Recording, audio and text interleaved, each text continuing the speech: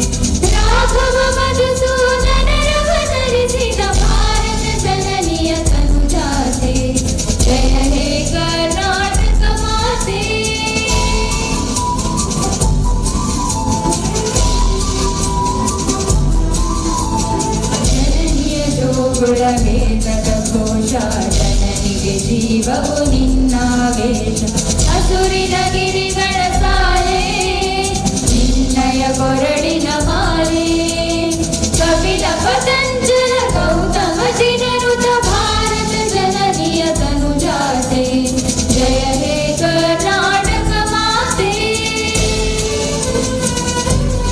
ಶಂಕರ ರಮನುಜ ವಿದ್ಯಾರಣ್ಯ ಬಸವೇಶ್ವರ ಮಧ್ವರ ದಿವ್ಯಾರಣ್ಯ ರನ್ನ ಷಡಕ್ಷರಿ ಪೊನ್ನ ಕಂಕಲ ಕುಣಿಪತಿ ಜನ್ನ, ಕುಮಾರ ವ್ಯಾಸರ ಮಂಗಳ ನಾಮ ಕವಿ ಕೋಗಿಲೆಗಳ ಪುಣ್ಯ ರಾಮ, ನಾನಕ ರಾಮಾನಂದ ಕಬೀರರ ಭಾರತ ಜನನಿಯ ತನುಜಾತೆ, ಜಯ ಹೇ ಕರ್ನಾಟಕ ಮಾತೆ.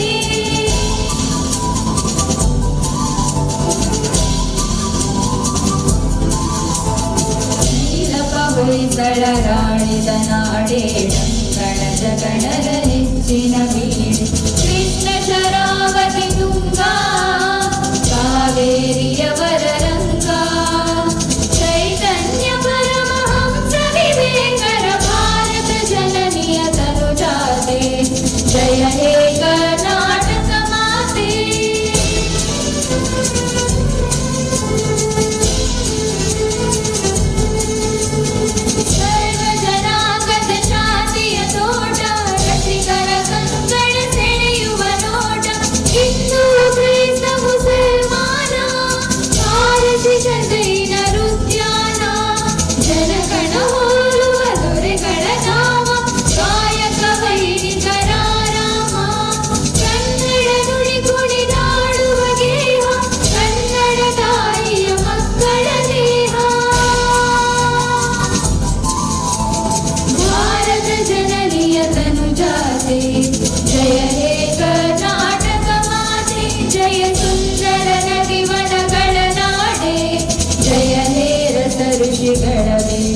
ಜಯ ಭಾರತ ಜನನಿಯ ತನುಜಾತೆ, ಜಯ ಹೇ ಕರ್ನಾಟಕ ಮಾತೆ.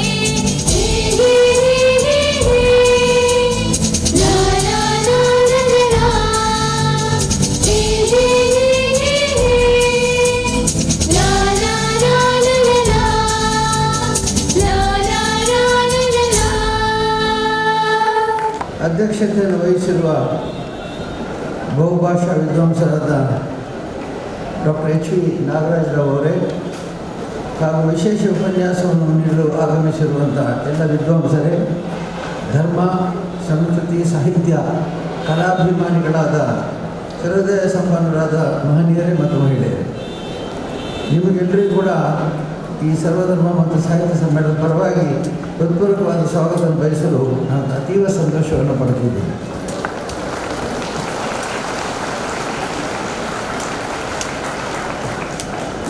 ಸಾಹಿತ್ಯದಲ್ಲಿ ಅಭಿರುಚಿ ಮೂಡಬೇಕಾದರೆ ಸಾಹಿತಿಗಳು ಹಾಗೂ ಅವರ ಸಾಹಿತ್ಯದ ಪರಿಚಯ ಜನಸಾಮಾನ್ಯರಿಗೆ ಮಾಡಿಸುವುದು ಮುಖ್ಯವಾಗ್ತದೆ. ಆದ್ದರಿಂದಲೇ ನಮ್ಮ ಹಿರಿಯರು ಕ್ಷೇತ್ರದಲ್ಲಿ ಈ ಲಕ್ಷ ದೀಪೋತ್ಸವ ಸಂದರ್ಭದಲ್ಲಿ ಜನ ಮರಳು ಜಾತ್ರೆ ಮರಳು ಅಂತಂದರೆ ಜನ ಬರ್ತಾರೆ, ಇಲ್ಲಿ ದರ್ಶನ ಪಡಿತಾರೆ, ಸಂತೆಗಳನ್ನು ತಿರುಗ್ತಾರೆ, ತಿಂಡಿ ತಿಂತಾರೆ, ಮನೋರಂಜನೆ ಮಾಡಿಕೊಳ್ತಾರೆ. ಇದಿಷ್ಟೇ ಆಗಬಾರದು ಅನ್ನೋ ದೃಷ್ಟಿಯಲ್ಲಿ ಈ ಸಂದರ್ಭದಲ್ಲಿ ಧರ್ಮ ಸಮ್ಮೇಳನ, ಸಾಹಿತ್ಯ ಸಮ್ಮೇಳನ ಮತ್ತು ಲಲಿತ ಕಲಾಗೋಷ್ಠಿಗಳನ್ನು ಏರ್ಪಡಿಸಿ ಭಕ್ತಾದಿಗಳಿಗೆ ಮತ್ತು ಆಸಕ್ತರಿಗೆ, ಕುತೂಹಲಿಗಳಿಗೆ, ಸಾಹಿತ್ಯ ಪ್ರೇಮಿಗಳಿಗೆ ಉತ್ಸಾಹ ಮತ್ತು ಪ್ರೇರಣೆ ನೀಡುತ್ತಾ ಬಂದಿದ್ದಾರೆ. ಯಾವುದಾದರೂ ಒಂದು ಭಾಷೆ ಸಂಸ್ಕೃತವಾದ ರೂಪದಲ್ಲಿ ಪಡೆಯಬೇಕಾದರೆ ಅದಕ್ಕೆ ಸಾವಿರಾರು ವರ್ಷಗಳ ಪರಂಪರೆ ಇರಬೇಕಾಗುತ್ತೆ. ಆಗ ಮಾತ್ರ ಅದರಲ್ಲಿ ಸರಿಯಾದ ಭಾವನೆಗಳನ್ನು ವ್ಯಕ್ತ ಮಾಡುವ ಶಕ್ತಿಯು ಅಡಕವಾಗುತ್ತದೆ. ಭಾಷೆಯಲ್ಲಿ ಈ ರೀತಿಯ ಶಕ್ತಿಯನ್ನು ಹೊಂದಿಸುವುದು ಆಯಾ ದೇಶವಾಸಿಗಳ ಉಜ್ವಲ ಜೀವನವನ್ನು ಅವಲಂಬಿಸಿದೆ. ಭಾಷೆಯು ನಮ್ಮ ಭಾವನೆಗಳನ್ನು ವ್ಯಕ್ತಗೊಳಿಸುವ ಮುಖ್ಯ ಸಾಧನ. ಭಾಷೆ ಪರಿಶುದ್ಧವಾದ ರೂಪವನ್ನು ಪಡೆದ ಮೇಲೆ ಅದರಲ್ಲಿ ವಿಶಿಷ್ಟವಾದ ಕೆಲವು ಭಾವಗಳನ್ನು ವ್ಯಕ್ತಪಡಿಸುವ ಶಕ್ತಿಯು ಬರುತ್ತೆ. ಹೊಸ ವಿಚಾರಧಾರೆಗಳನ್ನು ಓದುಗರು ಸದಾ ಆಕರ್ಷಿಸಲಿರ್ತಾರೆ. ಪ್ರತಿಯೊಂದು ಸಂಸ್ಕೃತಿಗೂ ತನ್ನದೇ ಆದ ಪುರಾಣದ ಹಿನ್ನೆಲೆ ಇರುತ್ತದೆ. ಇದು ಜನರ ಜೀವನ ವಿಧಾನವನ್ನು ರೂಪಿಸುವುದರೊಂದಿಗೆ ಸಾಹಿತ್ಯದ ಒಂದು ಭಾಗವೂ ಆಗಿರುತ್ತದೆ. ಸಾಹಿತ್ಯದಲ್ಲಿ ಕನ್ನಡ ನಾಡಿನ ಕಲೆ, ಸಂಸ್ಕೃತಿ, ಬದುಕು ಹೀಗೆ ಒಟ್ಟಾರೆ ಕನ್ನಡ ಸಾಂಸ್ಕೃತಿಕ ಜಗತ್ತೇ ಅಡಕಗೊಂಡಿದೆ. ಕನ್ನಡದಲ್ಲಿ ಸಾಹಿತ್ಯವು ತುಂಬ ವೈವಿಧ್ಯಮಯವಾಗಿ ಬೆಳೆದು ಬಂದಿದೆ. ಚಂಪು, ರಗಳೆ, ವಚನ, ಷಡ್ಪದಿ, ಕೀರ್ತನೆ, ಸ್ವರವಚನ, ತತ್ವಪದ, ಕಥೆ, ಕವನ, ಕಾದಂಬರಿ ಹೀಗೆ ವಿಭಿನ್ನವಾದ ಸಾಹಿತ್ಯ ಪ್ರಪಂಚವು ನಮ್ಮ ಕನ್ನಡದ ಶ್ರೇಷ್ಠತೆಯನ್ನು ಸಾರಿದೆ. ಇಂತಹ ವೈವಿಧ್ಯಮಯ ಸಾಹಿತ್ಯದ ಅಧ್ಯಯನವು ನಮ್ಮ ಜೀವನಕ್ಕೆ ಸಂಸ್ಕಾರವನ್ನು ನೀಡಿ ಉತ್ತಮ ಸಂಸ್ಕೃತಿಯನ್ನು ಬೆಳೆಸಿರುವುದಕ್ಕೆ ಕನ್ನಡಿಗ ನಾವು ಭಾಳ ಹೆಮ್ಮೆ ಪಡಬೇಕು. ಸುಮಾರು 2000 ವರ್ಷಗಳ ಇತಿಹಾಸವಿರುವ ಕನ್ನಡ ಸಾಹಿತ್ಯವು ಆದಿಕವಿ ಪಂಪನಿಂದ ಪ್ರಾರಂಭವಾಗಿ ಶ್ರೀ ಕುವೆಂಪು, ದೇವೇಂದ್ರ ಮೊದಲಾದವರ ಮೂಲಕ ಇಂದಿನ ಯುವ ತಲೆಮಾರಿನವರೆಗೂ ವಿಶಿಷ್ಟ ಪರಂಪರೆಯನ್ನೇ ನಿರ್ಮಿಸಿದೆ. ಅನೇಕ ಹಂತಗಳನ್ನು ದಾಟಿಕೊಂಡು ಬಂದ ಕನ್ನಡ ಸಾಹಿತ್ಯ, ಭಾಷೆ ಹಾಗೂ ಸಂಸ್ಕೃತಿಯನ್ನು ಶ್ರೀಮಂತಗೊಳಿಸುವ ಜೊತೆಗೆ ವರ್ತಮಾನದ ಆಗುಹೋಗುಗಳಿಗೆ ಸ್ಪಂದಿಸುತ್ತಾ ಸಾರ್ವಕಾಲಿಕ ಮೌಲ್ಯಗಳನ್ನು ಪ್ರತಿಪಾದಿಸುತ್ತಾ ಭೂತಕ್ಕೂ ಭವಿಷ್ಯಕ್ಕೂ ಅವಶ್ಯಕ ಮಾರ್ಗವನ್ನು ರೂಪಿಸಿದೆ. ಈ ಹಿಂದೆ ರಚನೆ ಆಗುತ್ತ ಸಾಹಿತ್ಯಕ್ಕಿಂತ ಕೊಂಚ ಭಿನ್ನವಾಗಿ ಈಗ ಸಾಹಿತ್ಯ ರಚನೆ ಆಗ್ತಾ ಇದೆ. ಮನಃಶಾಸ್ತ್ರ, ಒತ್ತಡದ ನಿರ್ವಹಣೆ, ಯಶಸ್ವಿ ಜೀವನಕ್ಕೆ ಬೇಕಾದ ಸಂಕ್ಷಿಪ್ತ ಕಿರು ಪುಸ್ತಕಗಳನ್ನು ಬರೆದಿರುವಂಥ ಡಾಕ್ಟರ್ ಗುರುರಾಜ ಕರ್ಜಗಿ, ನೇಮಚಂದ್ರ, ಮಣಿಕಾಂತ್, ಎಸ್ ಷಡಕ್ಷರದ ಅನೇಕ ಬರಹಗಾರರು ವೈವಿಧ್ಯಮಯವಾಗಿ ಸಾಹಿತ್ಯದಲ್ಲಿ ಹೊಸ ಅನುಭವಗಳನ್ನು ದಾಖಲು ಮಾಡುತ್ತಿದ್ದಾರೆ. ಈ ಪುಸ್ತಕಗಳ ಲಕ್ಷಾಂತರ ಪ್ರತಿಗಳು ಮುದ್ರಣವಾಗಿ ಮಾರಾಟಗೊಂಡು ಸಮಾಜದಲ್ಲಿ ಆದರ್ಶಮಯ ಜೀವನ ರೂಪಿಸಿಕೊಳ್ಳುವಲ್ಲಿ ಸಹಕಾರಿಯಾಗಿದೆ. ಇಂದಿನ ದಿನಮಾನದಲ್ಲಿ ಸಾಹಿತ್ಯದ ಪರಿಭಾಷೆ ಬದಲಾಗಿದೆ. ಸಾಹಿತ್ಯದಲ್ಲಿ ಈ ಹಿಂದಿನಂತೆ ಮುದ್ರಕ ಪುಸ್ತಕಗಳನ್ನು ಕೊಂಡುಕೊಳ್ಳುವವರು ಕಡಿಮೆ ಆಗುತ್ತಿದ್ದಾರೆ. ಕಾರಣ ಅವುಗಳ ಸ್ಥಾನವನ್ನು ಡಿಜಿಟಲ್ ಮಾಧ್ಯಮ, ಸಾಮಾಜಿಕ ಜಾಲತಾಣ ಹಾಗೂ ಮೊಬೈಲ್ಗಳು ಪಡೆದಿವೆ. ಆ ಮೂಲಕ ಸಾಹಿತ್ಯದ ರಚನೆಯಾಗುತ್ತಿದ್ದು ಯುವ ಪೀಳಿಗೆ ಅವುಗಳತ್ತ ಆಕರ್ಷಿತರಾಗಿ ಓದುತ್ತಿರುವುದು ಕೂಡ ಒಂದು ಸಂತೋಷದ ವಿಚಾರವೇ ಆಗಿದೆ. ಮುದ್ರಿತ ಸಾಹಿತ್ಯವನ್ನೇ ಓದಬೇಕು ಎಂಬ ವಾದ ಈಗಿನ ಕಾಲಘಟ್ಟದಲ್ಲಿ ಹೆಚ್ಚು ಪ್ರಸ್ತುತವಾಗಲಾರದೆ ನನ್ನ ನಂಬಿಕೆ. ತಂತ್ರಜ್ಞಾನದಲ್ಲಿ ಪರಿಣಿತಿ ಹೊಂದಿದವರು ಅವುಗಳ ಬಳಕೆಯಿಂದ ಸಾಹಿತ್ಯ ರಚನೆ ಮತ್ತು ಅದರ ಅಧ್ಯಯನವನ್ನು ಮಾಡುತ್ತಿದ್ದಾರೆ. ಈ ಎರಡು ವಿಧಗಳಿಂದಲೂ ಭಾಷೆಯ ಉನ್ನತಿ ಸಾಧ್ಯವಿದೆ. ಶುದ್ಧ ಕನ್ನಡ ಭಾಷೆ ಬಳಕೆಯಿಂದ ನಮ್ಮ ನಾಡಿನ ಸಂಸ್ಕೃತಿ ಉಳಿವು ಸಾಧ್ಯವಾಗುತ್ತದೆ. ಶುದ್ಧ ಭಾಷೆ, ಸಾಹಿತ್ಯ ಸಂಸ್ಕೃತಿಯನ್ನು ಟಿವಿ, ಸಿನಿಮಾ ಅಥವಾ ಇನ್ನಿತರ ದೃಶ್ಯ ಮಾಧ್ಯಮಗಳಲ್ಲಿ ಬಳಕೆ ಮಾಡುವ ಮೂಲಕ ನಮ್ಮ ನಾಡಿನ ಮೂಲ ಸೊಗಡನ್ನು ಉಳಿಸಿದ, ಬೆಳೆಸಿದ ಹಲವು ಉದಾಹರಣೆಗಳು ನಮ್ಮ ಮುಂದಿವೆ. ಈ ಉಪಕ್ರಮಗಳಿಂದ ಮುದ್ರಣ ರಂಗದ ಮೇಲೆ ಹೆಚ್ಚಿನ ಒತ್ತಡ ಕಡಿಮೆಯಾಗುವುದರ ಜೊತೆಗೆ ಭಾಷೆ ಮತ್ತು ಅದನ್ನು ಆಧರಿಸಿದ ಸಂಸ್ಕೃತಿ ಉಳಿವು ಸಾಧ್ಯವಾಗುತ್ತದೆ. ಹಾಗೆಂದ ಮಾತ್ರಕ್ಕೆ ಮುದ್ರಿತ ಸಾಹಿತ್ಯ ಅಗತ್ಯವಿಲ್ಲ ಎಂಬುದಲ್ಲ. ಮುದ್ರಿತ ಸಾಹಿತ್ಯದ ಜೊತೆಗೆ ಇನ್ನಿತರ ಮಾಧ್ಯಮಗಳ ಮೂಲಕ ಭಾಷೆ ಮತ್ತು ಸಂಸ್ಕೃತಿಯ ಬೆಳವಣಿಗೆ ಆಗಬೇಕು ಎಂಬುದು ನನ್ನ ಮತ. ಉದಾಹರಣೆಗೆ ಗ್ರಂಥಾಲಯದಲ್ಲಿರುವ ಎಲ್ಲ ಪುಸ್ತಕಗಳನ್ನು ಎಲ್ಲರೂ ಓದಬೇಕು ಎಂದೇನಿಲ್ಲ. ಅವರವರ ಅಭಿರುಚಿಗೆ ತಕ್ಕದಂಥ ಗ್ರಂಥಗಳ ಅಧ್ಯಯನ ಮಾಡಿದರೂ ಭಾಷಾ ಬೆಳವಣಿಗೆಗೆ ಪೂರಕವಾಗುತ್ತದೆ. ಇಂದಿನ ತಲೆಮಾರಿನ ಮಕ್ಕಳು ಪರೀಕ್ಷೆಯಲ್ಲಿ ಅಂಕ ಗಳಿಸಲು ಮಾತ್ರ ಓದ್ತಾರೆ, ಆದರೆ ಅದು ಫಲಿತಾಂಶ ಆಧಾರವಾಗುತ್ತದೆ ಮತ್ತು ಬದುಕಿಗೆ ಆಧಾರವಾಗಿರುವುದಲ್ಲದೆ ಮಸ್ತಕಕ್ಕಲ್ಲ. ಆದ್ದರಿಂದ ವಿದ್ಯಾರ್ಥಿ ದಶೆಯಲ್ಲಿ ಮನನ ಮಾಡಿಕೊಂಡು ಓದಿದ ವಿಚಾರಗಳು ಮೌಲ್ಯಗಳು ಹೆಚ್ಚು ಅರ್ಥಪೂರ್ಣವೆನಿಸುತ್ತವೆ. ಹಾಗೆಂದು ವಿದ್ಯಾರ್ಥಿಗಳಲ್ಲಿ ವಿಷಯ ಜ್ಞಾನದ ಕೊರತೆ ಇದೆ ಎಂದು ಹೇಳಲಾಗದು. ಅವರು ತಂತ್ರಜ್ಞಾನ, ಅಂತರ್ಜಾಲ, ಮೊಬೈಲ್ಗಳ ಮೂಲಕ ಅನೇಕ ಮಾಹಿತಿಗಳನ್ನು ತ್ವರಿತವಾಗಿ ಸಂಗ್ರಹಿಸುತ್ತಾರೆ. ಈ ಯುವ ಪೀಳಿಗೆಯನ್ನು ಮತ್ತೆ ಮುದ್ರಿತ ಸಾಹಿತ್ಯಕ್ಕೆ ಕರೆತರುವಲ್ಲಿ ಸರಳವಾದ ಹಾಗೂ ಸಂಕ್ಷಿಪ್ತವಾದ, ಹೆಚ್ಚು ವಾಸ್ತವಿಕವಾದ ಲೇಖನಗಳು, ಸಣ್ಣ ಕಥೆಗಳು, ಹನಿಗವನಗಳು, ಹಾಸ್ಯ ಲೇಖನಗಳು ಸೇತುಬಂಧಂತೆ ಕಾರ್ಯನಿರ್ವಹಿಸುತ್ತವೆ. 500-600 ಪುಟಗಳ ಬೃಹತ್ ಗ್ರಂಥಗಳ ರಚನೆಗಿಂತ ಸಂಕ್ಷಿಪ್ತವಾದ ಪುಸ್ತಕಗಳು ಈಗಿನ ದಿನಗಳಲ್ಲಿ ಹೆಚ್ಚು ಅಗತ್ಯ ಎನಿಸುತ್ತದೆ. ತಂತ್ರಜ್ಞಾನದ ಮೂಲಕ, ಸಾಮಾಜಿಕ ಜಾಲತಾಣಗಳ ಮೂಲಕ ಈ ಬುಕ್ಗಳು ಹೆಚ್ಚು ಜನಪ್ರಿಯತೆಯನ್ನು ಪಡೆಯುತ್ತಿವೆ ಹಾಗೂ ಓದುವಂತಹ ಮತ್ತು ಕೇಳುವಂತಹ ಸಾಹಿತ್ಯ ಮಾದರಿಗಳು ತಂತ್ರಜ್ಞಾನದಲ್ಲಿ ಬೆಳೆಯುತ್ತಿವೆ. ಇದು ಪ್ರವಾಸ ಸಂದರ್ಭಗಳಲ್ಲಿ ಏಕತಾನತೆಯನ್ನು ಹೋಗಲಾಡಿಸುವುದಲ್ಲದೆ ಡಿಜಿಟಲ್ ಮಾಧ್ಯಮಗಳ ಮೂಲಕ ಸಾಹಿತ್ಯವನ್ನು ಕೇಳುವಂತಾಗಿರುವುದು ಉತ್ತಮ ಅವಕಾಶವೆಂದು ತಿಳಿದು ನಾನು ಹಾಗೂ ನನ್ನ ಪತ್ನಿ ಹೇಮಾವತಿ ಇದರ ಸದುಪಯೋಗವನ್ನು ಪಡೆದಿದ್ದೇವೆ. ಗ್ರಂಥಗಳ ರಚನೆಗೂ ಕಾರಣವಾಗಬಹುದು. ನನ್ನ ಅಭಿಪ್ರಾಯದಂತೆ ಭಾಷೆ ಸಂಸ್ಕೃತಿ ಉಳಿವಿಗೆ ದಿನಪತ್ರಿಕೆಗಳು, ವಾರಮಾಧ್ಯಮಗಳು ಶುದ್ಧ ಭಾಷೆಯ ಮೂಲಕ ನಮ್ಮ ಭಾಷೆ, ಆಚಾರ, ವಿಚಾರ, ಸಂಸ್ಕೃತಿ ಉಳಿಸುವ ಪ್ರಯತ್ನ ಇನ್ನಷ್ಟು ಹೆಚ್ಚು ಮಾಡಬೇಕಾಗಬಹುದು. ಈ ಪವಿತ್ರ ಕಾಯಕದಲ್ಲಿ ತೊಡಗಿರುವ ಸರ್ವರು ನಮ್ಮ ನಾಡನ್ನು ಕಟ್ಟುತ್ತಿರುವ ಯೋಧರೇ ಆಗಿದ್ದಾರೆ. ಅವರೆಲ್ಲರಿಗೆ ಸರ್ಕಾರ, ಸಂಘ ಸಂಸ್ಥೆಗಳು, ಮುಖ್ಯವಾಗಿ ಜನರು ಸಹಕಾರ, ಪ್ರೋತ್ಸಾಹ ಅಗತ್ಯ ನೀಡಲೇಬೇಕು ಎಂದು ನನ್ನ ಆಗ್ರಹ. ಈ ನಿಟ್ಟಿನಲ್ಲಿ ನಮ್ಮ ಕ್ಷೇತ್ರದಲ್ಲಿ ಸಂಸ್ಕೃತಿ ಸಂಶೋಧನಾ ಪ್ರತಿಷ್ಠಾನದಲ್ಲಿ ಅನೇಕ ಗ್ರಂಥಗಳನ್ನು ಸಂಗ್ರಹಿಸಿದ್ದೇವೆ. ಹಸ್ತಪ್ರತಿಗಳನ್ನು ಸಂಗ್ರಹಿಸಿದ್ದೇವೆ. ಸಾವಿರಾರು ಗ್ರಂಥಗಳಿದ್ದಾವೆ. ಅನೇಕ ಸುಪ್ರಸಿದ್ಧ ಸಾಹಿತ್ಯಗಳ ಅಗಣಿತ ಕೃತಿಗಳ ಸಂಗ್ರಹವಿದೆ. ಭಾರತೀಯ ಭಾಷೆಗಳ ಮಹತ್ವದ ಗ್ರಂಥಗಳ ಅನುವಾದಿತ ಕೃತಿಗಳು ನಮ್ಮ ಸಾಹಿತ್ಯ ಭಂಡಾರದಲ್ಲಿವೆ. ಈ ಜ್ಞಾನ ಭಂಡಾರವನ್ನು ಆಸಕ್ತ ಸಾಹಿತ್ಯಾಭಿಮಾನಿಗಳ, ಸಂಶೋಧಕರ, ವಿದ್ವಾಂಸಗಳ ಹಾಗೂ ವಿದ್ಯಾರ್ಥಿಗಳ ಬಳಕೆಗೆ ನೀಡಲಾಗುತ್ತದೆ. ಇದರ ಸಹಾಯವನ್ನು ಪಡೆದ ಸಾಕಷ್ಟು ಜನರು ಹೊಸ ಹೊಸ ಸಾಹಿತ್ಯ ಸೃಷ್ಟಿಯಲ್ಲಿ ತೊಡಗಿಸಿಕೊಂಡಿದ್ದಾರೆ. ಇನ್ನು ಕೆಲವರು ಸಂಶೋಧನೆಗೆ ಆಕರ ಗ್ರಂಥಗಳಾಗಿ ಬಳಸಿ ಪ್ರೌಢ ಪ್ರಬಂಧಗಳನ್ನು ರಚಿಸಿರುವುದು ನನಗೆ ಸಂತೋಷವನ್ನುಂಟು ಮಾಡಿದೆ. ಶ್ರೀ ಕ್ಷೇತ್ರ ಧರ್ಮಸ್ಥಳ ಪುಸ್ತಕ ಪ್ರಕಾಶನ ಮಾಲೆ ಓದು ಸಂಸ್ಕೃತಿಯನ್ನು ನಿರಂತರವಾಗಿ ಬೆಳೆಸಿಕೊಂಡು ಬರುತ್ತಿದೆ. ಕ್ಷೇತ್ರದಿಂದ ಪ್ರಸಾರವಾಗುವ ಮಂಜುವಾಣಿ ಮಾಸಪತ್ರಿಕೆಯು ನಾಡಿನಲ್ಲಿ ಧರ್ಮ ಮತ್ತು ಸಾಹಿತ್ಯ ಅಭಿರುಚಿಯನ್ನು ಮೂಡಿಸ್ತಾ ಬಂದಿದೆ.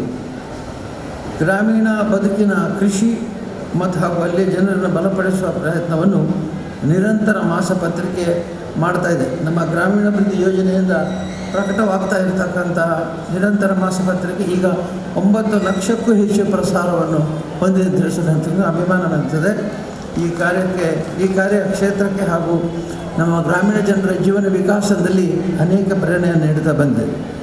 ಗ್ರಾಮೀಣ ಜನರಲ್ಲಿ ಸ್ವಾವಲಂಬನೆ ಮೂಡಿಸುವ ದೃಷ್ಟಿಯಿಂದ ಸ್ವಉದ್ಯೋಗ, ಪರಿಸರ ಪ್ರಜ್ಞೆ, ವ್ಯವಹಾರ ಜ್ಞಾನ, ಮಕ್ಕಳ ಶಿಕ್ಷಣ, ಆರೋಗ್ಯ, ನಾಗರಿಕ ಸೌಲಭ್ಯ, ಸಾಧಕರ ಪರಿಚಯ ಹೀಗೆ ಹಲವಾರು ಯಶಸ್ವಿ ಕಾರ್ಯಕ್ರಮಗಳನ್ನು ಯೋಜನೆ ಮೂಲಕ ಜ್ಞಾನ ವಿಕಾಸ ಎಂಬ ವಾರದ ತರಬೇತಿ ಕಾರ್ಯಕ್ರಮ ಮೂಲಕ ಮತ್ತು ಯೂಟ್ಯೂಬ್ನಲ್ಲಿ ಪ್ರಸಾರವಾಗುವ ಮೂಲಕ ಯಶಸ್ಸಾಗಿದ್ದಾವೆ. ಈಗಾಗಲೇ ಯೂಟ್ಯೂಬ್ನಲ್ಲಿ 1 ಲಕ್ಷಕ್ಕೂ ಬಿಕ್ಕಿದ ಗ್ರಾಮೀಣ ಜನತೆ ನೋಡ್ತಾ ಇದ್ದಾರೆ ಅನ್ನೋದು ನನಗೆ ತುಂಬ ಅಭಿಮಾನ ಸಂಗತಿಯಾಗಿದೆ. ಶಾಂತಿವನ ಟ್ರಸ್ಟ್ ಮೂಲಕ ಕಳೆದ 30 ವರ್ಷಗಳಿಂದ ಚುಟುಕಾದ ಮೌಲ್ಯಾಧಾರಿತ ಕಥಾ ಸಾಹಿತ್ಯವನ್ನು ಸಂಗ್ರಹಿಸಿ ಪುಸ್ತಕ ರೂಪದಲ್ಲಿ ಪ್ರಕಟಿಸಿದ್ದೇವೆ. ಕಳೆದ 30 ವರ್ಷದಲ್ಲಿ 21,16,000 ಪ್ರತಿಗಳನ್ನು ವಿತರಿಸಿದ್ದು, ಇದರಿಂದ ಉತ್ತಮ ಪ್ರೇರಣೆ ಯುವ ಸಮಾಜಕ್ಕೆ, ವಿದ್ಯಾರ್ಥಿಗಳಿಗೆ ದೊರಕಿದೆ ಎಂದು ತಿಳಿಸಲು ನಾನು ತುಂಬ ಸಂತೋಷಪಡ್ತೇನೆ. ಇಂದಿನ ಸಾಹಿತ್ಯ ಸಮ್ಮೇಳನದ ಉದ್ಘಾಟಕರಾಗಿ ಶ್ರೀ ಬಿ ಶೇಷಾದ್ರಿ ಅವರು ಕನ್ನಡ ಸಾಹಿತ್ಯ, ವಿಶ್ವ ಸಿನಿಮಾಗಳ ಅಧ್ಯಯನದಲ್ಲಿ ಅಪಾರ ಪಾಂಡಿತ್ಯ ಪಡೆದಿದ್ದಾರೆ ಹಾಗೂ ಕನ್ನಡದ ಶ್ರೇಷ್ಠ ಚಲನಚಿತ್ರ ನಿರ್ದೇಶಕರು.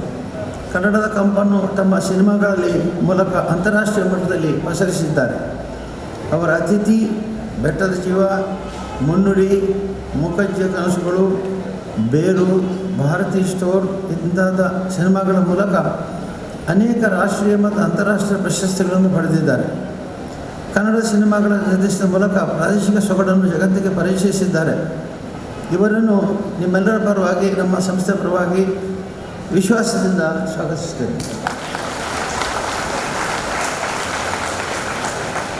ಇಂದಿನ ಸಾಹಿತ್ಯ ಸಮ್ಮೇಳನ ಅಧ್ಯಕ್ಷ ವಹಿಸಿರುವ ವಿದ್ವಾನ್ ಡಾಕ್ಟರ್ H.V. ನಾಗರಾಜ ರಾಯರು ಅಂತಾರಾಷ್ಟ್ರೀಯ ಖ್ಯಾತಿಯ ಬಹುಭಾಷಾ ವಿದ್ವಾಂಸರು. ಅನೇಕ ಮೌಲಿಕ ಕೃತಿಗಳನ್ನು, ವ್ಯಾಖ್ಯಾನಗಳನ್ನು, ವಿಮರ್ಶಾತ್ಮಕ ಕೃತಿಗಳನ್ನು, ಅನುವಾದಗಳನ್ನು ಸಮಾಜಕ್ಕೆ ನೀಡುವ ಮೂಲಕ ಸಾಹಿತ್ಯ ಸೇವೆಯನ್ನು ಮಾಡಿದವರು. ಶ್ರೀಯುತರು 31ಕ್ಕೂ ಹೆಚ್ಚು ಸಾಹಿತ್ಯ ಕೃತಿಗಳನ್ನು ರಚಿಸಿದ್ದಾರೆ. ಹಲವು ಭಾಷೆಗಳಲ್ಲಿ ಪಂಡಿತರಾದ ಇವರು ಅನೇಕ ಗ್ರಂಥಗಳನ್ನು ಕನ್ನಡ, ಸಂಸ್ಕೃತ, ಹಿಂದಿ, ಇಂಗ್ಲೀಷ್ ಭಾಷೆಗೆ ಅನುವಾದ ಮಾಡಿರ್ತಾರೆ. ದೇಶ ವಿದೇಶದ ಪ್ರತಿಷ್ಠಿತ ವಿಶ್ವವಿದ್ಯಾಲಯಗಳ ಸಂದರ್ಶಕ ಪ್ರಾಧ್ಯಾಪಕರಾಗಿ ಸೇವೆ ಸಲ್ಲಿಸಿದ್ದಾರೆ. ತುಮಕೂರು ವಿಶ್ವವಿದ್ಯಾಲಯದಿಂದ D.Litt ಪದವಿ, ರಾಷ್ಟ್ರಪತಿ ಪ್ರಶಸ್ತಿ, ಕೇಂದ್ರ ಸಾಹಿತ್ಯ ಅಕಾಡೆಮಿ ಪುರಸ್ಕಾರ ಹೀಗೆ ಅನೇಕ ಸಂಸ್ಥೆಗಳಿಂದ ಹಲವಾರು ಪ್ರಶಸ್ತಿ ಪುರಸ್ಕಾರಗಳಿಗೆ ಭಾಜನರಾಗಿದ್ದಾರೆ. ಶ್ರೇಷ್ಠ ಅನುವಾದಕರು, ಸೃಜನಶೀಲ ಪ್ರತಿಭೆಯ ಕವಿಗಳು, ಕಾವ್ಯ ಶಾಸ್ತ್ರ ವಿಚಕ್ಷಣ ಎಂಬ ಬಿರುದಾಂಕಿತ ಶ್ರೀಯುತರನ್ನು ಕ್ಷೇತ್ರದ ಪರವಾಗಿ ಗೌರವದಿಂದ ಸ್ವಾಗತಿಸಿದ್ದಾರೆ. ಇಂದಿನ ಸಮ್ಮೇಳನದಲ್ಲಿ ಸಾಹಿತ್ಯದಿಂದ ವ್ಯಕ್ತಿತ್ವ ನಿರ್ಮಾಣ ಎಂಬ ವಿಷಯವಾಗಿ ಉಪನ್ಯಾಸ ನೀಡಲು ಶ್ರೀ ಸತೀಶ್ ಎನ್ ಬೆಳ್ಳೂರು ಇವರು ಆಗಮಿಸಿದ್ದಾರೆ. ಇವರು ವೃತ್ತಿಯಲ್ಲಿ ಟೆಲಿಕಾಂ ಸಂಸ್ಥೆಯಲ್ಲಿ ಕಾರ್ಯನಿರ್ವಹಿಸುತ್ತಿದ್ದರು. ಸಾಹಿತ್ಯದಲ್ಲಿ ಅಪಾರ ಆಸಕ್ತಿಯನ್ನು ಹೊಂದಿದವರು. 22ಕ್ಕಿಂತಲೂ ಹೆಚ್ಚು ಕೃತಿಗಳನ್ನು ರಚಿಸಿದ್ದಾರೆ. ಮುಖ್ಯವಾಗಿ DVಜಿಯವರ ಕಗ್ಗವನ್ನು ಆಳವಾಗಿ ಅಧ್ಯಯನ ಮಾಡಿದವರು. ಕಗ್ಗದ ಪದ್ಯಗಳನ್ನು ತಾತ್ವಿಕವಾಗಿ ವಿಶ್ಲೇಷಣೆ ಮಾಡುವ ಅಪರೂಪದ ವಿದ್ವಾಂಸರು. ಸುಮಾರು 50 ದೇಶಗಳಿಗೆ ಭೇಟಿ ನೀಡಿ ಅಪಾರ ಜ್ಞಾನವನ್ನು ಸಂಪಾದಿಸಿದ್ದಾರೆ. ಇವರನ್ನು ಆತ್ಮೀಯವಾಗಿ ಸ್ವಾಗತಿಸುತ್ತೇನೆ. ಇಂದಿನ ಸಮ್ಮೇಳನದಲ್ಲಿ ಸಾಹಿತ್ಯ ಮತ್ತು ಮಾಧ್ಯಮ ಎಂಬ ವಿಚಾರವಾಗಿ ಮಾತನಾಡಿರುವ ರವೀಂದ್ರ ಭಟ್ ಐನಕೈ ಪ್ರಸ್ತುತ ಪ್ರಜಾವಾಣಿ ದಿನಪತ್ರಿಕೆಯ ಕಾರ್ಯನಿರ್ವಾಹಕ ಸಂಪಾದಕರು. ಇವರು ಬದ್ಧತೆಯ ಪತ್ರಕರ್ತರು. ಇವರ ಅಂಕಣ ಬರಹಗಳು ಪ್ರಸ್ತುತ ವ್ಯವಸ್ಥೆಗೆ ಕನ್ನಡಿ ಹಿಡಿಯುವಂಥವು. ಸಮಾಜದ ವಿಕಾಸಕ್ಕೆ ಬೇಕಾದ ಚಿಂತನೆಗಳ ತಮ್ಮ ಬರಹಗಳ ಮೂಲಕ ನಾಡಿಗೆ ನೀಡುತ್ತಿರುವವರು. ಇವರು 10ಕ್ಕಿಂತಲೂ ಹೆಚ್ಚು ಕೃತಿಗಳನ್ನು ಕೂಡ ರಚಿಸಿದ್ದಾರೆ. ಅಭಿವೃದ್ಧಿ ಪತ್ರಿಕೋದ್ಯಮ ಪ್ರಶಸ್ತಿ, ಕರ್ನಾಟಕ ಮಾಧ್ಯಮ ಅಕಾಡೆಮಿ ಪ್ರಶಸ್ತಿ ಅಲ್ಲದೆ ಹಲವಾರು ಪ್ರತಿಷ್ಠಿತ ಪ್ರಶಸ್ತಿಗಳು ಇವರಿಗೆ ಸಂದಿವೆ. ಇವರನ್ನು ಗೌರವದಿಂದ ಸ್ವಾಗತಿಸುತ್ತೇನೆ. ಇಂದಿನ ಸಮ್ಮೇಳನದಲ್ಲಿ ಸಾಹಿತ್ಯ ಹಾಗೂ ಸಾಮರಸ್ಯ ಎಂಬ ವಿಷಯದ ಕುರಿತು ಉಪನ್ಯಾಸ ನೀಡಿರುವರು ಡಾಕ್ಟರ್ ಗೀತಾ ವಸಂತ ಅವರು. ಕತೆ, ಕಾವ್ಯ ವಿಮರ್ಶೆಯಲ್ಲಿ ತಮ್ಮದೇ ಛಾಪನ್ನು ಮೂಡಿಸಿದವರು. ಲೋಕವನ್ನು ಸ್ತ್ರೀತನದ ಮೂಲಕ ನೋಡುವ ಹೊಸ ವಿಧಾನವನ್ನು ಕನ್ನಡ ವಿಮರ್ಶೆಗೆ ನೀಡಿದವರು. ಹೊಸಿಲಾಚೆ, ಹೊಸ ಹೆಜ್ಜೆ, ಪರಿಮಳದ ಬೀಜ ಕವನ ಸಂಕಲನಗಳು ಭಾಷಿಕ ಲಯದಿಂದ ಗಮನ ಸೆಳೆಯುತ್ತಿವೆ. ಇವರು 10ಕ್ಕಿಂತಲೂ ಹೆಚ್ಚು ಕೃತಿಗಳನ್ನು ರಚಿಸಿದ್ದಾರೆ. ಇವರ ಸಾಹಿತ್ಯ ಸಾಧನೆಗೆ ಕಡೆಂಗೋಡ್ಲು ಕಾವ್ಯ ಪುರಸ್ಕಾರ, ಕರ್ನಾಟಕ ಸಾಹಿತ್ಯ ಅಕಾಡೆಮಿ, ದ.ರಾ. ಬೇಂದ್ರೆ ಪುರಸ್ಕಾರ, ಇನ್ನು ಹಲವಾರು ಪ್ರಶಸ್ತಿಗಳು ಸಂದಿವೆ. ಇತ್ತೀಚೆಗೆ ಪ್ರಕಟವಾದ ಅವಳ ಅರಿವು ಕೃತಿ ಪ್ರಸಿದ್ಧಿಯನ್ನು ಪಡೆದಿದೆ. ಇವರನ್ನು ಕೂಡ ಹೃತ್ಪೂರ್ವಕವಾಗಿ ಸ್ವಾಗತಿಸ್ತೇವೆ. ಇಂದಿನ ಲಕ್ಷದೀಪೋತ್ಸವದ ಕೊನೆಯ ದಿನ, ಇದು ಕೊನೆಯ ಸಮಾರಂಭ. ಇಲ್ಲಿಗೆ ಲಕ್ಷಾಂತರ ಮಂದಿ ಕಳೆದ 5 ದಿವಸಗಳಲ್ಲಿ ಬಂದಿದ್ದಾರೆ. ವಿಶೇಷವಾಗಿ ಶನಿವಾರ ಪ್ರಾರಂಭವಾದ ಈ ಉತ್ಸವ ಭಾನುವಾರ ಸೋಮವಾರಗಳಲ್ಲಿ ಭಾಳಷ್ಟು ಜನರನ್ನು ಆಕರ್ಷಿಸಿದ್ದು, ಮಂಗಳವಾರ ಮತ್ತು ಇಂದು ಬುಧವಾರ ಕೂಡ ವಿಶೇಷವಾಗಿ ಜನರನ್ನು ಆಕರ್ಷಿಸ್ತಾ ಇದೆ. ಈ ಸಂದರ್ಭದಲ್ಲಿ ಅನೇಕ ಮಂದಿ ಭಕ್ತಾದಿಗಳು ಸ್ವಯಂ ಪ್ರೇರಣೆಯಿಂದ ಭಕ್ತಿಯಿಂದ ಶ್ರದ್ಧೆಗೆ ಬರ್ತಾ ಇದ್ದಾರೆ. ಸುಮಾರು 20 ಮಂದಿ ಬೇರೆ ಬೇರೆ ರೀತಿಯಿಂದ ಆಹಾರ ದಾನದ ವ್ಯವಸ್ಥೆಯನ್ನು ಮಾಡ್ತಾರೆ. ಇಂದು ರಾತ್ರಿ ನಮ್ಮ ಎಲ್ಲ ಭಕ್ತಾದಿಗಳಿಗೆ ಭೋಜನ ಸಿಗದೆ, ಅನ್ನಪೂರ್ಣದಲ್ಲಿ ಸಿಗದೇ ಇದ್ದರೂ ಕೂಡ ಅದಕ್ಕಿಂತ ವಿಶೇಷವಾದ ಆಹಾರ ವ್ಯವಸ್ಥೆಯನ್ನು ಈ ಭಕ್ತಾದಿಗಳು ಮಾಡಿದ್ದಾರೆ. ಎಲ್ಲ ರೀತಿಯ ಪೂರಿಯಿಂದ ಹಿಡಿದು ಇಡ್ಲಿ ಮತ್ತು ರಾಗಿ ಮುದ್ದೆ ಮತ್ತು ಬೇರೆ ಬೇರೆ ರೀತಿಯ ತಿಂಡಿಗಳನ್ನು ಅವರು ಮಾಡಿದ್ದಾರೆ. ಅಲ್ಲದೆ ಸುಮಾರು 2.5 ಲಕ್ಷ ಮಂದಿಗೆ ಬೇಕಾಗುವಷ್ಟು ಆಹಾರವನ್ನು ಅವರು ತಂದಿದ್ದಾರೆ.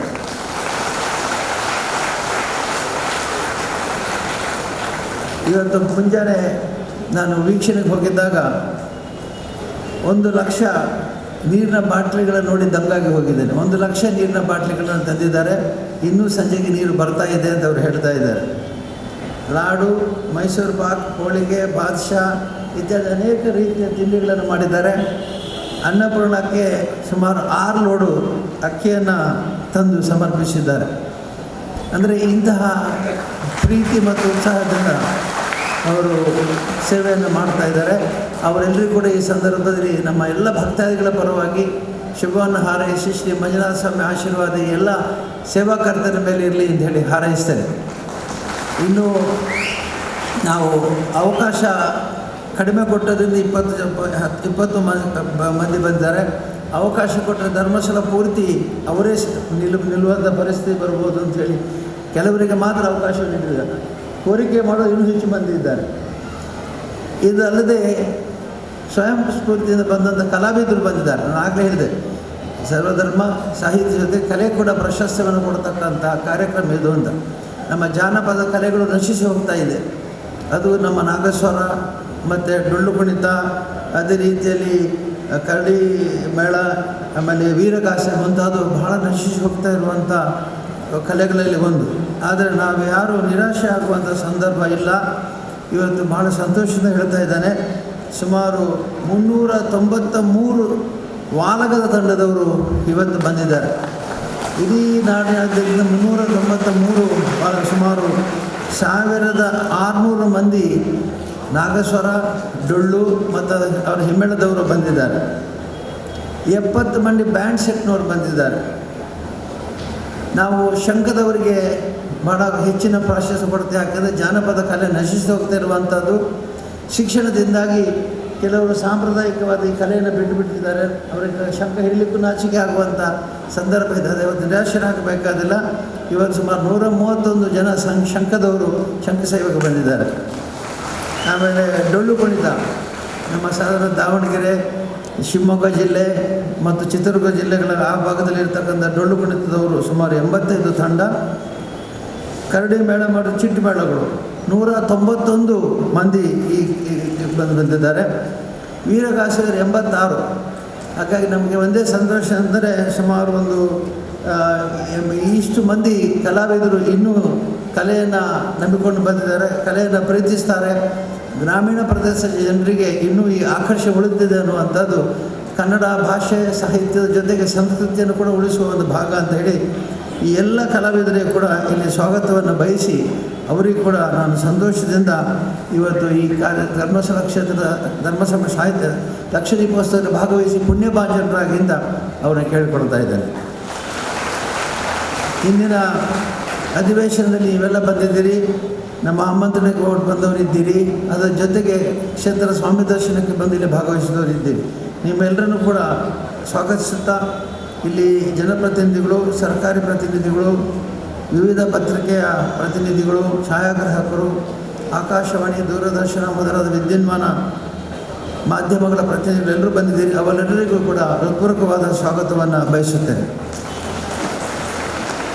ಈ ಕ್ಷೇತ್ರದ ಕಾರ್ಯಕ್ರಮ ಆಗಮಿಸುವಂಥ ನಿಮಗೆ ಶ್ರೀ ಕ್ಷೇತ್ರದ ಅಧಿದೇವತೆಗಳಾದ ಭಗವಾನ್ ಶ್ರೀ ಮಂಜುನಾಥ ಸ್ವಾಮಿ, ಶ್ರೀ ಚಂದ್ರನಾಥ ಸ್ವಾಮಿ ಹಾಗೂ ಧರ್ಮದೇವತೆಗಳು ಶ್ರೀ ಅಣ್ಣಪ್ಪ ಸ್ವಾಮಿ ಆಯುರಾರೋಗ್ಯ ಕೊಟ್ಟು ನಿಮ್ಮನ್ನು ಅನುಗ್ರಹಿಸಲಿ.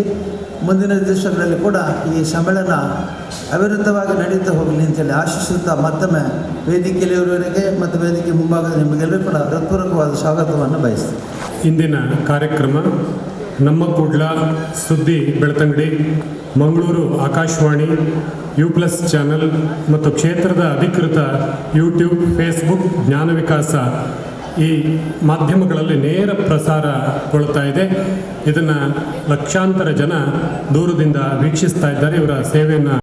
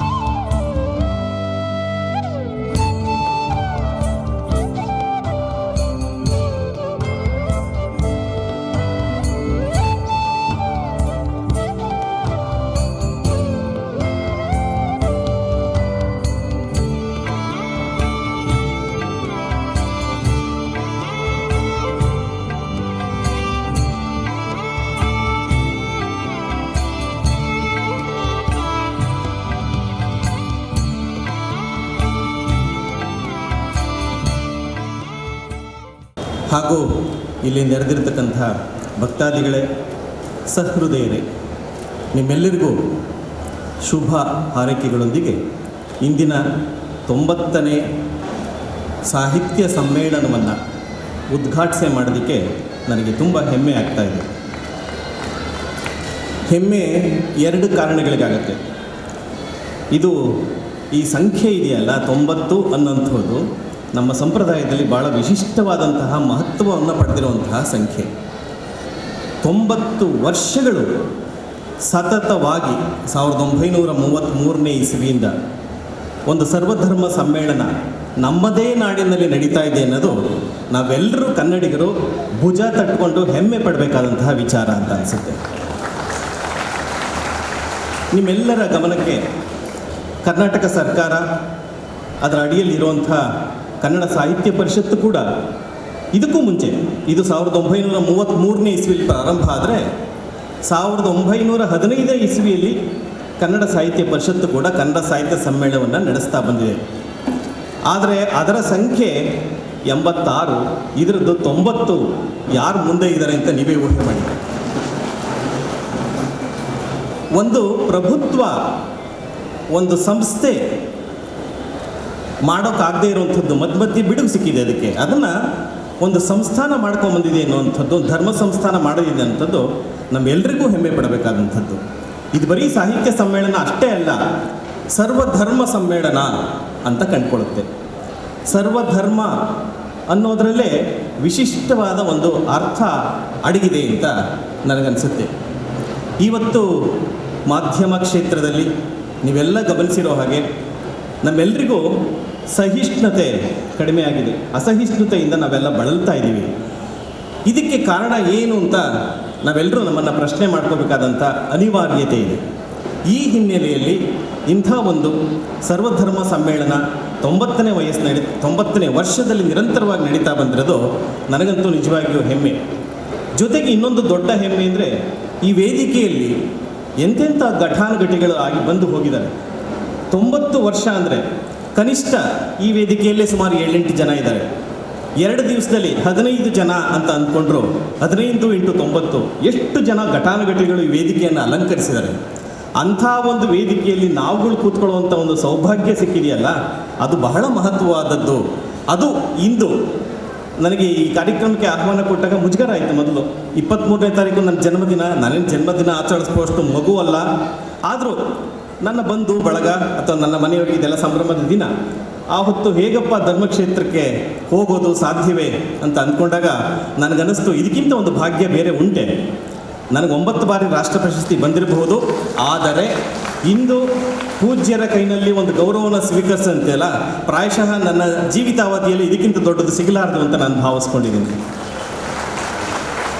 ಇಲ್ಲಿಗೆ ಬರೋದಕ್ಕೆ ಮುಂಚೆ ಸುಮಾರು ಒಂದು 10-15 ನಿಮಿಷಗಳ ಕಾಲ ನಾವೆಲ್ಲರೂ ಅವ್ರ ಜೊತೆ ಹೆಜ್ಜೆ ಹಾಕಿದ್ವಿ. ನಾನು ಗಮನಿಸ್ತಾ ಇದ್ದೆ ಅಕ್ಕಪಕ್ಕ ಜನಗಳನ್ನು. ಎಲ್ಲರ ಕಣ್ಣಲ್ಲಿ ಅದೆಂಥ ಭಕ್ತಿ, ಅದೆಂಥರದ ಪ್ರೀತಿ ಅದು. ನಾನು ತುಮಕೂರು ಜಿಲ್ಲೆಯವನು. ನಮ್ಮ ತುಮಕೂರು ಜಿಲ್ಲೆಯಲ್ಲಿ ಶಿವಕುಮಾರ ಸ್ವಾಮಿಗಳನ್ನ ನಾವು ನಡೆದಾಡುವ ದೇವರು ಅಂತ ಕರಿತೀವಿ. ಇಡೀ ನಾಡೇ ಅವರನ್ನು ಹಾಗೆ ಗೌರವಿಸುತ್ತೆ. ನನಗಿವತ್ತು ನಡೆದಾಗ ಅನ್ನಿಸ್ತು, ಪೂಜ್ಯರು ಕೂಡ ನಡೆದಾಡುವ ದೇವರು ಈ ಪ್ರದೇಶಕ್ಕೆ ಅಂತ ಅನ್ನಿಸ್ತು.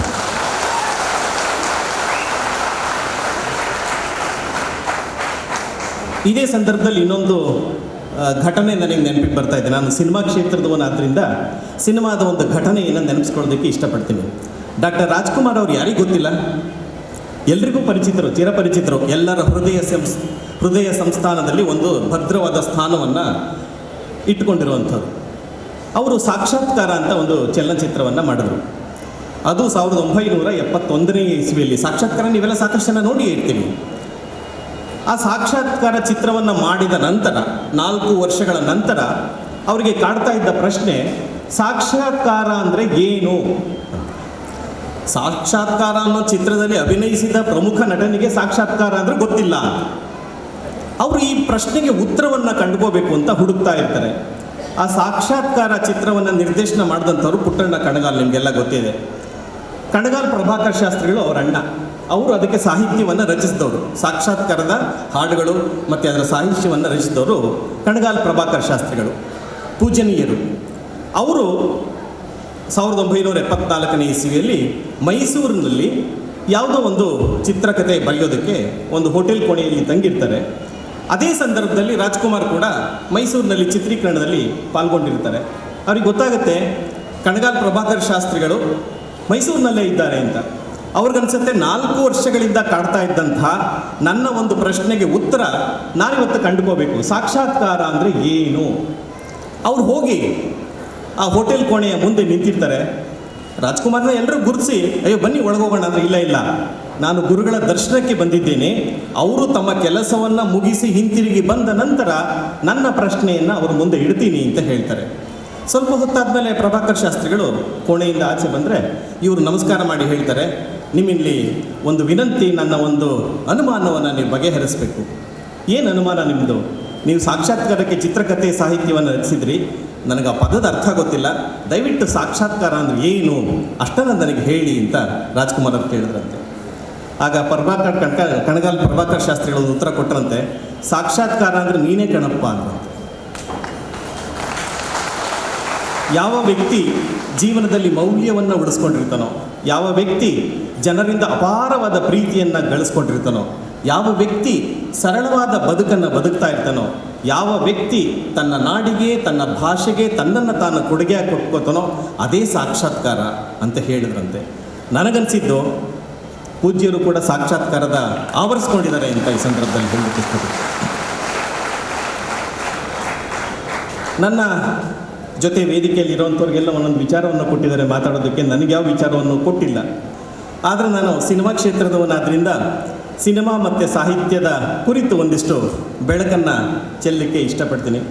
ನಿಮಗೆಲ್ರಿಗೂ ಗೊತ್ತಿರೋ ಹಾಗೆ ಸಿನಿಮಾ ಹುಟ್ಟೆ ಸುಮಾರು 125 ವರ್ಷಗಳ ದಾಟದು, ಸಾಹಿತ್ಯ 2000 ವರ್ಷಗಳ ಹಳೆಯದು. ಅದಕ್ಕಿಂತ ನಮ್ಮ ಜಾನಪದೆ, ನಮ್ಮ ಕಲೆ ಇದೆಯಲ್ಲ, ಸಾವಿರಾರು ವರ್ಷಗಳ ಹಿಂದಿನದು. ಇದು ನಮ್ಮ ನಾಡನ್ನು, ನಮ್ಮ ಸಂಸ್ಕೃತಿಯನ್ನು ನಿರಂತರವಾಗಿ ಕಟ್ತಾ ಬಂದಿದೆ. ಆದರೂ ಕೂಡ ಇದೆಲ್ಲವನ್ನು ಹಿಂದಿಕ್ಕಿ ಸಿನಿಮಾ ಕ್ಷೇತ್ರ, ಟೆಲಿವಿಷನ್ ಕ್ಷೇತ್ರ ಇವತ್ತು ನಮ್ಮನ್ನು ಆಳ್ತಾ ಇದೆ. ನಮ್ಮ ಮನೆಗಳಲ್ಲಿ ನೀವು ಗಮನಿಸಿದ್ರೆ ಆರಂಭದಲ್ಲಿ 35-40 ವರ್ಷಗಳ ಹಿಂದೆ ನಾವೆಲ್ಲ ಬದುಕನ್ನು ಬದುಕ್ತಾ ಇದ್ವಿ. ಅವತ್ತು ಟೆಲಿವಿಷನ್ ಇರಲಿಲ್ಲ, ಮೊಬೈಲ್ ಇರಲಿಲ್ಲ. ಆದರೆ ಇವತ್ತು ನಮ್ಮ ಬದುಕು ಹೇಗಾಗಿದೆ ಅಂದರೆ, ಒಂದೇ ಕೋಣೆಯಲ್ಲಿ, ಒಂದೇ ಮನೆಯಲ್ಲಿ ಹಾಲ್ಗೊಂದು ಟೆಲಿವಿಷನ್ ಇರುತ್ತೆ, ಮಲಗೋ ಕೋಣೆಗೊಂದು ಟೆಲಿವಿಷನ್ ಇರುತ್ತೆ, ಮಗನಿಗೊಂದಿರುತ್ತೆ, ಮಡದಿಗೊಂದಿರುತ್ತೆ, ಸಾಧ್ಯ ಆದರೆ ಮನೇಲಿ ಪ್ರಾಣಿಗಳಿದ್ದರೆ ಪ್ರಾಣಿಗಳಿಗೂ ಒಂದೊಂದು ಟೆಲಿವಿಷನ್ ಇರುತ್ತೆ. ಅಂದರೆ ನಮ್ಮ ಮನಸ್ಸನ್ನು ಕೇಂದ್ರೀಕರಿಸುವಂಥದ್ದು, ಆಕರ್ಷಿಸುತ್ತಿರುವಂಥದ್ದು ಈ ಮಾಧ್ಯಮ ಇದೆಯಲ್ಲ, ನಮ್ಮನ್ನು ಯಾವ ದಿಕ್ಕಿಗೆ ಕರ್ಕೊಂಡು ಹೋಗ್ತಾ ಇದೆ. ಇವತ್ತಿನ ಮಾಧ್ಯಮ ಲೋಕ ಹೇಗಾಗಿದೆ ಅನ್ನೋದ್ರ ಬಗ್ಗೆ ಆಮೇಲೆ ಕೂಡ ನನ್ನ ಮಿತ್ರರು ಮಾತಾಡಲಿಕ್ಕಿದ್ದಾರೆ. ಮಾಧ್ಯಮ ನಮ್ಮಲ್ಲಿ ಯಾವ ಅಂಶಗಳನ್ನು ಬಿತ್ತುತ್ತಾ ಇದೆ. ಇದೇ ಮೊಬೈಲ್ ಯುಗ ಅಥವಾ ಮಾಧ್ಯಮ ವಿಚಾರಕ್ಕೆ ಬಂದಾಗ ನನಗೆ ಇನ್ನೊಂದು ಪ್ರಸಂಗ ನೆನಪಿಗೆ ಬರ್ತಾ ಇದೆ. ಒಂದು ಮಗು ತನ್ನ ಶಾಲೆಯಲ್ಲಿ ಒಬ್ಬ ಉಪಾಧ್ಯಾಯರನ್ನು ಕೇಳ್ತಂತೆ, ನೀವು ಬಸವಣ್ಣನವ್ರನ್ನ ನನಗೆ ಪಾಠ ಮಾಡುವಾಗ ಪರಿಚಯ ಮಾಡಿಸಿದ್ದು ಕ್ರಾಂತಿಕಾರಿ ಅಂತ ಪರಿಚಯ ಮಾಡಿಸಿದ್ರಿ, ಆದರೆ ಈ ಹೊತ್ತು ಬಸವಣ್ಣ ಅಂದರೆ ಲಿಂಗಾಯತರು ಅಂತ ಪರಿಚಯ ಮಾಡಿಸ್ತಾರೆ. ನಂತರ ನೀವು ಟಿಪ್ಪು ಸುಲ್ತಾನನ್ನು ಮೈಸೂರು ಹುಲಿ ಅಂತ ನಾನು ಪಾಠದಲ್ಲಿ ಓದಿದ್ದೆ, ಆದರೆ ಎಲ್ಲರೂ ಹೇಳ್ತಾರೆ ಆತ ಮುಸಲ್ಮಾನ್ ಅಂತ ಹೇಳ್ತಾರೆ. ಅಂಬೇಡ್ಕರ್ ಅವ್ರನ್ನ ಇವತ್ತು ಸಂವಿಧಾನ ಶಿಲ್ಪಿ ಅಂತ ನಾನು ಪಾಠದಲ್ಲಿ ಓದಿದ್ದೆ, ಆದರೆ ಅವ್ರನ್ನ ದಲಿತರು ಅಂತ ಹೇಳ್ತಾರೆ. ಹಾಗೆಯೇ ವಿಶ್ವೇಶ್ವರಯ್ಯನವ್ರನ್ನ ತತ್ವಜ್ಞಾನಿ, ದೊಡ್ಡ ಇಂಜಿನಿಯರ್ ಅಂತ ನಾನು ಪಾಠದಲ್ಲಿ ಓದಿದ್ದೆ, ಆದರೆ ಇವತ್ತು ಬ್ರಾಹ್ಮಣರು ಅಂತ ಗುರುತಿಸ್ಬೇಕು ಅಂತ ಹೇಳ್ತಾರೆ. ಎಲ್ಲರೂ ಈ ರೀತಿಯ ಮೌಲ್ಯಗಳನ್ನು ಎತ್ತರಕ್ಕೆ ಕೊಂಡೊಯ್ದ ವ್ಯಕ್ತಿಗಳನ್ನು ಜಾತಿಯ ಮೂಲಕ ಗುರುತಿಸೋದು ಎಷ್ಟರ ಮಟ್ಟಿಗೆ ಸರಿ? ನಾನು ಇವ್ರನ್ನ ಕ್ರಾಂತಿಕಾರಿ ಅಂತ ಕರೀಲ್ಲ, ಸಂವಿಧಾನ ಶಿಲ್ಪಿ ಅಂತ ಕರೀಲ್ಲ. ಆದರೆ ಯಾಕೆ ಕನಕದಾಸನ ಗಮನಿಸಿ, ಕನಕದಾಸನ ಕುರುಬರು ನಮ್ಮವರು ಅಂತಾರೆ, ಕನಕದಾಸ ನಮ್ಮವನಲ್ವೇನು? ಹಾಗಾಗಿ ಅವನು ಕೇಳೋ ಪ್ರಶ್ನೆ ಯಾವ ರೀತಿ ಈ ಮಹಾತ್ಮರನ್ನ ಗುರುತಿಸಲಿ ಅಂತ ಪ್ರಶ್ನೆ ಕೇಳಿದಾಗ ಆ ಉಪಾಧ್ಯಾಯರಿಗೆ ಉತ್ತರವೇ ಇರೋದಿಲ್ಲ. ಅಂಥ ಒಂದು ಬಿಕ್ಕಟ್ಟಿನ ಸನ್ನಿವೇಶದಲ್ಲಿ ನಾವೆಲ್ಲ ಇರುವಾಗ ಧರ್ಮಸ್ಥಳದ ಇಂತಹ ಸರ್ವಧರ್ಮಗಳು ಎಲ್ಲರನ್ನೂ ಒಗ್ಗೂಡಿಸಿಕೊಂಡು ಭಾವೈಕ್ಯತಾ ನೆಲೆಯಲ್ಲಿ ಕೊಂಡೊಯ್ಯುವ ನಿಟ್ಟಿನಲ್ಲಿ ಕೆಲಸ ಮಾಡ್ತಾ ಇರೋದು ನಮ್ಮೆಲ್ಲರಿಗೂ ಹೆಮ್ಮೆ ಪಡಬೇಕಾದಂಥದ್ದು. ಇದು ಬರೀ 90 ವರ್ಷ ಅಷ್ಟೇ ಅಲ್ಲ, ನಿರಂತರವಾಗಿ 900 ವರ್ಷಗಳಿಗಿಂತ, ಯಾಕೆಂದರೆ ಇದರ ಇತಿಹಾಸವನ್ನು ನಾನು ಕೇಳ್ತಾ ಇದ್ದೆ, ಅವರ ಹಿರಿಯರು ಸೇರಿ ಸುಮಾರು 900 ವರ್ಷಗಳಿಂದ ಈ ಕ್ಷೇತ್ರ ಮತ್ತು ಈ ಮನೆತನ ಇದಕ್ಕೋಸ್ಕರ ಕೆಲಸ ಮಾಡ್ತಾ ಇದೆ ಅಂತ. ಇದು ನಿರಂತರವಾಗಿ ನಡ್ಕೊಂಡು ಹೋಗುವಂಥದ್ದು. ಅಂಥವರ ನಾಯಕತ್ವ ಇದೆಯಲ್ಲ, ಯಾರ ನಾಯಕತ್ವ ಅನ್ನೋದು ಕೂಡ ಮುಖ್ಯ ಆಗುತ್ತೆ. 50ಕ್ಕೂ ಹೆಚ್ಚು ಇಂಥ ಸರ್ವಧರ್ಮ ಸಮ್ಮೇಳನಗಳನ್ನು, ಸಾಹಿತ್ಯ ಸಮ್ಮೇಳನಗಳನ್ನು ಆಯೋಜಿಸಿರುವಂಥದ್ದು ನಾವೆಲ್ಲರೂ ಕನ್ನಡಿಗರು ನಿಮಗೆ ಯಾವ ರೀತಿ ಕೃತಜ್ಞತೆಗಳನ್ನು ಅರ್ಪಿಸಬೇಕು ಅಂತ ನನಗೆ ಗೊತ್ತಾಗ್ತಾ ಇಲ್ಲ. ಯಾವತ್ತಿಗೂ ನಿಮ್ಮ ಇದರಲ್ಲಿ ನಾವಿರ್ತೀವಿ ಅನ್ನೋ ಮಾತನ್ನು ಹೇಳ್ತಾ, ಹಾಗೆ ಕನ್ನಡ ಸಾಹಿತ್ಯ ಆಗಲೇ ನಾನು ಹೇಳಿದಾಗೆ ಮಾಧ್ಯಮ ಆಗಿರ್ಬೋದು, ಸಿನಿಮಾಗಳು, ಯಾವ ರೀತಿಯ ಸಿನಿಮಾಗಳು ಇವತ್ತು ಬರ್ತಾ ಇದ್ದಾವೆ ಅಂತ ನೀವು ಗಮನಿಸಿದ್ರೆ ನಾವೆಲ್ಲರೂ ಒಂದು ಕ್ಷಣ ಬೆಚ್ಚಿ ಬೀಳೋ ಹಾಗಾಗುತ್ತೆ. ಯಾವ ಸಿನಿಮಾವನ್ನು ನಮ್ಮ ಮಕ್ಕಳಿಗೆ ತೋರಿಸ್ಬೇಕು, ಯಾವ ಸಿನಿಮಾವನ್ನು ನಾವುಗಳು ನೋಡಬೇಕು ಅನ್ನೋವಂಥ ಒಂದು ಬಿಕ್ಕಟ್ಟಿನ ವಾತಾವರಣದಲ್ಲಿ ನಾವೆಲ್ಲ ಇದ್ದೀವಿ. ಯಾಕೆ ಸಿನಿಮಾ ಈ ಹಾದಿಯಿಂದ ಮೌಲ್ಯವನ್ನು ಬಿಟ್ಟು ಬೇರೆಯ ದಿಕ್ಕಿನಲ್ಲಿ ಹರಿತಾ ಇದೆ ಅನ್ನೋದಕ್ಕೂ ಕೂಡ ಸಾಹಿತ್ಯದಿಂದ ನಾವು ದೂರವಾದದ್ದೇ ಕಾರಣ ಅಂತ ನನಗೆ ಭಾವಿಸುತ್ತೆ. ನಿಮ್ಮ ಮೊದಲ ಚಿತ್ರ ನೋಡಿ, ಸತಿ ಸುಲೋಚನ, ಒಂದು ಪೌರಾಣಿಕ ಹಿನ್ನೆಲೆಯಿಂದ ಬಂದಂತಹ ಚಿತ್ರ. ಆನಂತರ ಬಂದದ್ದು ಮೊದಲ ಸಾಹಿತ್ಯ ಕೃತಿಯನ್ನು ಆಧರಿಸಿ ಬಂದಂಥದ್ದು 1963ನೇ ಇಸ್ವಿಯಲ್ಲಿ ಧರ್ಮದೇವತೆ, ಕರ್ಣು ಎ ಕುಟುಂಬದ ಕಣ್ಣು, ಇದು ಮೊದಲ ಸಾಹಿತ್ಯ ಕೃತಿಯನ್ನು ಆಧರಿಸಿ ಬಂದಂತಹ ಚಿತ್ರ. ಆನಂತರ ಬಂದಂಥ ಭೂತಯ್ಯನ ಮಗುವನ್ನು ಗಮನಿಸಿ, ಬಂಗಾರದ ಮನುಷ್ಯ ಅಂತ ಒಂದು ಚಿತ್ರ ಬಂದಿತ್ತು. ಆ ಬಂಗಾರದ ಮನುಷ್ಯ ಚಿತ್ರವನ್ನು ನೋಡಿ ಎಷ್ಟೋ ಜನ ಯುವಕರು ರೈತರಾಗಬೇಕು ನಾನು ಅಂತ ಹೊರಟದ್ದು ನಮ್ಮ ಮುಂದೆ ಇರುವಂಥ ಉದಾಹರಣೆ. ಆದರೆ 80ರ ದಶಕದ ನಂತರ ಸಾಹಿತ್ಯ ಕೃತಿಗಳನ್ನು ಆಧರಿಸೋದ್ರಲ್ಲಿ ನಮ್ಮ ಸಿನಿಮಾ ಕೂಡ ಹಿಂದೆ ಬಿದ್ದದ್ದು ವಿಷಾದದ ವಿಚಾರ ಅಂತ ನನಗೆ ಈ ಸಂದರ್ಭದಲ್ಲಿ ಅನಿಸುತ್ತೆ. ಸಾಹಿತ್ಯ ನಮ್ಮಲ್ಲಿ ಮೌಲ್ಯವರ್ಧನೆಯನ್ನು ಮಾಡುತ್ತೆ. ಎಸ್.ಎಲ್. ಭೈರಪ್ಪನವರು ಒಂದು ಸಂದರ್ಭದಲ್ಲಿ ಹೇಳ್ತಾರೆ, ಸಾಹಿತ್ಯ ಯಾಕೆ ಒಬ್ಬ ಮನುಷ್ಯನಿಗೆ ಮುಖ್ಯ ಆಗುತ್ತೆ ಅಂತಂದಾಗ ಅದು ಅವನ ಅರಿವನ್ನು ವಿಸ್ತರಿಸುತ್ತೆ, ಅವನ ಜ್ಞಾನವನ್ನು ಹೆಚ್ಚಿಸ್ತಾ ಹೋಗುತ್ತೆ. ನಾನು ಕೂಡ ಒಬ್ಬ ಸಾಹಿತಿಯಾಗಿ ಸಮಾಜವನ್ನು ಬದಲು ಮಾಡೋದು ಸಾಹಿತ್ಯದ ಉದ್ದೇಶ ಅಲ್ಲ. ಒಬ್ಬ ಓದುಗನನ್ನು, ಅವನ ಮನಸ್ಥಿತಿಯನ್ನು ಸೂಕ್ಷ್ಮಗೊಳಿಸೋದು ಒಂದು ಸಾಹಿತ್ಯದ ವಿಚಾರ. ಅದು ಒಂದು ರೀತಿಯ ಆನಂದವನ್ನು ಕೊಡುತ್ತೆ, ಒಂದು ಅನುಭೂತಿಯನ್ನು ಕೊಡುತ್ತೆ. ಹಾಗೆ ಕೂಡ ಒಂದು ಸಿನಿಮಾ ಆಗಲಿ, ಇವತ್ತಿನ ಮಾಧ್ಯಮ ಕೂಡ ಒಬ್ಬ ವೀಕ್ಷಕನಿಗೆ ಏನನ್ನು ಕೊಡಬೇಕು. ಪೂಜ್ಯರು ಮಾತಾಡ್ತಾ ಒಂದು ಮಾತನ್ನು ಹೇಳಿದ್ದು ನಾನು ಗಮನಿಸ್ತೆ. ಅವ್ರು ಹೇಳ್ತಾ ಇದ್ರು, ಈ ಸಾಹಿತ್ಯ ಸಮ್ಮೇಳನಗಳನ್ನು ಧಾರ್ಮಿಕ ಸರ್ವಧರ್ಮದ ಜೊತೆ ನಾವು ಯಾಕೆ ತೊಡಗಿಸಿದ್ದೀವಿ ಅಂತಂದರೆ, ಕಲಾ ತಂಡಗಳ ಪಟ್ಟಿಯನ್ನೇ ಕೊಟ್ಟರು. ಸುಮಾರು 300ಕ್ಕೂ ಹೆಚ್ಚು ಜನ ಕಲಾ ತಂಡಗಳು ಬಂದಿದ್ದಾವೆ ಅಂತ. ಅಭಿರುಚಿಯನ್ನು ಬೆಳೆಸೋ ಕೆಲಸವನ್ನು ನಾವು ಮಾಡಬೇಕು ಅಂತ. ನಾವಿವತ್ತು ಮುಖ್ಯವಾಗಿ ಜನರಲ್ಲಿ, ನಮ್ಮಲ್ಲಿ ಅಭಿರುಚಿಯನ್ನು ಬಿತ್ತುತ್ತಾ ಇಲ್ಲ. ಸತ್ಯಜಿತ್ ರೇ ಅಂತ ಒಬ್ಬರು ಅತ್ಯುತ್ತಮ ನಿರ್ದೇಶಕರು, ಭಾರತದ ಅತ್ಯುತ್ತಮ ನಿರ್ದೇಶಕರು. 1952ನೇ ಇಸ್ವಿಯಲ್ಲಿ ಪಾಥೇರ್ ಪಾಂಚಾಲಿ ಅಂತ ಒಂದು ಸಿನಿಮಾವನ್ನು ಮಾಡಿ ಇಡೀ ಜಗತ್ತಿಗೆ ಭಾರತೀಯ ಚಿತ್ರರಂಗದ ಶಕ್ತಿಯನ್ನು ತೋರಿಸಿದಂಥ ವ್ಯಕ್ತಿ. ಅವರು ಬೆಂಗಳೂರಿಗೆ ಬಂದಿದ್ದಾಗ ಒಂದು ಮಾತನ್ನು ಹೇಳ್ತಾರೆ, ಎಲ್ಲಿ ಒಳ್ಳೆಯ ಪ್ರೇಕ್ಷಕರು ಇರ್ತಾರೋ ಅಲ್ಲಿ ಒಳ್ಳೆಯ ಚಿತ್ರಗಳು ತಯಾರಾಗ್ತವೆ. ಆದರೆ ನಾವು ಎಲ್ಲಿ ತಪ್ಪಿದ್ದೀವಿ? ನಾವು ಒಳ್ಳೆಯ ಚಿತ್ರಗಳಿಗಿಂತ ಒಳ್ಳೆಯ ಪ್ರೇಕ್ಷಕರನ್ನು ಸೃಷ್ಟಿ ಮಾಡೋದರಲ್ಲಿ ಎಡವಿದ್ದೀವಿ. ಒಳ್ಳೆಯ ಓದುಗರನ್ನು ಸೃಷ್ಟಿ ಮಾಡೋದ್ರಲ್ಲಿ ಸಾಹಿತ್ಯ ಲೋಕ ಕೂಡ ಕೆಲವು ಸಾರಿ ಎಡವಿದೆ.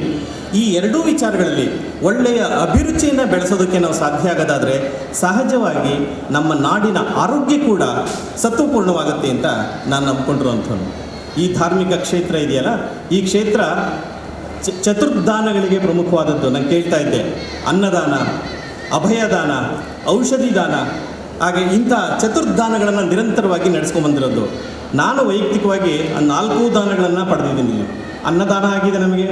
ಔಷಧಿ ದಾನ ಅಂತಂದರೆ ಆಗಲೇ ಇಲ್ಲಿ ಇರುವಂಥ ಪ್ರಕೃತಿ ಚಿಕಿತ್ಸಾಲಯದಲ್ಲಿ 7-8 ವರ್ಷಗಳ ಹಿಂದೆ ನಾನು ಕೂಡ ಒಂದು 10 ದಿವಸ ಇದ್ದು ನನ್ನ ಒಂದಿಷ್ಟು ತೂಕವನ್ನು ಕಡಿಮೆ ಮಾಡಿಕೊಂಡು ಬುದ್ಧಿಯನ್ನು ಹೆಚ್ಚಿಗೆ ಮಾಡ್ಕೊಂಡು ಹೋದೆ ಅಂತ ಹೇಳೋದಕ್ಕೆ ಇಷ್ಟಪಡ್ತೀನಿ.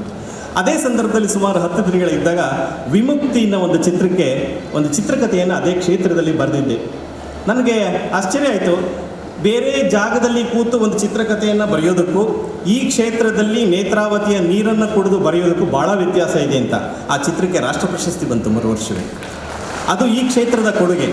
ಹಾಗಾಗಿ ಅಂಥ ಅಭಯದಾನವನ್ನು ಕೂಡ ನಾನು ಪಡೆದಿದ್ದೀನಿ, ಔಷಧಿ ದಾನವನ್ನು ಕೂಡ ಪಡೆದಿದ್ದೀನಿ, ಅನ್ನದಾನವನ್ನು ಕೂಡ ಪಡೆದಿದ್ದೀನಿ. ಹಾಗೆ ಇಂಥ ಚತುರ್ದಾನಗಳಲ್ಲಿ ಪ್ರಮುಖವಾದಂಥ ಕ್ಷೇತ್ರ ನಿರಂತರವಾಗಿ ಸಾಹಿತ್ಯವನ್ನು ಪೋಷಿಸುವಂಥ ಕೆಲಸ, ಸಂಗೀತವನ್ನು ಪೋಷಿಸುವಂಥ ಕೆಲಸ, ಧರ್ಮಗಳನ್ನು ಪೋಷಿಸಿ ಹೊರೆದು ಒಂದು ಭಾವೈಕ್ಯತೆಯನ್ನು ನಿರ್ಮಾಣ ಮಾಡುವಂಥ ಕೆಲಸವನ್ನು ಮಾಡ್ತಾ ಬಂದಿರೋದು ನನಗೆ ಭಾಳ ಆಶ್ಚರ್ಯ, ಸಂತೋಷವನ್ನು ತರುತ್ತೆ. ಸಿನಿಮಾಗೆ ಸಂಬಂಧಪಟ್ಟರೆ ಯಾವಾಗ ನಾವು ಕಾದಂಬರಿ ಕ್ಷೇತ್ರದಿಂದ ವಿಮುಖರಾದ್ವಿ, ಕಾದಂಬರಿಗಳು, ಕಥೆಗಳು ಒಬ್ಬ ಸಿನಿಮಾದವರಿಗೆ ಹೇಗೆ ಸಿಗುತ್ತೆ ಅನ್ನೋ ಪ್ರಶ್ನೆಯನ್ನು ಎಲ್ಲರೂ ಕೇಳ್ತಾರೆ. ಒಳ್ಳೆಯ ಕೃತಿಯನ್ನು ಗುರುತಿಸೋದು ಹೇಗೆ?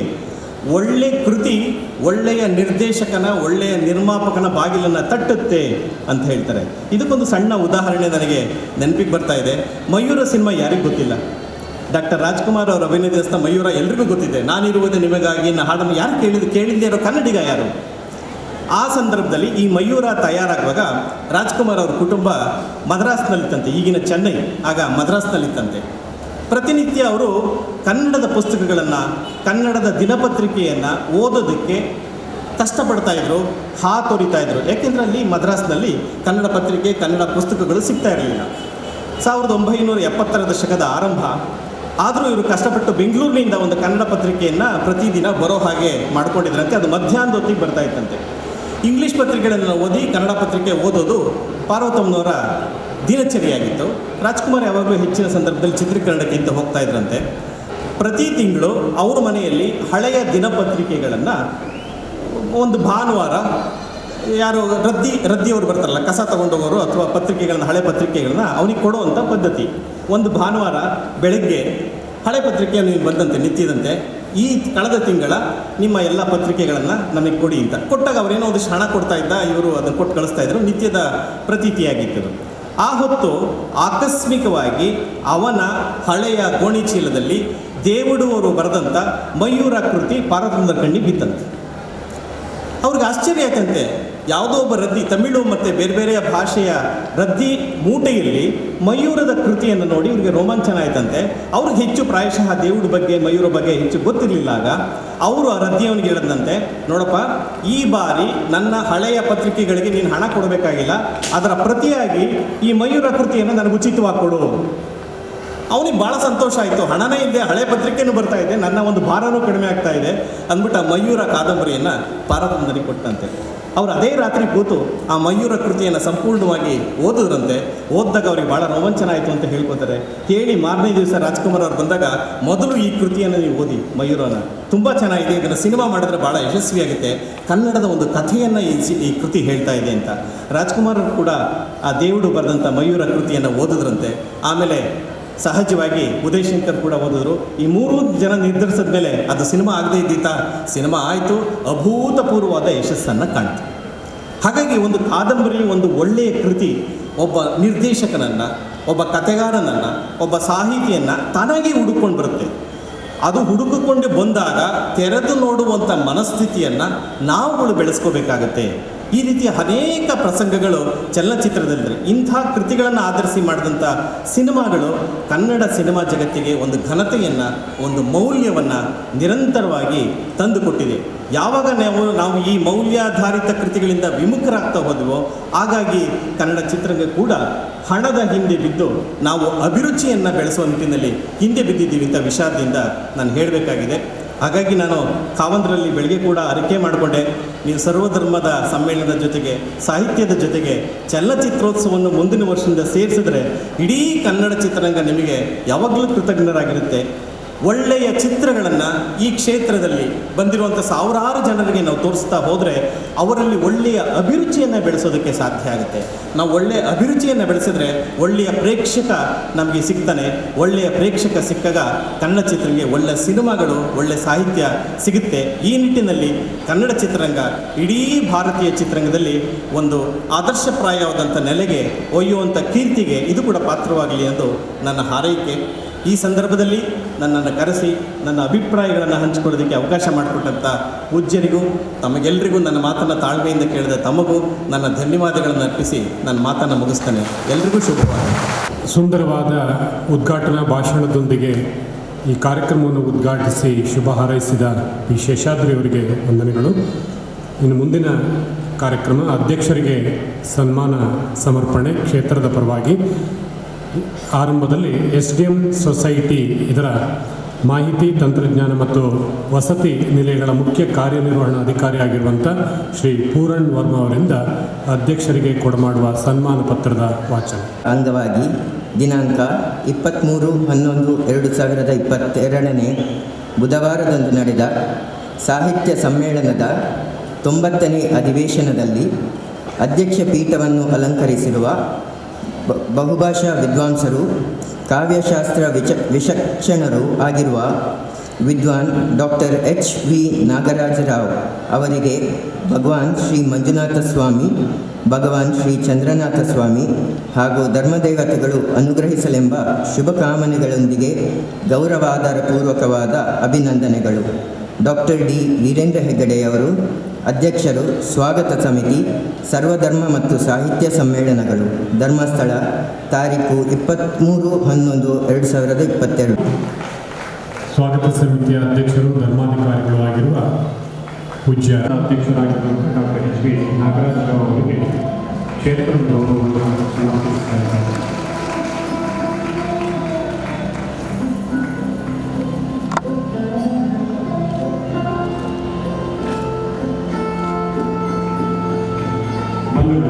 ಸಮಾರಂಭ ನಡೆಯಲಿಕ್ಕಿದೆ.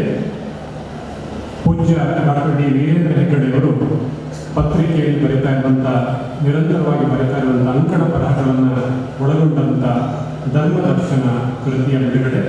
ಈ ಕೃತಿಯ ಚಿಕ್ಕ ಪರಿಚಯವನ್ನು ತಮ್ಮ ಮುಂದೆ ನೀಡಲಿಕ್ಕಿರುವಂಥವರು ಡಾಕ್ಟರ್ ಶ್ರೀಧರ್ ಭಟ್ ಅವರು, ಸಂಸ್ಕೃತ ವಿಭಾಗದ ಮುಖ್ಯಸ್ಥರು. ಧರ್ಮದರ್ಶನ ಎಂಬ ಕೃತಿಯ ಕುರಿತು ಒಂದೆರಡು ವಿಷಯಗಳನ್ನು ತಮ್ಮ ಮುಂದೆ ಪ್ರಸ್ತಾಪಪಡಿಸ್ತಾ ಇದ್ದೇನೆ.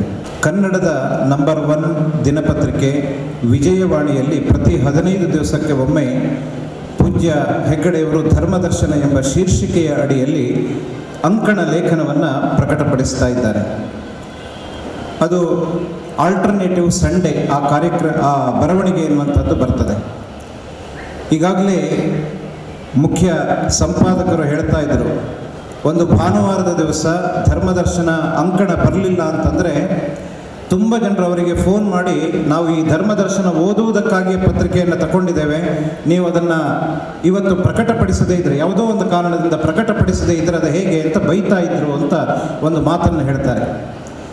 ಎಷ್ಟೋ ಜನ ಪೂಜ್ಯ ಹೆಗ್ಗಡೆಯವರ ಧರ್ಮದರ್ಶನ ಎಂಬ ಅಂಕಣ ಬರಹ ಬಂದದ್ದನ್ನು ಫೋಟೋ ತೆಗೆದು ಅದನ್ನು ಮನೆಯಲ್ಲಿ ಎಲ್ಲ ಸಂಗ್ರಹ ಮಾಡ್ತಾ ಬಂದದ್ದನ್ನು ನಾವು ಕೇಳಿದ್ದೇವೆ. ಇಂತಹ ಒಳ್ಳೆಯ ಪ್ರತಿಕ್ರಿಯೆ, ಉತ್ತಮ ಪ್ರತಿಕ್ರಿಯೆ ಈ ಧರ್ಮದರ್ಶನ ಎಂಬಂತಹ ಪೂಜ್ಯರ ಲೇಖನಕ್ಕೆ ಕಂಡು ಬರ್ತಾ ಇದೆ.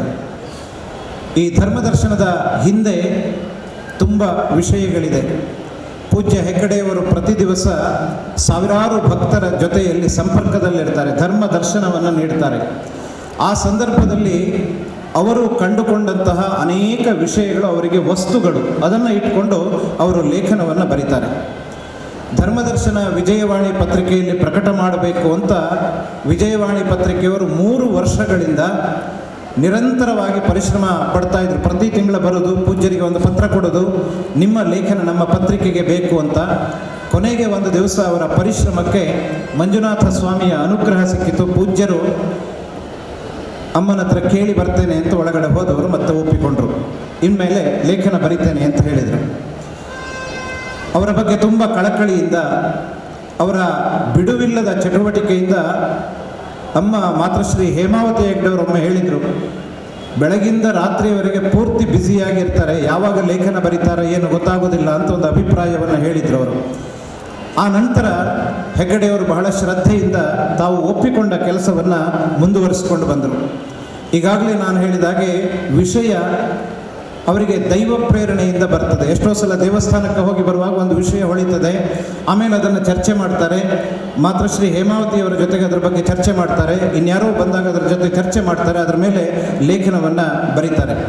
ಹೀಗೆ ಅನೇಕ ಜನರ ಸಂಪರ್ಕ ಇರೋದ್ರಿಂದ ಅವರಿಗೆ ವಿಷಯದ ಚಯನ ಎನ್ನುವಂಥದ್ದು ಕಷ್ಟ ಸಾಧ್ಯವಾಗ್ತಾ ಇರಲಿಲ್ಲ. ಆಮೇಲೆ ಬರವಣಿಗೆಗೆ ಸಂಬಂಧಪಟ್ಟ ಹಾಗೆ ಭಾಳ ಸಂಕ್ಷೇಪವಾಗಿ ಅದರ ಅಷ್ಟು ವಿಸ್ತಾರವಾದದ್ದನ್ನು ಹೇಳ್ತಾ ಇದ್ದೇನೆ. ಅವರು ಮೊದಲು ಒಂದು ಕರಡು ಪ್ರತಿಯನ್ನು ಸಿದ್ಧಪಡಿಸ್ತಾರೆ. ಸಿದ್ಧಪಡಿಸಿದ ನಂತರ ಅದನ್ನು ತಮ್ಮ ಜೊತೆ ಇಟ್ಕೊಳ್ತಾರೆ. 1 ದಿವಸ 2 ದಿವಸ ಆಗುವಾಗ ಯಾವುದೋ ಒಂದು ಹೊಸ ವಿಷಯ ಬರ್ತದೆ. ಗ್ರಂಥಾಲಯದಲ್ಲಿ ಪುಸ್ತಕ ಓದುವಾಗ, ಮಾತನಾಡುವಾಗ ಹೊಸ ವಿಷಯ ಅವರಿಗೆ ಸ್ಫುರಿಸಿದರೆ ಅದರಲ್ಲಿ ಪುನಃ ಅದನ್ನು ಸೇರಿಸ್ತಾರೆ. ಭಾನುವಾರ ದಿವಸದ ಪ್ರಕಟಣೆಗೆ ಶನಿವಾರ ಮಧ್ಯಾಹ್ನದ ಒಳಗಡೆ ಲೇಖನ ಹೋಗಬೇಕು. ಅಲ್ಲಿಯವರೆಗೂ ಅವರು ಬುಧವಾರ ಗುರುವಾರ ಲೇಖನ ಸಿದ್ಧವಾದರೆ ಶನಿವಾರ ಮಧ್ಯಾಹ್ನ 2 ಗಂಟೆವರೆಗೂ ಕೂಡ ಅದಕ್ಕೆ ಪರಿಷ್ಕಾರವನ್ನು ಹಾಕ್ತಾ ಇರ್ತಾರೆ. ಅದೊಂದು ಉತ್ತಮ ಲೇಖನವಾಗಿ ಪ್ರಕಟವಾಗ್ತದೆ. ಒಳ್ಳೆಯ ಪ್ರತಿಕ್ರಿಯೆ ಎನ್ನುವಂಥದ್ದು ಆ ಲೇಖನಕ್ಕೆ ಬರ್ತದೆ. ಅವರ ಧರ್ಮದರ್ಶನವನ್ನು ಓದಿದರೆ ನಮಗೆ ಗೊತ್ತಾಗುತ್ತೆ ಅವರ ಜ್ಞಾನ ವಿಸ್ತಾರ ಎಷ್ಟು, ಅವರ ತಿಳುವಳಿಕೆ ಎಷ್ಟು, ಅವರ ಆಸಕ್ತಿಯ ಕ್ಷೇತ್ರಗಳೆಷ್ಟು ಎನ್ನುವಂಥದ್ದು ಬಹಳ ಸ್ಪಷ್ಟವಾಗತ್ತೆ. ನಮಗೆಲ್ಲ ಗೊತ್ತಿರುವ ಹಾಗೆ ಪೂಜ್ಯ ಹೆಗ್ಗಡೆಯವರೊಂದು ಎನ್ಸೈಕ್ಲೋಪೀಡಿಯಾ, ಅವರಿಗೆ ಆಸಕ್ತಿ ಇಲ್ಲದ ಕ್ಷೇತ್ರವಿಲ್ಲ. ಆಡು ಮುಟ್ಟದ ಸೊಪ್ಪಿಲ್ಲ ಅಂತ ಹೇಳಿದಾಗ ಅವರಿಗೆ ಆಸಕ್ತಿ ಇಲ್ಲದ ಕ್ಷೇತ್ರವಿಲ್ಲ. ಗ್ರಂಥಾಲಯದ ಬಗ್ಗೆ ಬರೀತಾರೆ, ವಸ್ತು ಸಂಗ್ರಹಾಲಯದ ಬಗ್ಗೆ ಬರೀತಾರೆ, ಕಾರ್ ಮ್ಯೂಸಿಯಂ ಬಗ್ಗೆ ಬರೀತಾರೆ, ಕ್ಷೇತ್ರಕ್ಕೆ ಬಂದ ಭಕ್ತರ ಬಗ್ಗೆ ಬರೀತಾರೆ, ಸ್ವಚ್ಛತೆಯ ಬಗ್ಗೆ ಬರೀತಾರೆ, ಇನ್ನು ಅನೇಕ ವಿಷಯಗಳ ಬಗ್ಗೆ ಅವರು ಲೇಖನವನ್ನು ಬರೀತಾರೆ. ಇಂತಹ ಸುಂದರವಾದಂತಹ ಧರ್ಮ ದರ್ಶನ ಎಂಬಂತಹ ಲೇಖನವನ್ನು ಒಂದು ಕೃತಿಯನ್ನಾಗಿ ಮಾಡಿ ಆಸಕ್ತರಿಗೆಲ್ಲರಿಗೂ ಅದನ್ನು ಪಡೆಯುವ ಹಾಗೆ ಮಾಡಬೇಕು ಎನ್ನುವ ದೃಷ್ಟಿಯಿಂದ ಧರ್ಮದರ್ಶನ ಎಂಬುದನ್ನು ಒಂದು ಸಂಕಲನ ಮಾಡಿ ಅದನ್ನು ಸಂಪಾದನೆ ಮಾಡಿ ಇವತ್ತು ಕೃತಿಯನ್ನು ಮಾಡಿದ್ದೇವೆ. ಈ ಲೇಖನ ಪ್ರಕಟವಾಗುವುದಕ್ಕೆ ಇನ್ನೊಂದು ಬಹಳ ಪ್ರಮುಖ ಕಾರಣರಾದವರು ನಾವು ಕೃತಜ್ಞತೆಯನ್ನು ಹೇಳಬೇಕಾಗಿದ್ದು ವಿಜಯವಾಣಿ ಮತ್ತು ದಿಗ್ವಿಜಯ ಇದರ ಸ್ಥಾಪಕರಾಗಿರುವಂತಹ ಶ್ರೀ ವಿಜಯ್ ಸಂಕೇಶ್ವರ್ ಅವರು, ಶ್ರೀ ಆನಂದ ಸಂಕೇಶ್ವರ್ ಅವರನ್ನು ಈ ಸಂದರ್ಭದಲ್ಲಿ ನಾವು ಕೃತಜ್ಞತೆಯಿಂದ ನೆನಪಿಸಿಕೊಳ್ಳಬೇಕು. ವಿಜಯವಾಣಿ ಕನ್ನಡ ದಿನಪತ್ರಿಕೆಯ ಕಾರ್ಯನಿರ್ವಾಹಕ ಪ್ರಧಾನ ಸಂಪಾದಕರಾಗಿರುವಂತಹ ಶ್ರೀ ಚೆನ್ನೇಗೌಡ ಅವರು ಇವತ್ತು ಆಗಮಿಸಿದ್ದಾರೆ. ಹಾಗೆ ಸ್ಥಾನೀಯ ನಮ್ಮ ಮಂಗಳೂರಿನ ಪ್ರಮುಖರಾದಂತಹ ಶ್ರೀ ಸುರೇಂದ್ರ ವಾಗಳೆ ಅವರು ಆಗಮಿಸಿದ್ದಾರೆ. ದಯವಿಟ್ಟು ಇಬ್ಬರು ಕೂಡ ವೇದಿಕೆಗೆ ಬರಬೇಕು ಎಂಬುದಾಗಿ ವಿನಂತಿ ಮಾಡಿಕೊಳ್ತಾ ಇದ್ದೇನೆ. ಶ್ರೀ ಚೆನ್ನೇಗೌಡರು ಹಾಗೂ ಶ್ರೀ ಸುರೇಂದ್ರ ವಾಗಳೆ ಅವರು ವೇದಿಕೆಗೆ ಆಗಮಿಸಬೇಕು ಅಂತ ಕೇಳಿಕೊಳ್ತಾ ಇದ್ದೇನೆ. ಈ ಒಂದು ಧರ್ಮದರ್ಶನ ಗ್ರಂಥವನ್ನು ಶ್ರೀ ಮಂಜುನಾಥೇಶ್ವರ ಪುಸ್ತಕ ಪ್ರಕಾಶನ ಮಾಲೆಯಿಂದ ಪ್ರಕಟಪಡಿಸ್ತಾ ಇದ್ದೇವೆ. ಇದರ ಗೌರವ ಸಂಪಾದಕರು ಪ್ರೊಫೆಸರ್ ಎಸ್ ಪ್ರಭಾಕರ್ ಅವರು, ಪ್ರಧಾನ ಸಂಪಾದಕರು ಶ್ರೀ ಎ ವಿ ಶೆಟ್ಟಿ ಹಾಗೂ ಡಾಕ್ಟರ್ ಶ್ರೀಧರ್ ಭಟ್ ನಾನು ಇವರು. ಸಂಪಾದಕರಾಗಿ ಇದನ್ನು ಸಂಗ್ರಹ ಮಾಡಿದಂಥವರು ಜಯೇಂದ್ರ ನಿಡ್ಲೆ ಮತ್ತು ಶ್ರೀ ಚಂದ್ರಶೇಖರ ಅಂತರ ಇವರು. ಇದರ ಜೊತೆಗೆ ಇದನ್ನು ಸುಂದರ ಪುಸ್ತಕವಾಗಿ ಪ್ರಕಟಪಡಿಸಿದಂತಹ ನಮ್ಮದೇ ಆದ ಮಂಜುಶ್ರೀ ಪ್ರಿಂಟರ್ಸ್ನ ಮ್ಯಾನೇಜರ್ ಆಗಿರುವ ಶ್ರೀ ಶೇಖರ್ ಟಿ ಅವರನ್ನು ಈ ಸಂದರ್ಭದಲ್ಲಿ ಕೃತಜ್ಞತೆಯಿಂದ ನೆನಪಿಸಿಕೊಳ್ತೇವೆ. ಹಾಗೆ ಮಂಜುಶ್ರೀ ಪ್ರಿಂಟರ್ಸ್ನಲ್ಲಿ ಇರುವಂತಹ ಗ್ರಾಫಿಕ್ ಡಿಸೈನರ್ ಆಗಿರುವಂತಹ ಶ್ರೀ ಯತೀಶ್ ಹಗಲು ರಾತ್ರಿ ಪರಿಶ್ರಮಪಟ್ಟು ಸುಂದರವಾದ ಮುಖಪುಟವನ್ನು ಈ ಲೇಖನಕ್ಕೆ, ಈ ಪುಸ್ತಕಕ್ಕೆ ಒಂದು ಒಳ್ಳೆಯ ಸ್ವರೂಪವನ್ನು ಕೊಟ್ಟಿದ್ದಾರೆ. ಅವರನ್ನು ಕೂಡ ಈ ಸಂದರ್ಭದಲ್ಲಿ ನಾವು ನೆನಪಿಸಿಕೊಳ್ತಾ, ಪೂಜ್ಯ ಹೆಗ್ಗಡೆಯವರು ಬರೆದಂತಹ, ಈಗ 5 ವರ್ಷ ಆಯಿತು ಈ ಲೇಖನಗಳನ್ನು ಬರೀಲಿಕ್ಕೆ ಪ್ರಾರಂಭ ಮಾಡಿ, ಅದರಲ್ಲಿ 2021ನೇ ಇಸ್ವಿಯವರೆಗಿನ ಲೇಖನಗಳನ್ನು ಈಗ ಸಂಗ್ರಹ ಮಾಡಿ ಧರ್ಮದರ್ಶನ ಭಾಗ 1 ಅಂತ ಮಾಡಿದ್ದೇವೆ.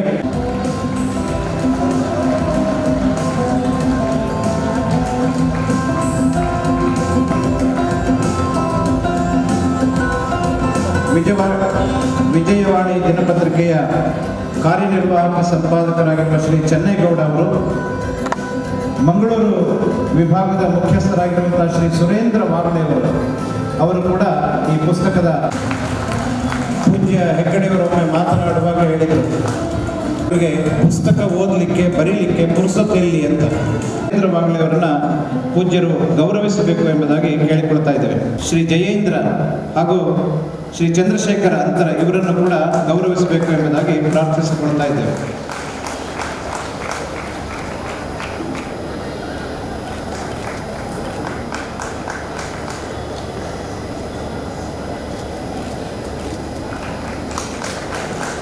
ಶ್ರೀ ಸುರೇಂದ್ರ ವಾಗಳೆ ಅವರು.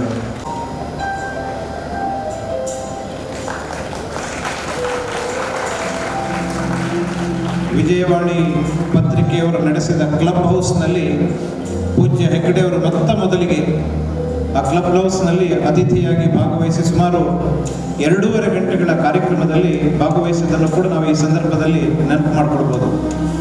ಶ್ರೀ ಜಯೇಂದ್ರ ನಿಡ್ಲೆ ಅವರಿಗೆ, ಹಾಗೆ ಶ್ರೀ ಚಂದ್ರಶೇಖರ ಅಂತರ,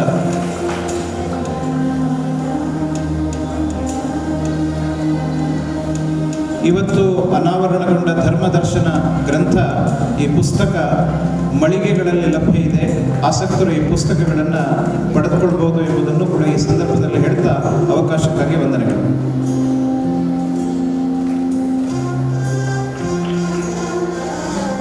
ಸ್ವಜೀವನೇನ ಸರ್ವೇಭ್ಯಃ ಶಿಕ್ಷಣಸ್ಯ ಪ್ರದಾಯಿನೇ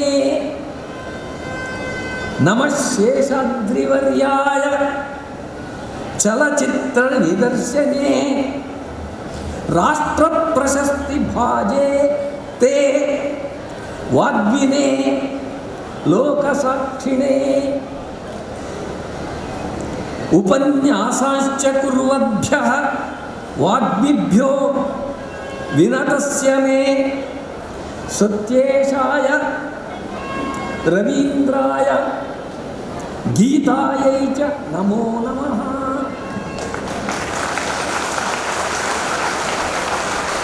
ವಿದ್ವದ್ವೃಂದೇನ ಪೂರ್ಣಾಯ ನಮಃ ಶ್ರೋತೃಗಣಾಯ ಚ ಯಸ್ಯಾನುಗ್ರಹ ಮಾತ್ರೇಣ ಮಂಜುನಾಥ ಪ್ರಸೀದತಿ. ಸರ್ವೇಭ್ಯೋ ನಮಃ. ಮಮ ಅಯಂ ಸಂಪ್ರದಾಯಃ ಸರ್ವಾಸು ಸಭಾಸು ಆದೌ ಪಂಚನಿಮೇಷಪರ್ಯಂತಂ ದೇವಭಾಷಾಯಾಂ ಸಂಸ್ಕೃತಭಾಷಾಯಾಂ ವದಾಮಿ.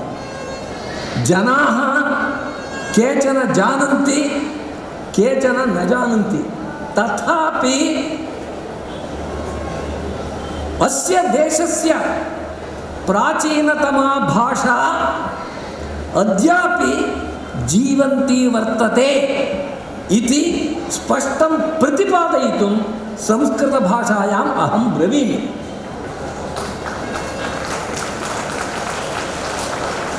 ಅಯಂ ಮಹತಃ ಪ್ರಮೋದಸ್ಯ ವಿಷಯಃ ಯತ್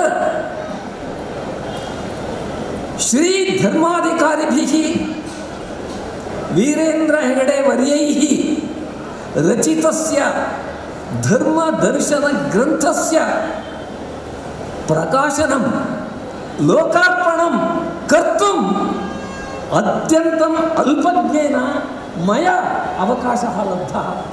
ಏತಾದೃಶ ಅವಕಾಶಂ ದತ್ತವದ್ಭ್ಯಃ ತೇಭ್ಯಃ ಭೂಯೋ ಭೂಯಃ ನಮಸ್ಕಾರ ಸಹಸ್ರಂ ಸಮರ್ಪಯಾಮಿ.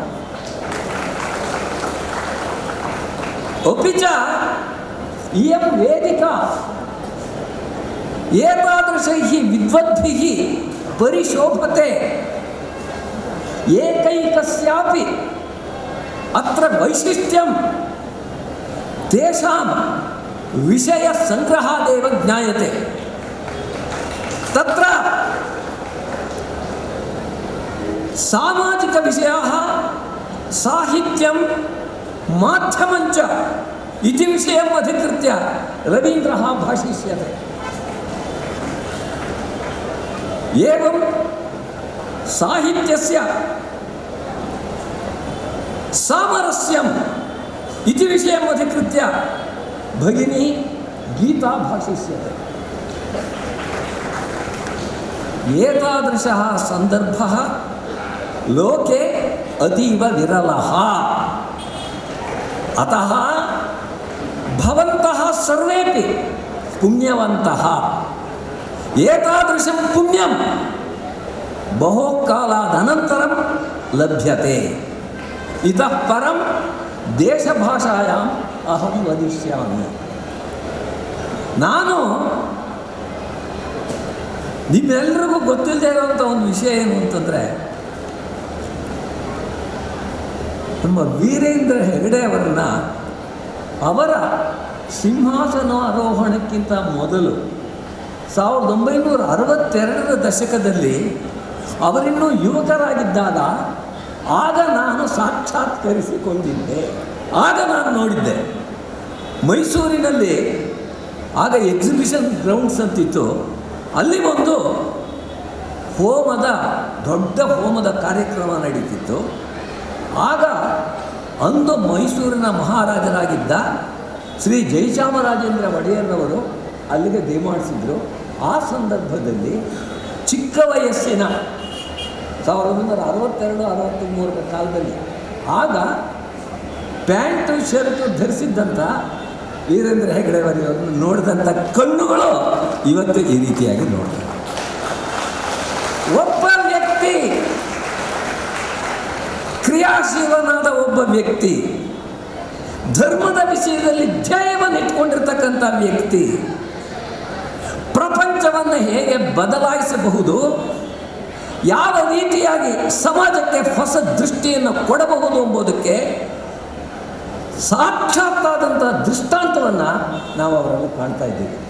ಇಂಥ ಒಂದು ಸಮಾಜದ ಪರಿವರ್ತನೆಯನ್ನು ಮಾಡ್ತಾ ಇರ್ತಕ್ಕಂಥ ಅವರು ರಾಜ್ಯಸಭೆಯ ಸದಸ್ಯರಾದರು ಎಂಬುವಂಥ ಒಂದು ವಾರ್ತೆಯನ್ನು ಪತ್ರಿಕೆಯಲ್ಲಿ ನೋಡಿದ ತಕ್ಷಣ ನನ್ನ ಹೃದಯದಲ್ಲಿ ಹರ್ಷದ ತರಂಗಗಳು ಮೇಲೆ ಮೇಲೆ ಬಂದವು. ಯಾಕೆ ಗೊತ್ತಾ?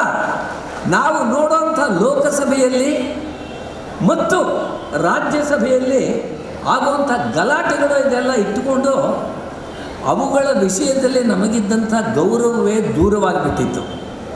ಯಾವಾಗ ರಾಜನ ತೇಜಸ್ಸನ್ನು, ಋಷಿಗಳ ಓಜಸ್ಸನ್ನು ಪಡೆದಿರ್ತಕ್ಕಂಥ ಇಂಥ ಒಬ್ಬ ವ್ಯಕ್ತಿ ರಾಜ್ಯಸಭೆಗೆ ಹೋದರೆ ಅದರ ನಿಜವಾದ ಗೌರವ ಹೆಚ್ಚುತ್ತೆ. ರಾಜ್ಯಸಭೆಗೆ ಸದಸ್ಯರಾದ್ದರಿಂದ ಅವರ ಗೌರವ ಹೆಚ್ಚಿಲ್ಲ, ಆದರೆ ಇವರು ಸದಸ್ಯರಾದ್ದರಿಂದ ರಾಜ್ಯಸಭೆಯ ನಿಜವಾದ ಸ್ಥಿತಿ ಹೇಗಿರಬೇಕೋ ಅದು ಆಗುವಂತೆ ಆಗಿದೆ ಎಂಬುವಂಥ ದೃಢವಾದ ನಂಬಿಕೆಯಿಂದ ನಾನು ಆ ರೀತಿಯಾಗಿರ್ತಕ್ಕಂಥ ಸಂತೋಷವನ್ನು ಪಟ್ಟೆ.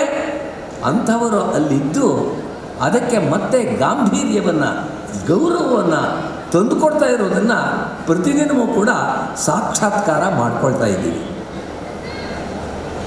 ಇನ್ನು ಇಂದಿನ ವಿಷಯ ಇದು ಸಾಹಿತ್ಯ ಸಮ್ಮೇಳನ. ಸಾಹಿತ್ಯದ ವಿಷಯದಲ್ಲಿ ಆಸಕ್ತಿ ಇರತಕ್ಕಂಥ ತಾವೆಲ್ಲರೂ ಕೂಡ ಇಲ್ಲಿಗೆ ದಯಮಾಡಿಸಿದ್ದೀರಿ. ಸಾಹಿತ್ಯ ಎಂಬುದು ಮನುಷ್ಯನ ಜೀವನದಿಂದ ಅಪೃಥಕ್ ಸಿದ್ಧವಾದದ್ದು, ಅಂದರೆ ಅದನ್ನು ಬೇರೆ ಮಾಡೋದಕ್ಕೆ ಸಾಧ್ಯವಿಲ್ಲ. ಯಾವಾಗ ಮನುಷ್ಯ ಮಾತನಾಡಲು ಆರಂಭಿಸಿದನೋ ಆಗಲೇ ಶುರುವಾಯಿತು ಈ ಸಾಹಿತ್ಯದ ಸ್ವರೂಪ ಹೇಗಿರಬೇಕು ಅಂತ. ದೇವೀಂ ವಾಚಮಜನಯಂತ ದೇವಾಃ ತಾಂ ವಿಶ್ವರೂಪ ಪಶವೋ ವದಂತಿ ಸಾ ನೋ ಮಂತ್ರೇಷು ಅಮೃತಂ ಗುಹಾನ ವಾಗ್ಧೇನುರ್ವಾ ಅಸ್ಮಾನ್ ಉಪತುಷ್ಟುತೈತು ಎಂಬುವಂಥ ಮಂತ್ರ ಋಗ್ವೇದದಲ್ಲಿ ಬರ್ತಾ ಇದೆ. ಆ ವಾಕ್ ಎಂಬುದು ಒಂದು ಧೇನು, ಅದರ ಮೂಲಕವಾಗಿ ನಮ್ಮೆಲ್ಲರ ಕಣ್ಣುಗಳು ಕೂಡ ತೆರೀಬೇಕು. ಅದಕ್ಕೋಸ್ಕರ ಋಷಿಗಳು ಆ ರೀತಿಯಾಗಿರ್ತಕ್ಕಂಥ ಅಪೌರುಷೇಯವಾದ ನಿತ್ಯವಾಗಿರ್ತಕ್ಕಂಥ ವೇದಗಳನ್ನು ಜಗತ್ತಿಗೆ ಕೊಟ್ಟರು. ಅಂದಿನಿಂದ ಆರಂಭವಾಗಿದೆ ನಮ್ಮ ಸಾಹಿತ್ಯ. ಈ ಸಾಹಿತ್ಯ ಎಂಥದ್ದು ಎಂಬುದು ತಾವು ಆಲೋಚನೆ ಮಾಡಿ. ಇದಕ್ಕೆ ಯಾವ ಒಂದು ಕ್ಷಣದಲ್ಲೂ ಕೂಡ ಮಿತಿ ಎಂಬುದಿಲ್ಲ. ನಾನು ಈ ಒಂದು ಭಾಷಣವನ್ನು ಮಾಡೋದಕ್ಕೆ ಆರಂಭಿಸಿದ್ರಿಂದ ಈ ಕಳೆದ 5-6 ನಿಮಿಷಗಳಲ್ಲಿ ಪ್ರಾಯಶಃ ಸುಮಾರು 1,000 ಕೃತಿಗಳು ಪ್ರಪಂಚದಲ್ಲಿ ಬೇರೆ ಬೇರೆ ಭಾಷೆಗಳಲ್ಲಿ ಪ್ರಕಟವಾಗಿದೆ.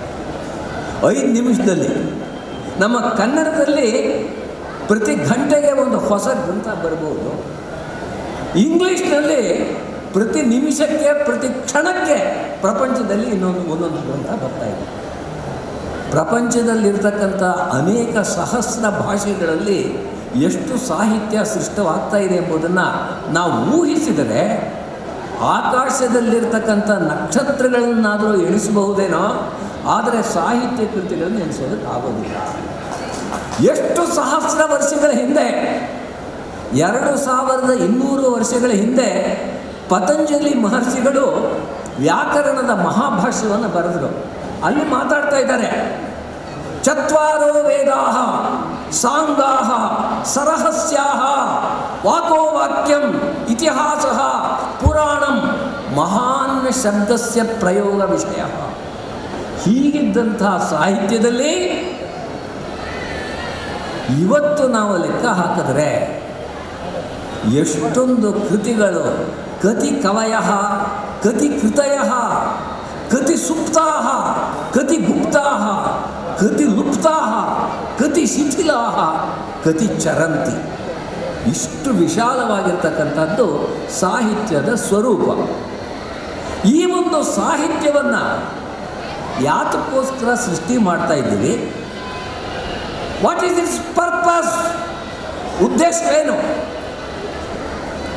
ಹಿಂದಿನ ಕಾಲದಲ್ಲಿ ಹೇಳಿದ್ರು, ಕಾವ್ಯಂ ಯಶಸ್ಸೇ ಅರ್ಥಕೃತೆ ವ್ಯವಹಾರವಿದೆ ಶಿವೇತರ ಕ್ಷತಯೇ ಸದ್ಯ ಪರ ನಿರ್ವೃತಯೇ. ಕಾಂತ ಸಂಹಿತತೆಯೋಪದೇಶಯುಜೆ.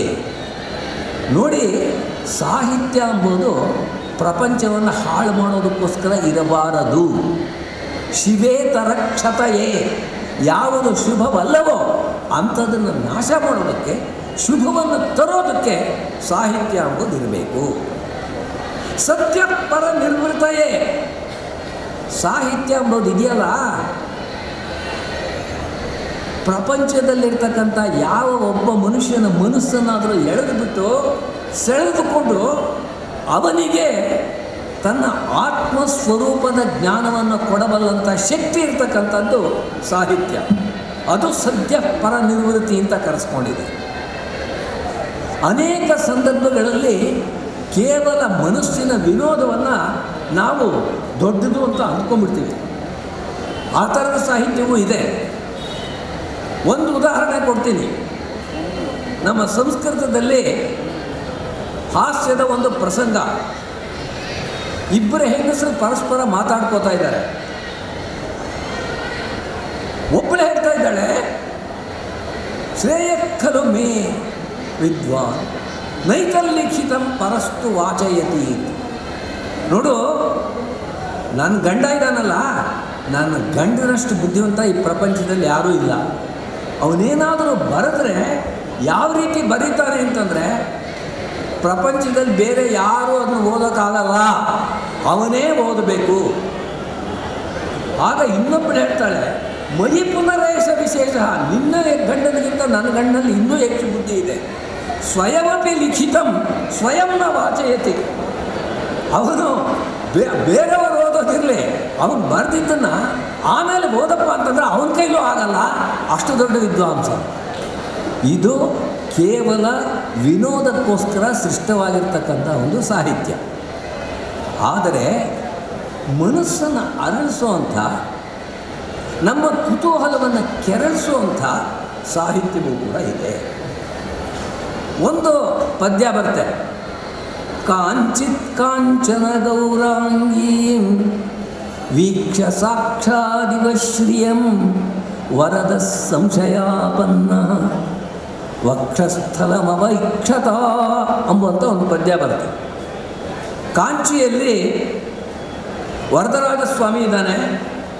ಆ ವರದರಾಜಸ್ವಾಮಿ ದೊಡ್ಡದಾಗಿರ್ತಕ್ಕಂಥ ಸರೋವರದಲ್ಲಿ ಜಲಕ್ರೀಡೆಯನ್ನು ಆಡ್ತಾ ಇದ್ದಾನೆ.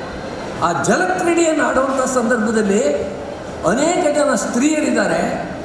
ಒಂದು ಸಲ ಒಬ್ಬಾಕೆ ಆ ನೀರಿನಿಂದ ಮೇಲೆ ಎದ್ದು ವರದರಾಜನ ಮುಂದೆ ಕಾಣಿಸ್ಕೊಂಡಿದ್ದಾಳೆ. ಕಾಣಿಸ್ಕೊಂಡ್ರೆ ಮುಖ ನೋಡ್ದ, ಆಶ್ಚರ್ಯ ಆಗೋಯ್ತು.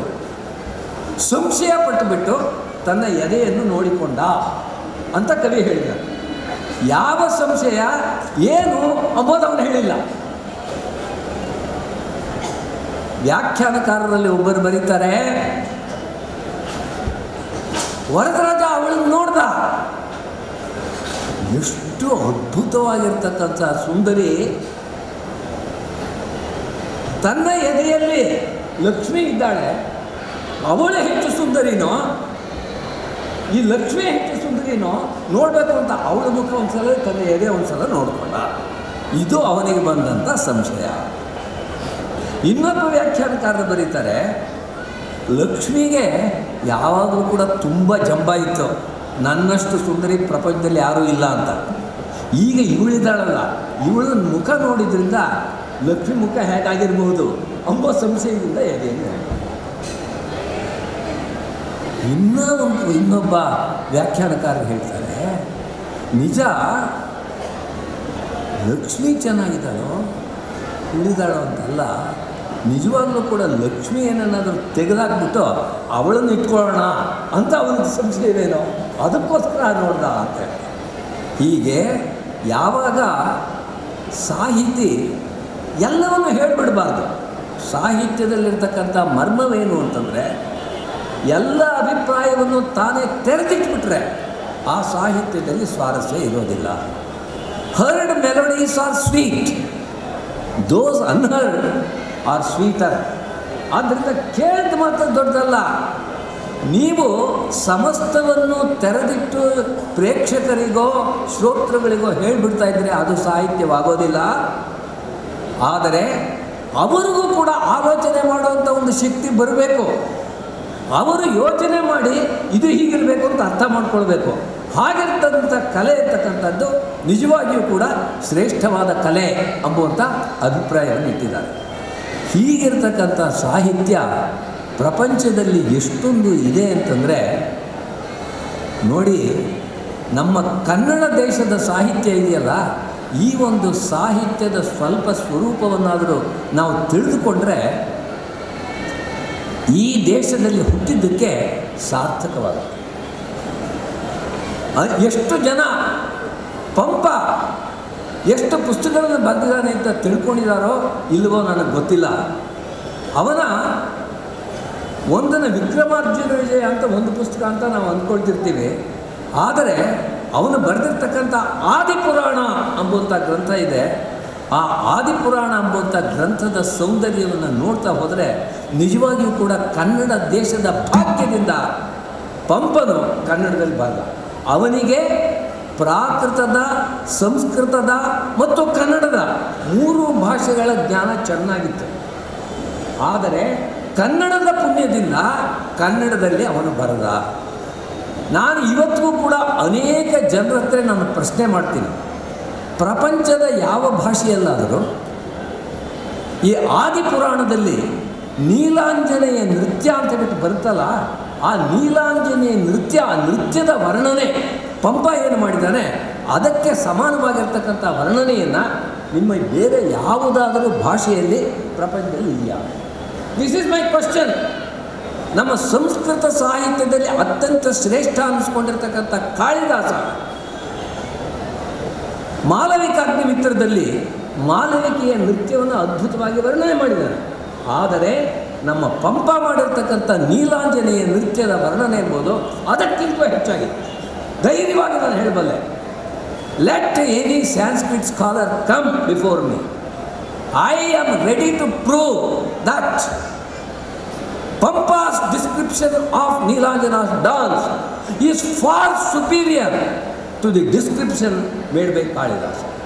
ಕಾಳಿದಾಸನನ್ನು ಅಕ್ಷರ ಓದಿರ್ತಕ್ಕಂಥ ನಾನು ಕೂಡ ಅದು ನಾವು ತಿಳ್ಕೋಬೇಕು. ನಮ್ಮ ಕನ್ನಡ ಭಾಷೆಯಲ್ಲಿ ಎಂಥ ಶ್ರೇಷ್ಠವಾದ ಕೃತಿಗಳಿದೆ ಎಂಬುದನ್ನು ನಾವು ತಿಳಿದುಕೊಳ್ಬೇಕು. ಇರಬಹುದು ಕನ್ನಡಕ್ಕೆ ಇದುವರೆಗೂ ಒಂದು ಕೂಡ ನೋಬೆಲ್ ಪ್ರೈಸ್ ಬಂದಿಲ್ಲ. ಆದರೆ ಅದಕ್ಕೆ ಕಾರಣವೇನು ಅಂತಂದರೆ ಆ ನೋಬೆಲ್ ಪ್ರೈಸ್ ಕಮಿಟಿಯವರು ಇರ್ತಾರಲ್ಲ, ಅವರಿಗೆ ಕನ್ನಡ ಗೊತ್ತಿಲ್ಲ. ಅದು ಕನ್ನಡದ ತಪ್ಪಲ್ಲ, ಅವರಿಗೆ ಆ ತಿಳ್ಕೊಳ್ಳೋಂಥ ಶಕ್ತಿ ಇಲ್ಲ ಅಷ್ಟೇ. ಆ ರೀತಿಯಾಗಿರ್ತಕ್ಕಂಥ ಕೃತಿಗಳು ಕನ್ನಡದಲ್ಲಿ ಬಂದಿವೆ, ಬರ್ತಾ ಇವೆ. ಅದೇ ರೀತಿಯಾಗಿ ನಮ್ಮ ದೇಶದ ಒಂದೊಂದು ಭಾಷೆಯಲ್ಲೂ ನೋಡಿ, ಪ್ರಾಕೃತ ಎಂಬುವಂಥ ಒಂದು ಶಬ್ದವನ್ನು ಹೇಳಿದೆ. ನಮ್ಮಲ್ಲಿ ಬಹಳ ಜನಕ್ಕೆ ಗೊತ್ತಿಲ್ಲದ ವಿಷಯ ಏನು ಅಂತಂದರೆ, ಕರ್ನಾಟಕ ದೇಶದಲ್ಲಿ ಮೊದಲು ಸಾಹಿತ್ಯ ಹುಟ್ಟಿದ್ದು ಪ್ರಾಕೃತ ಭಾಷೆಯಲ್ಲಿ. ಮೊದಲಿರ್ತಕ್ಕಂಥ ಎಲ್ಲ 2ನೇ ಶತಮಾನದವರೆಗೆ ಇರ್ತಕ್ಕಂಥ ಎಲ್ಲ ಶಾಸನಗಳು ಕೂಡ ಪ್ರಾಕೃತ ಭಾಷೆಯಲ್ಲಿದೆ. ಅದಾದ ಮೇಲೆ ಸಂಸ್ಕೃತದ ನಮ್ಮ ಮಯೂರ ಅಂತ ಹೇಳಿದ್ರು, ಕದಂಬ ವರ್ಮನ ಶಾಸನ ಅಂತಕ್ಕಂಥದ್ದು, ಆ ಶಾಸನವನ್ನು ನೋಡಬೇಕು. ಅವನು ಅತ್ಯಂತ ವೇದಾಂಗ ಪಾರಂಗತನಾಗಿದ್ದಂಥವನು ಆ ಮಯೂರ ಶರ್ಮ. ಅವನು ಕಾಂಚಿಯ ಬಳಿಗೆ ಹೋಗಿರ್ತಾನೆ, ಅದನ್ನು ಘಟಿಕಾ ಸ್ಥಾನ ಅಂತ ಕರೀತಾರೆ. ವಶಾತ್ ಕೊಡಗು ಮುಂತಾದ ಜಾಗಗಳಲ್ಲಿ ಹೆಚ್ಚಿನ ಮಳೆಯಾದ ಕಾರಣದಿಂದ ಕಾವೇರಿಯ ಆ ಒಳಹರಿವು ಏನಿದೆ ಅದು ತುಂಬ ಪ್ರವಾಹವಾಗಿ ಹರಿಯಲಿಕ್ಕೆ ಶುರುವಾಗುತ್ತೆ. ಎರಡೂ ದಡವನ್ನು ಮೀರಿ ಹರಿಯಲಿಕ್ಕೆ ಶುರುವಾದಾಗ ಅಲ್ಲಿ ಕೆಲಸಗಾರರೆಲ್ಲ ಗಾಬರಿಯಾಗಿ ಕೆಲಸವನ್ನು ಸ್ಥಗಿತಗೊಳಿಸ್ತಾರೆ. ಮಹಾರಾಜರಿಗೆ ವಿಷಯ ಮುಟ್ಟುತ್ತೆ. ಜಾನ್ ಟೇಲರ್ ಅವ್ರನ್ನ ಕರೆದು ವಿಷಯವನ್ನು ಹೇಳ್ತಾರೆ. ಜಾನ್ ಟೇಲರ್ ಹೇಳ್ತಾರೆ, ಏನು ಮಾಡಲಿಕ್ಕಾಗಲ್ಲ, ಇದು ಪ್ರಕೃತಿಯ ವಿಕೋಪದಿಂದ ಆದದ್ದರಿಂದ ನಾವೊಂದು ನಮ್ಮ ಒಪ್ಪಂದಕ್ಕೆ ಒಂದು ತಿದ್ದುಪಡಿಯನ್ನು ತಂದುಕೊಳ್ಳೋಣ. ಆ ನಿರ್ದಿಷ್ಟವಾದಂತಹ ದಿನಾಂಕ ಏನಿತ್ತು ಅದನ್ನು ಒಂದಷ್ಟು ತಿಂಗಳುಗಳಿಂದ ಮುಂದೂಡೋಣ. ನೀವು ಯಾವುದೇ ಜುಲ್ಮಾನಿಯನ್ನು ಕೊಡೋ ಅವಶ್ಯಕತೆ ಇಲ್ಲ ಅಂತ. ಮಹಾರಾಜರಿಗೆ ಮತ್ತು ಜಾನ್ ಟೇಲರ್ಗೆ ಅದೊಂದು ಒಪ್ಪಂದ. ಆದರೆ ಸರ್ ಎಂ ವಿಶ್ವೇಶ್ವರಯ್ಯಗೆ ಅದೊಂದು ಬದ್ಧತೆ. ಆಗ ಸರ್ ವಿಶ್ವೇಶ್ವರಯ್ಯನವರು ಏನು ಮಾಡ್ತಾರೆ ಅಂತ, ಅಲ್ಲಿಯ ಪೊಲೀಸ್ ಕಮಿಷನರ್ ಆದಂಥ ಎಲ್ ಕೃಷ್ಣರಾವ್ ಅವ್ರನ್ನ ಕರೆಸ್ತಾರೆ. ಅವರ ಒಂದು ಸಹಯೋಗದಿಂದ ಒಂದಷ್ಟು ವ್ಯವಸ್ಥೆಗಳನ್ನು ಮಾಡ್ತಾರೆ. ಮೊದಲು ಕಾವೇರಿ ನದಿಯ ದಡದ ಎರಡೂ ಕಡೆ ಸಾವಿರಾರು ಗೋಣಿ ಚೀಲಗಳಲ್ಲಿ ಮರಳನ್ನು ಹಾಕಿ ನೀರು ಹೊರಗೆ ಬರದ ಹಾಗೆ ತಡೀತಾರೆ. ಮೈಸೂರಿನ ಸುತ್ತಮುತ್ತ ಪ್ರಾಂತ್ಯಗಳಿಂದ ಅನೇಕ ಕೆಲಸಗಾರರನ್ನು ಕಳಿಸಿ ದಿನಕ್ಕೆ 2 ಹೊತ್ತು 2 ಪಾಳಿಯಲ್ಲಿ ಬೆಳಿಗ್ಗೆ ಒಂದು ರಾತ್ರಿ ಒಂದು ಕೆಲಸವನ್ನು ಶುರು ಮಾಡ್ತಾರೆ. ರಾತ್ರಿ ಪಾಳಿಗೆ ಅನುಕೂಲ ಆಗಲಿ ಅಂತ 100 ಕಿಟ್ಸನ್ ದೀಪಗಳನ್ನು ಕರೆಸಿ ಹಚ್ಚಿಸ್ತಾರೆ ಅಂತ. ವಿಶ್ವೇಶ್ವರಯ್ಯನವರು ಇಷ್ಟು ಮಾಡಿದರೆ ದೊಡ್ಡವರಾಗ್ತಿರ್ಲಿಲ್ಲ. ಯಾಕೆಂದರೆ ಅವರು ದಿವಾನರಾಗಿ ಇಟ್ಕೊಂಡು ಎಲ್ರಿಗೂ ಹೇಳ್ಬೋದಾಗಿತ್ತು, ನೀವು ಈ ಕೆಲಸವನ್ನು ಮಾಡಿ ಅಂತ ಸುಮ್ಮನೆ ಇರ್ಬೋದಾಗಿತ್ತು. ಆದರೆ ವಿಶ್ವೇಶ್ವರಯ್ಯನವರು ಏನು ಮಾಡ್ತಾರೆ ಅಂದರೆ, ಬೆಳಿಗ್ಗೆ 9 ರಿಂದ 5 ಗಂಟೆವರೆಗೂ ಮೈಸೂರಿನಲ್ಲಿದ್ದು ತಮ್ಮ ದಿವಾನಗಿರಿಯ ಎಲ್ಲ ಕೆಲಸ ಕಾರ್ಯಗಳನ್ನು ಚೆನ್ನಾಗಿ ಮುಗಿಸಿ 6 ಗಂಟೆಗೆ ಸ್ವತಃ ಕನ್ನಂಬಾಡಿ ಕಟ್ಟೆಗೆ ಬರ್ತಾರೆ. ಮಿಕ್ಕೆಲ್ಲ ಕೆಲಸಗಾರರೊಂದಿಗೆ ಬೆಳಿಗ್ಗೆ 6 ಗಂಟೆವರೆಗೂ ಕೆಲಸ ಮಾಡ್ತಾರೆ. ಆ ಒಂದು ನಿರ್ದಿಷ್ಟ ದಿನಾಂಕದ 1 ದಿನದ ಹಿಂದೆಯೇ ಚಿನ್ನದ ಗಣಿ ಕಾರ್ಖಾನೆಗೆ ಹೆಚ್ಚುವರಿ ವಿದ್ಯುತ್ತನ್ನು ಸರ್ ವಿಶ್ವೇಶ್ವರಯ್ಯನವರು ಸರಬರಾಜು ಮಾಡ್ತಾರೆ. ಮಹಾರಾಜರು ಖುಷಿ ಆಗ್ತಾರೆ. ಜಾನ್ ಟೇಲರ್ ಅಂತೂ ದಿಗ್ಭ್ರಮೆ ಆಗ್ತಾರೆ. ಈ ಒಂದು ಘಟನೆಯನ್ನು ಓದಿದಾಗ ನನಗೆ ಅತ್ಯಂತ ಪ್ರಭಾವವಾಯಿತು ಅಂತ. ನಾನು ನನ್ನ ವೃತ್ತಿ ಜೀವನವನ್ನು ನಾನು ಮಾರಾಟ ವಿಭಾಗ ಮಾರ್ಕೆಟಿಂಗ್ ಆ್ಯಂಡ್ ಸೇಲ್ಸ್ನಲ್ಲಿ ಕಳೆದಿದ್ದೇನೆ. ಅಲ್ಲಿ ಅನೇಕ ತಂತ್ರಜ್ಞರಿಂದ, ನಿರ್ವಹಣಾ ಕ್ಷೇತ್ರದ ತಂತ್ರಜ್ಞರು, ನಾವೇನು ಮ್ಯಾನೇಜ್ಮೆಂಟ್ ಗುರುಗಳು ಅಂತ ಕರಿತೇವೆ, ಅವರುಗಳಿಂದಲ್ಲ ಗ್ರಾಹಕ ಸೇವೆ, ಕಸ್ಟಮರ್ ಸರ್ವಿಸ್ ಅನ್ನೋದಕ್ಕೆ ಉತ್ಕೃಷ್ಟವಾದಂತಹ ವ್ಯಾಖ್ಯೆಗಳನ್ನು ಕೇಳಿದ್ದೇನೆ. ಆದರೆ ಅದನ್ನು ತಮ್ಮದೇ ಆದಂತಹ ಒಂದು ಕಾರ್ಯದಲ್ಲಿ ಇಷ್ಟೊಂದು ಉತ್ಕೃಷ್ಟವಾದಂತಹ ರೀತಿಯಲ್ಲಿ ನೆರವೇರಿಸಿದವರು ಪ್ರಾಯಶಃ ನನಗೆ ಗೊತ್ತಿರುವಾಗೆ ಸರ್ ವಿಶ್ವೇಶ್ವರಯ್ಯನವರು ಒಬ್ಬರೇ ಅಂತ. ಈ ಒಂದು ಪ್ರಭಾವ ನನ್ನ ಮೇಲೆ ಎಷ್ಟಾಯಿತು ಅಂತಂದರೆ, ಗ್ರಾಹಕ ಸೇವೆಯ ಬಗ್ಗೆ ನನಗಿದ್ದಂತಹ ದೃಷ್ಟಿಕೋನ ಬದಲಾಯಿತು. ನನ್ನ ಗ್ರಾಹಕರೊಡಗಿನ ಸಂಬಂಧ ಅತ್ಯಂತ ಉತ್ತಮ ರೀತಿಯಲ್ಲಿ ರೂಪುಗೊಳ್ಳಿತು ಅಂತ. ಅದರ ಪ್ರತಿಫಲ ಇಷ್ಟೇ. ನಾನು ಕಾರ್ಪೊರೇಟ್ ಜಗತ್ತಿನಲ್ಲಿ ಹೊರಕ್ಕೆ ಬಂದಾಗಲೇ 5 ವರ್ಷ ಆಗಿದೆ. ಆದರೂ ಕೂಡ ಇವತ್ತಿಗೂ ಕೂಡ 35-40 ವರ್ಷಗಳ ಹಿಂದಿನ ನನ್ನ ಗ್ರಾಹಕರು ನನ್ನೊಡನೆ ಸಂಪರ್ಕದಲ್ಲಿದ್ದಾರೆ. ನನ್ನನ್ನು ಬಹಳ ಆದರದಿಂದ ಕಾಣ್ತಾರೆ. ಕಾರಣ ಇಷ್ಟೇ. ಅದಕ್ಕೆ ಕಾರಣ ಸರ್ ಎಂ ವಿ ಅವರ ಇಂತಹ ಘಟನೆಗಳು ನನಗೆ ತಲುಪಿದ್ದು. ಸರ್ ಎಂ ವಿ ಅವರ ಇಂತಹ ಘಟನೆಗಳು ನನಗೆ ತಲುಪಿದ್ದಕ್ಕೆ ಮೂಲ ಕಾರಣ ಅಂತಂದರೆ, ನಾನು ಡಿ ವಿ ಜಿ ಅವರ ಜ್ಞಾಪಕ ಚಿತ್ರಶಾಲೆಯಂತಹ ಅದ್ಭುತವಾದಂತಹ ಸಾಹಿತ್ಯ ಕೃತಿಯನ್ನು ಓದಿದ್ದು. ಸನ್ಮಿತ್ರರೇ, ಇವತ್ತು ನನಗೆ ಮಂಡನೆ ಮಾಡಲಿಕ್ಕಾಗಿ ವಿಷಯ ಕೊಟ್ಟಿರೋದು ಸಾಹಿತ್ಯದಿಂದ ವ್ಯಕ್ತಿತ್ವ ನಿರ್ಮಾಣ. ಈ ಒಂದು ವಿಷಯವನ್ನು ಮುಂದಿಟ್ಟುಕೊಂಡು ಮಾತನಾಡುವಾಗ ನಾವು ಅದಕ್ಕೆ ಮೊದಲು ಪೂರ್ವಭಾವಿಯಾಗಿ ಇಲ್ಲಿರ್ತಕ್ಕಂತಹ 2 ಪದಗಳು, ಸಾಹಿತ್ಯ ಅಂದರೆ ಏನು, ವ್ಯಕ್ತಿತ್ವ ಅಂದರೆ ಏನು, ಇದನ್ನು ಸ್ವಲ್ಪ ಸರಿಯಾಗಿ ಅರ್ಥ ಮಾಡಿಕೊಳ್ಬೇಕು ಅಂತ. ಸಾಹಿತ್ಯ ಅಂದರೆ ಏನು? ನಾವು ಯಾವುದನ್ನು ನಮ್ಮತನವನ್ನಾಗಿ ನಾವು ತೆಗೆದುಕೊಳ್ಳಲಿಕ್ಕೆ ತಯಾರಾಗಿದ್ದೇವೋ, ನಮ್ಮತನವನ್ನಾಗಿ ತೆಗೆದುಕೊಳ್ಳಲಿಕ್ಕೆ ತಯಾರಾಗಿರತಕ್ಕಂತಹ ಯಾವ ಒಂದು ಅಂಶವನ್ನು ನಾವು ನಮ್ಮ ಆಚರಣೆಯಲ್ಲಿ ತರೀಲಿಕ್ಕೆ ಸಿದ್ಧರಾಗಿದ್ದೇವೋ ಅದನ್ನು ಸಾಹಿತ್ಯ ಅಂತ ಕರಿತೇವೆ. ಬಹಳ ಸರಳವಾಗಿ ಕನ್ನಡದಲ್ಲಿ ಹೇಳೋದಾಯಿತು ಅಂದರೆ ಸಹಿತ ಸಾಹಿತ್ಯ. ಯಾವುದು ಹಿತವನ್ನು ಕೊಡುತ್ತೋ ಅದು ಸಾಹಿತ್ಯ. ಈ ಹಿತ ಅಂತ ಕೂಡಲೇ ಸ್ವಲ್ಪ ಗೊಂದಲ ಶುರುವಾಗುತ್ತೆ ನಮಗೆ. ಯಾಕೆ ಗೊತ್ತಾ? ಒಬ್ಬೊಬ್ಬರಿಗೆ ಒಂದೊಂದು ಹಿತ ಅಂತ. ಯಾರೋ ಒಬ್ಬರಿಗೆ ಜಾಮೂನ್ ತಿನ್ನೋದು ಹಿತ ಆದರೆ ಇನ್ನೊಬ್ಬರಿಗೆ ಜಹಾಂಗೀರೇ ಬೇಕು. ಯಾರೋ ಒಬ್ಬರಿಗೆ ಡಿ ಬಾಸ್ ಚಿತ್ರಗಳನ್ನು ನೋಡೋದು ಹಿತ ಅಂತಂದರೆ ಇನ್ಯಾರೋ ಒಬ್ಬರಿಗೆ ಕಿಚ್ಚ ಸುದೀಪ್ರವರ ಚಿತ್ರಗಳನ್ನೇ ನೋಡೋದು ಹಿತ ಅಂತ. ನಾನು ಹೇಳ್ತಿರೋದು ಆ ಕ್ಷಣಿಕವಾದಂತಹ ಹಿತ ಅಲ್ಲ. ನಾನು ಹೇಳ್ತಾ ಇರೋದು ಸಾರ್ವಕಾಲಿಕವಾಗಿ ಸಾರ್ವಜನಿಕವಾಗಿರತಕ್ಕಂತಹ ಹಿತ. ಎಲ್ಲ ಕಾಲದಲ್ಲೂ ಎಲ್ಲರಿಗೂ ಕೂಡ ಹಿತವನ್ನು ನೀಡಿರತಕ್ಕಂತಹ ಅಂಶವನ್ನು ನಾವು ಸಾಹಿತ್ಯ ಅಂತ ಕರೀತೇವೆ. ಹಾಗಿದ್ರೆ ಆ ಸಾಹಿತ್ಯದಲ್ಲಿ ಇಂತಹ ಅಂಶಗಳು ಇದೆಯಾ? ಇದೆ ಅಂತ. ಬಹಳ ಸಣ್ಣ ಉದಾಹರಣೆ ಅಂದರೆ ಸತ್ಯ ಹೇಳೋದಪ್ಪ. ಸತ್ಯ ಹೇಳೋದು ಯಾವ ಕಾಲದಲ್ಲಿ ಯಾರಿಗೆ ಹಿತವನ್ನು ಕೊಟ್ಟಿಲ್ಲ ಅಲ್ಲ? ಈಗಿನ ಕಾಲದಲ್ಲಿ ಒಂದಷ್ಟು ಸುಳ್ಳನ್ನು ಹೇಳಿ ಮೋಸ ಮಾಡಿ ಕ್ಷಣಿಕವಾಗಿ ಒಂದಷ್ಟು ಹಣವನ್ನು ಸಂಪಾದಿಸಿದವರಿದ್ದಾರೆ. ಅವರ ಮನಸ್ಸು ಕೂಡ ಹುಳ್ಳುಳಿಗೆ ಅಂತ, ಅವರ ಮನಸ್ಸಿಗೂ ಕೂಡ ಹಿತ ಇಲ್ಲ, ಹಿತವೇ ಅಂತ. ಹಾಗಾಗಿ ಸತ್ಯ ಹೇಳೋದು ಹಿತ. ಸತ್ಯ ಹೇಳಬೇಕು ಅನ್ನತಕ್ಕಂತಹ ವಿಚಾರವನ್ನು ನಮಗೆ ಮಂಡಿಸತಕ್ಕಂತಹ ಒಂದು ಸಾಹಿತ್ಯ ಸಾರ್ವಕಾಲಿಕ ಸಾರ್ವಜನಿಕವಾದದ್ದು ಅಂತ. ಅಂತಹ ಸಾಹಿತ್ಯದಲ್ಲಿ ಏನಿರಬೇಕು ಅಂತಂದರೆ 2 ಅಂಶಗಳು ಇರಲೇಬೇಕು ಅಂತ. 2 ಅಂಶಗಳು ಇರಬೇಕು. ಯಾವುದದು? ಒಂದನ್ನು ರಸ ಅಂತೀವಿ, ಇನ್ನೊಂದನ್ನು ಜ್ಞಾನ ಅಂತ ಕರಿತೀವಿ. ಯಾವುದೋ ಒಂದು ಕಾವ್ಯದ ಒಂದು ಸಾಲನ್ನು ಓದುವಾಗ ನಮ್ಮ ಮನಸ್ಸಿಗೆ ಹಾಯ್ ಅನ್ನತಕ್ಕಂತಹ ಒಂದು ಭಾವ ಬರುತ್ತೆ. ಅಂತಹ ಒಂದು ಭಾವವನ್ನು ನಮ್ಮಲ್ಲಿ ಹುಟ್ಟಿಸುತ್ತಲ್ಲಪ್ಪ, ಅಂತಹದರಲ್ಲಿ ರಸ ಇದೆ ಅಂತ. ಅದರ ಜೊತೆಗೆ ಜ್ಞಾನವೂ ಇತ್ತು ಅಂತಂದರೆ ಸಾಹಿತ್ಯ ಬರೀ ನಾವು ಉಲ್ಲಾಸದಿಂದ ಇರಲ್ಲ, ನಮ್ಮ ಆತ್ಮದ ಉದ್ಧಾರಕ್ಕಾಗಿ ನಾವು ಪಣ ತೊಗೊಳ್ತೀವಿ ಅಂತ. ಹಾಗಾಗಿ ರಸ ಉಲ್ಲಾಸದ ಸಂಕೇತವಾಯಿತು ಅಂತಂದರೆ ಸಾಹಿತ್ಯದಲ್ಲಿರ್ತಕ್ಕಂತಹ ಜ್ಞಾನ ಅನ್ನೋದು ಉದ್ಧಾರದ ಸಂಕೇತವಾಗುತ್ತೆ. ಒಂದು ನಮಗೆ ಪ್ರೇರಣೆಯನ್ನು ನೀಡಿತು ಅಂದರೆ ಇನ್ನೊಂದು ನಮಗೆ ದರ್ಶನವನ್ನು ನೀಡುತ್ತೆ.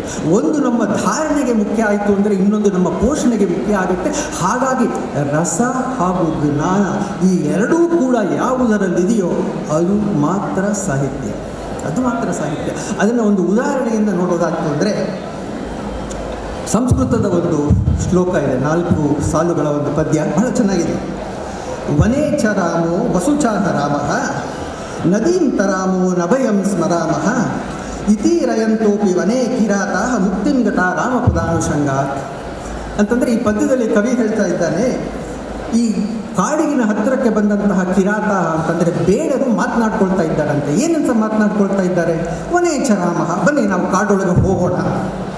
ವಸುಚಾಹ ರಾಮಃ, ಅಲ್ಲಿ ಯಾರಾದರೂ ಅಮಾಯಕ ಸಿಗ್ತಾ ಅಂದರೆ ಅವನ ತಲೆಯನ್ನು ಒಡೆಯೋಣ, ಅವನಲ್ಲಿದ್ದಂತಹ ವಸ್ತ್ರವನ್ನು ಹಣವನ್ನು ದೋಚೋಣ. ಅಲ್ಲಿಂದ ನದಿಯಂ ತರಾಮಃ, ನದಿಯ ಆ ಪಕ್ಕ ನಾವು ಸಾಗಿಬಿಟ್ಟ ಅಂದರೆ ನಾವು ಕ್ಷೇಮ, ಅಲ್ಲಿಂದ ನಭಯಂ ಸ್ಮರಾಮಃ, ನಮಗೆ ಭಯ ಇಲ್ಲ ಅಂತ. ಆದರೆ ಈ ಒಂದು ಪದ್ಯದಲ್ಲಿ ರಸ ಇದೆ. ಯಾಕೆ ಅಂದರೆ ಇದೊಂದು ರೀತಿಯಾದಂತಹ ಚಮತ್ಕಾರವಾದಂತಹ ಪದ್ಯ. ಇದರ ಕಡೆಯ ಸಾಲಿನಲ್ಲಿ ಹೇಳ್ತಾರೆ, ಮುಕ್ತಿಂ ಗತ ರಾಮಪದಾನುಷಂಗಾತ್. ಈ ರೀತಿಯಾಗಿ ಮಾತನಾಡಿಕೊಂಡು ಹೋಗ್ತಾ ಇದ್ದಂತಹ ಬೇಡರಿಗೂ ಕೂಡ ಮುಕ್ತಿ ಸಿಕ್ತು. ಯಾಕೆ ಅಂದರೆ ಅವರು ತಮ್ಮ ಅರಿವಿಗೇ ಇಲ್ಲದೆ ರಾಮ ಜಪವನ್ನು ಮಾಡ್ತಾ ಇದ್ದರು. ವನೇ ಚರಾಮಃ ಚಾಹ ರಾಮಃ ತರಾಮಃ ಸ್ಮರಾಮಃ, ಅಲ್ಲೆಲ್ಲ ರಾಮ ಬಂತು ಅಂತ ರಾಮನ ಧ್ಯಾನವನ್ನು ಮಾಡ್ತಾ ಇದ್ದುದರಿಂದ ಇವರಿಗೂ ಕೂಡ ಮುಕ್ತಿ ಸಿಕ್ತು ಅಂತ. ಅದ್ಭುತವಾದಂತಹ ರಸವುಳ್ಳವಾದಂತಹ ಪದ್ಯ ಇದು. ಆದರೆ ಈ ಒಂದು ಕವನದಲ್ಲಿ, ಈ ಒಂದು ಪದ್ಯದಲ್ಲಿ ಜ್ಞಾನ ಇದೆಯಾ? ಖಂಡಿತವಾಗಿಯೂ ಇಲ್ಲ, ಖಂಡಿತವಾಗಿಯೂ ಇಲ್ಲ ಅಂತ ಅಲ್ವಾ? ಈ ಒಂದು ಪದ್ಯವನ್ನು ಓದಿದಾಗ ನನಗೆ ಮೊದಲಿಗೆ ಮನಸ್ಸಿಗೆ ನಾಟಿದ್ದು ಅಮಿತಾಬ್ ಚಲನಚಿತ್ರದ ಒಂದು ಹಾಡಿನ ಒಂದು ಸಾಲು. ಆ ಹಾಡಿನ ಸಾಲು, ರಾಮ ನಾಮ ಜಪನ ಪರಾಯ ಮಾಲ್ ಹಡಪನ ಅಲ್ವಾ? ರಾಮನಾಮ ಇನ್ನೊಬ್ಬರ ತಲೆ ಹೊಡೆಯುವಂತಹ ಕೆಲಸ ಅಂತ. ಇಡೀ ತನ್ನ ಜೀವಮಾನವೆಲ್ಲ ರಂಚ ರಿಶ್ವತ್ತಿನಿಂದ ಹಣವನ್ನು ಮಾಡಿ ತಿರುಮತಿಗೆ ಬಂದು ತಿಮ್ಮಪ್ಪನ ಮುಂದೆ ನಿಂತು ತನ್ನ ಜೀವಿತದ ಆದಾಯದ 50% ಅಲ್ಲಿಗೆ ಹಾಕಿ ನನಗೆ ಮುಕ್ತಿ ಸಿಕ್ತು ಅಂತ ಅಂದರೆ ಆ ಹೊತ್ತಿನಲ್ಲಿ ಗಹಗಹಿಸಿ ನಗತಾ ಇದ್ದಂತಹ ಒಬ್ಬ ಅಂತಂದರೆ ಅದು ತಿಮ್ಮಪ್ಪನೇ ಅಂತ. ಹಾಗಾಗಿ ಈ ಪದ್ಯದಲ್ಲಿ ರಸ ಇದೆ, ಜ್ಞಾನ ಇದೆ. ಹಾಗಾದರೆ ರಸ ಮತ್ತು ಜ್ಞಾನ ಇರುವಂತಹ ಒಂದು ಸಾಹಿತ್ಯದ ಒಂದು ಉದಾಹರಣೆಯನ್ನು ಕೊಡಬೇಕು ಅಂದರೆ ನನಗೆ ಕಾಣೋದು ಅಥರ್ವ ವೇದದ 1ನೇ ಕಾಂಡದ 34ನೇ ಸೂತ್ರದ 3ನೆಯ ಮಂತ್ರ. ಅದ್ಭುತವಾದಂತಹ ಮಂತ್ರ ಇದು. ಮಧುಮನ್ಮೇ ನಿಕ್ರಮಣಂ ಮಧುಮನ್ಮೇ ಪರಾಯಣಂ ಮಧುಮನ್ಮೇ ನಿಕ್ರಮಣಂ ಮಧುಮನ್ಮೇ ಪರಾಯಣಂ ವಾಚಾ ವದಾಮಿ ಮಧುಮತ್ ಭೂಯಾಸಾಂ ಮಧು ಸಂದೃಶಃ. ಇಲ್ಲಿ ಮಧು ಅನ್ನತಕ್ಕಂತಹ ಪದವನ್ನು ಬಳಸ್ತಾರೆ. ಮಧು ಅಂತಂದರೆ ನಮಗೆ ಗೊತ್ತಿರೋ ಹಾಗೆ ಜೇನುತುಪ್ಪ ಅಂತ ಅಲ್ವಾ? ನಾವು ಪರಮಾತ್ಮನ ವಿಗ್ರಹವನ್ನು ಇಟ್ಟುಕೊಂಡು ಅದಕ್ಕೆ ಅಭಿಷೇಕ ಮಾಡುವಾಗ ಹೇಳ್ತೀವಿ ಮಧು ಆಧಾರತಾವತೆ ಮಧು ಕ್ಷರಂತಿ ಸಿಂಧವಃ ಅಂತಂದರೆ ಈ ಜೇನುತುಪ್ಪವನ್ನು ಪರಮಾತ್ಮ ನಿನಗೆ ಅರ್ಪಿಸ್ತಾ ಇದ್ದೇನೆ, ಇದರಿಂದ ಸುಪ್ರೀತನಾಗಿ ನಿನ್ನ ನಿಸರ್ಗದಲ್ಲಿರತಕ್ಕಂತಹ ನಿನ್ನ ಸೃಷ್ಟಿಯಲ್ಲಿರ್ತಕ್ಕಂತಹ ಎಲ್ಲವನ್ನೂ ನದಿ ತೊರೆಗಳನ್ನು ಬೆಟ್ಟ ಗುಡ್ಡಗಳ ಎಲ್ಲವನ್ನೂ ನಮಗೆ ಸಮೃದ್ಧಿಯಾಗಿ ನೀಡು ಅಂತ. ಆದರೆ ಯೌಗಿಕ ಅರ್ಥವಾದಂತಹ ಮಧುವನ್ನು ನಾವು ಈ ಅಥರ್ವಣ ಮಂತ್ರಕ್ಕೆ ಸೇರಿಸಿಕೊಂಡಾಗ ಮಧು ಏನಾಗುತ್ತಪ್ಪ ಅಂದರೆ, ಮಧು ಅಂತಂದರೆ ಅದಕ್ಕೆ ಧಾತು ಮನಜ್ಞಾನೆ ಅಂತ. ಯಾವುದು ಜ್ಞಾನಪ್ರದವಾಗಿದೆಯೋ ಅದು ಮಧು. ಅದರ ಜೊತೆಗೆ ನಿರುಕ್ತದಲ್ಲಿ ಒಂದು ಹೇಳ್ತಾರೆ, ಮಧುರ ಇತಿ ಸುಖನಾಮ, ಯಾವುದು ಸುಖಕರವಾಗಿದೆಯೋ ಅದು ಮಧು ಅಂತ. ಎರಡನ್ನೂ ನಾವು ಬೆರೆಸ್ಕೊಂಡ್ರೆ ಏನಾಯಿತು? ಯಾವುದು ಸುಖಕರವಾಗಿದೆಯೋ ಯಾವುದು ಜ್ಞಾನಪ್ರದವಾಗಿದೆಯೋ ಅದು ಮಧು ಅಂತ. ನಾಗರಾಜರಾವ್ ಹೇಳಿದ ಹಾಗೆ ಸಿಹಿ, ಅತಿ ಸಿಹಿ, ಅತ್ಯಂತ ಸಿಹಿ ಎಲ್ಲ ಸೇಬುಗಳು ಈಗಾಗಲೇ ಬಂದು ಹೋಗಿದ್ದಾರೆ.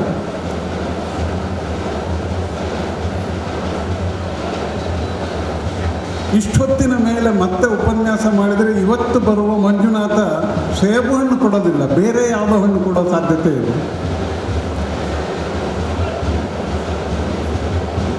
ಮಾಧ್ಯಮ ಮತ್ತು ಸಾಹಿತ್ಯ ಅನ್ನುವ ವಿಷಯವನ್ನು ನನಗೆ ಕೊಟ್ಟಿದ್ದಾರೆ.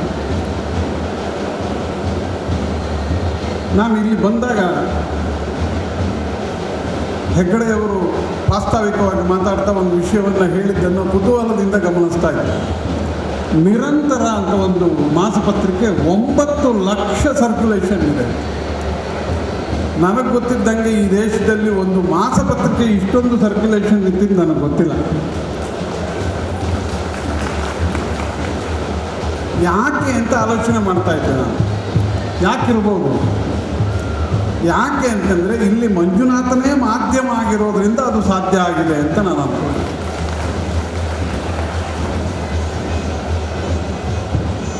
ಶೇಷಾದ್ರಿ ಅವರು ಮತ್ತು ಸತೀಶ್ ಅವರು ಒಂದು ಮಾತನ್ನು, ನಾಗರಾಜರಾವ್ ಅವರು ಕೂಡ, ಶೇಷಾದ್ರಿ ಅವರು ಶುಭವನ್ನು ಕೊಡುವುದು ಸಾಹಿತ್ಯ ಅಂತ ಹೇಳಿದರು. ಅಲ್ಲ, ನಾಗರಾಜರಾವ್ ಅವರು ಹೇಳಿದರು ಶುಭವನ್ನು ಕೊಡೋದು ಸಾಹಿತ್ಯ ಅಂತ. ಮಾಧ್ಯಮ ಶುಭ ಕೊಡುತ್ತೆ ಅಂತ ಇಲ್ಲಿ ಯಾರು ನಂಬ್ಕೊಂಡಿದ್ರೆ ಕೈ ಎತ್ಬೋದು.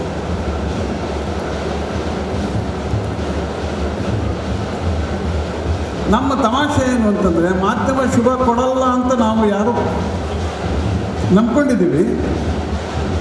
ಇನ್ನೊಂದು ಪ್ರಶ್ನೆ ಕೂಡ ಕೇಳ್ಬೋದು, ಮಾಧ್ಯಮ ಶುಭ ಕೊಡಲ್ಲ ಅನ್ನೋದು ನಿಮ್ಮ ನಂಬಿಕೆ ಆದರೆ ನೀವೆಲ್ಲ ಟಿ ವಿ ನೋಡೋದನ್ನು, ಮೊಬೈಲ್ ನೋಡೋದನ್ನು ಬಿಟ್ಟಿದ್ದೀರಾ ಅಂತ. ಇಲ್ಲ,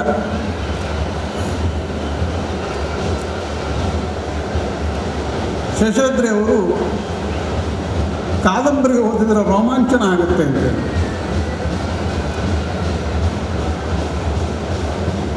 ಪತ್ರಿಕೆಯಲ್ಲಿ ಬರುವ ಸುದ್ದಿಯನ್ನು ಓದಿದರೆ ಅಥವಾ ಟಿ ವಿಯಲ್ಲಿ ಬರುವ ಸುದ್ದಿಗಳನ್ನು ಕೇಳಿಸ್ಕೊಂಡ್ರೆ ರೋಮಾಂಚನ ಆಗುತ್ತಾ?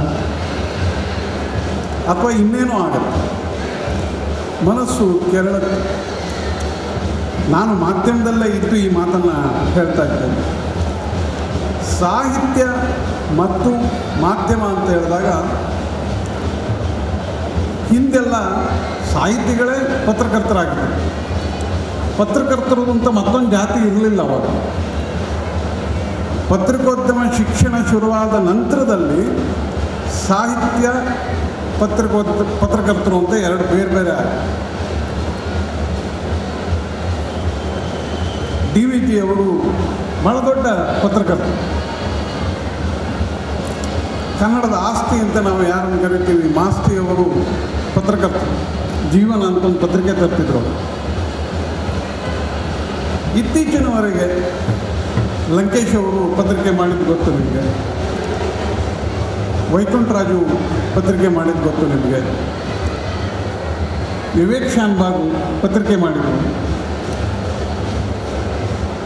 ಚಂಪಾ ಅವರು ಪತ್ರಿಕೆ ಮಾಡಿದರು, ಪಟ್ಟಣ ಶೆಟ್ಟಿ ಅವರು ಪತ್ರಿಕೆ ಮಾಡಿದರು, ಆನಾಕರು, ತಾರಾಸು ಎಲ್ಲರೂ ಪತ್ರಿಕೆಗಳನ್ನು ಮಾಡಿದರು ಮತ್ತು ಪತ್ರಿಕೆಯಲ್ಲಿ ಕೆಲಸ ಮಾಡ್ತಿದ್ರು. ಸಾಹಿತ್ಯ ಮತ್ತು ಪತ್ರಿಕೋದ್ಯಮ ಎರಡನ್ನು ಸರಿದೂಗಿಸ್ಕೊಂಡು ಹೋಗಿದ್ರು.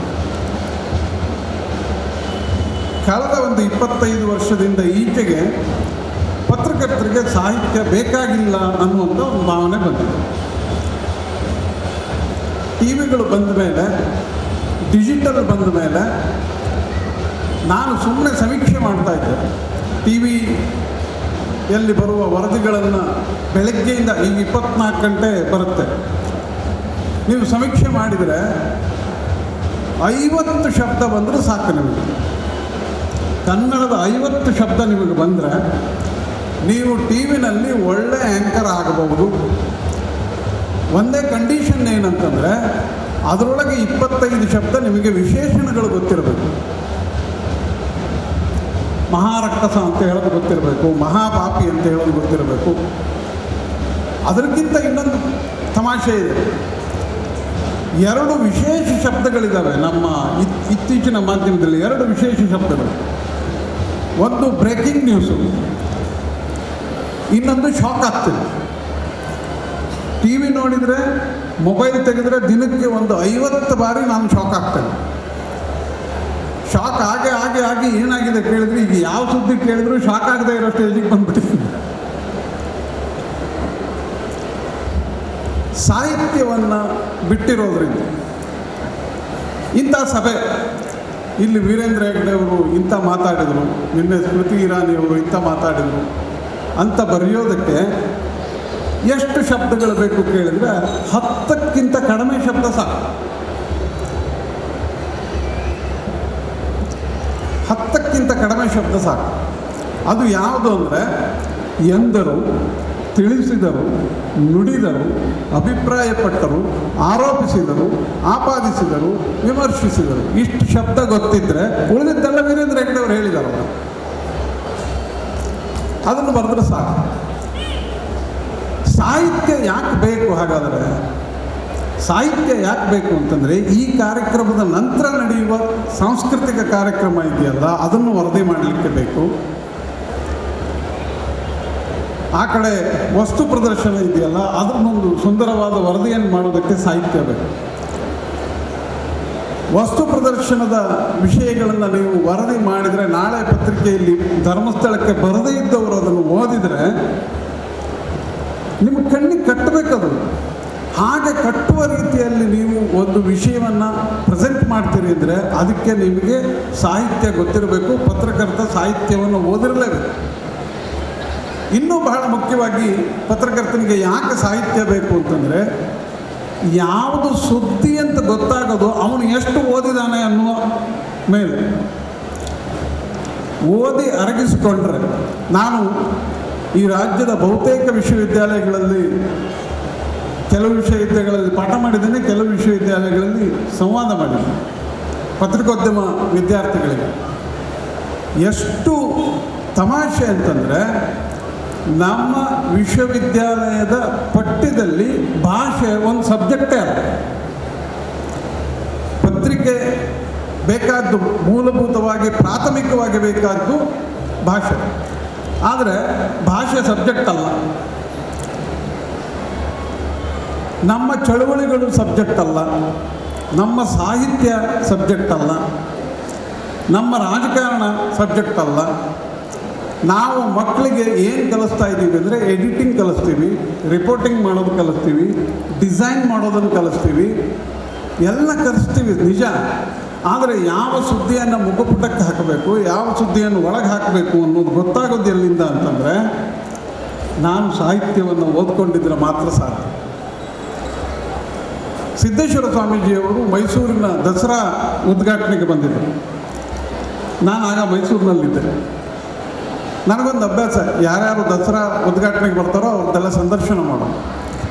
ಸಂದರ್ಶನಕ್ಕೆ ಅಂತ ಹೋದರೆ ಅವರು ಸಂದರ್ಶನ ಕೊಡಲಿಲ್ಲ. ಅವರು ನಾನು ಆಯಿತು ಸಂದರ್ಶನ ಬೇಡ, ಒಟ್ಟಿಗೆ ಹೀಗೆ ಕೂತ್ಕೊಂಡು ಮಾತಾಡೋಣ ಅಂಥೇಳಿ ಮಾತಾಡ್ತಾ ಇದ್ದಾಗ ಪತ್ರಕರ್ತರು ಅಂದರೆ ಯಾರು ಅಂತ ಹೇಳಿದರು ಅವರು. ಪತ್ರಕರ್ತರು ಅಂದರೆ ಯಾರು ಅಂದರೆ ಕಾಡಿನಲ್ಲಿ ಒಂದು ಹೂವು ಬಿಟ್ಟಿರುತ್ತೆ, ಅದರಷ್ಟಕ್ಕೆ ಅದು ಬಿಟ್ಟಿರುತ್ತೆ, ಸುವಾಸನೆಯನ್ನು ಹರಡಿಸ್ತಾ ಇರುತ್ತೆ. ಅದು ಕಾಡಿನಲ್ಲಿರುವಂಥ ಹೂವು ನಾಡಿಗೆ ಗೊತ್ತಾಗೋದು ಹೇಗೆ ಅಂತಂದರೆ ಗಾಳಿಯ ಮೂಲಕ ಆ ಸುವಾಸನೆ ಪಟ್ಟಣಕ್ಕೆ ಬಂದಾಗ. ಹಾಗಾಗಿ ನೀವು ಪತ್ರಕರ್ತರು ಏನಿದ್ದೀರಲ್ವ, ನೀವು ಅಂಥ ಗಾಳಿಯ ಕೆಲಸವನ್ನು ಮಾಡಬೇಕು ಅಂತ ಹೇಳಿದರು. ನಾವು ಅದನ್ನು ಸ್ವಲ್ಪ ತಪ್ಪಾಗಿ ತಿಳ್ಕೊಂಡಿದ್ದೇವೆ. ಅವರು ಗಾಳಿಯ ಕೆಲಸವನ್ನು ಮಾಡಬೇಕು ಅಂತ ಹೇಳಿದರು, ನಾವು ಗಾಳಿ ಸುದ್ದಿ ಮಾಡಬೇಕು ಅಂತ ಅಂದ್ಕೊಂಡಿದ್ದೀವಿ. ಹಾಗಾಗಿ ಬಹುತೇಕ ಬಾರಿ ನಾವೇನು ಮಾಡ್ತೀವಿ ಅಂದರೆ ಗಾಳಿ ಸುದ್ದಿಯನ್ನು ಮಾಡೋಣ.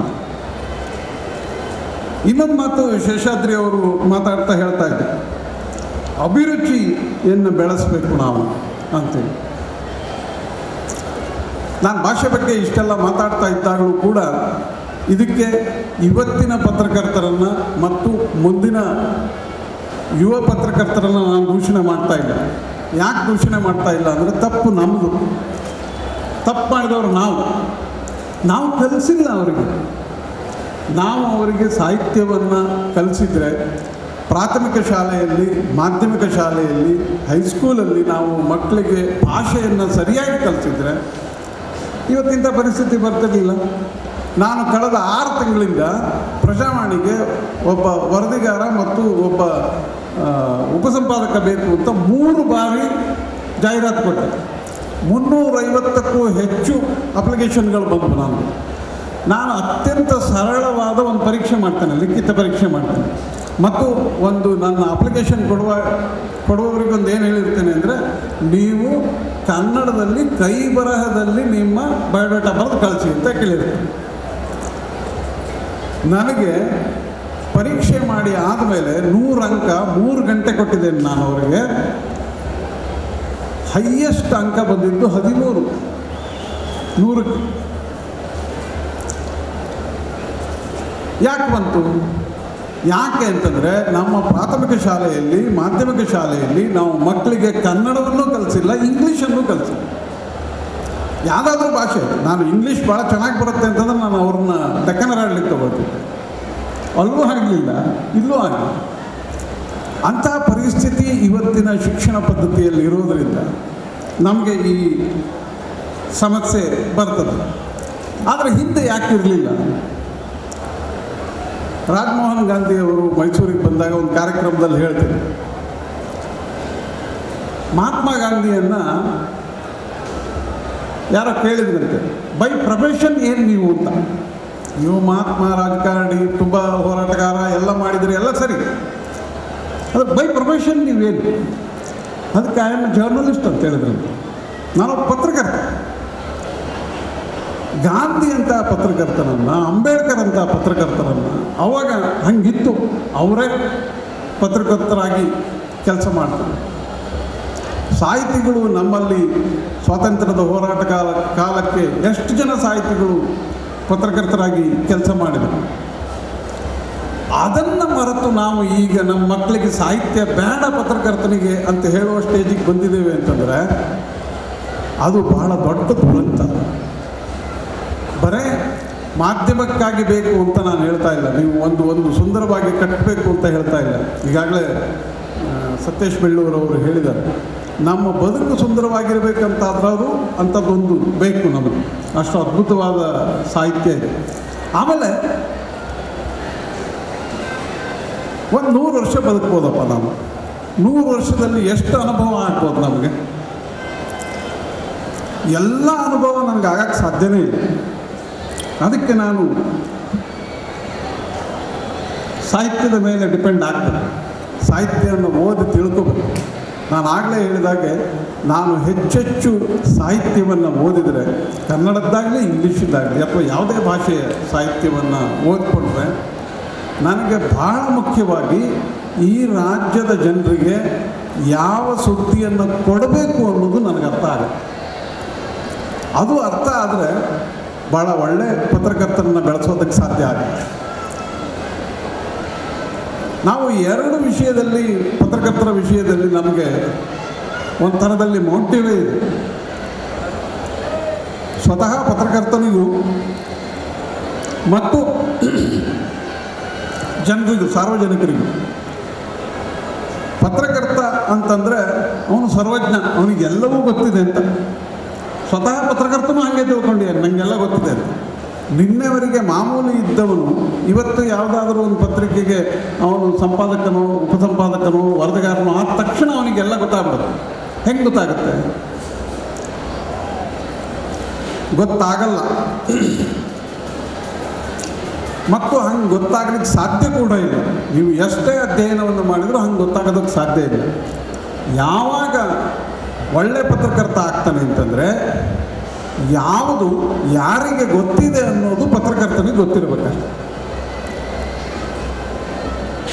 ಧಾರ್ಮಿಕ ವಿಚಾರಗಳನ್ನು ನಾನು ಯಾರ ಹತ್ರ ಕೇಳಿದರೆ ನನಗೆ ಸರಿಯಾದ ಮಾಹಿತಿ ಸಿಗುತ್ತೆ. ಸಂಸ್ಕೃತದ ಬಗ್ಗೆ ನಾನು ಯಾರ ಹತ್ರ ಕೇಳಿದರೆ ನನಗೆ ಸರಿಯಾದ ಮಾಹಿತಿ ಸಿಗುತ್ತೆ. ವಿಜ್ಞಾನದ ಬಗ್ಗೆ ಯಾರ ಹತ್ರ ಮಾಹಿತಿ ಕೇಳಿದರೆ ಸಿಗುತ್ತೆ ಅನ್ನೋದು ನನಗೆ ಗೊತ್ತಿದ್ದರೆ ಮತ್ತು ಅವರ ಕಾಂಟ್ಯಾಕ್ಟ್ ನಾವು ಭಾಳ ಚೆನ್ನಾಗಿದ್ದರೆ, ನನ್ನ ಒಂದು ಫೋನ್ ಕಾಲಿಗೆ ಅವರು ರಿಯಾಕ್ಟ್ ಮಾಡ್ತಾರೆ, ಫೋನ್ ತೆಗೆದು ಮಾತಾಡ್ತಾರೆ ಅಂತಿದ್ರೆ ಅವನು ಒಳ್ಳೆ ಪತ್ರಕರ್ತ ಆಗ್ತಾನೆ. ಇಲ್ಲದೆ ಹೋದರೆ ಆಗಲ್ಲ.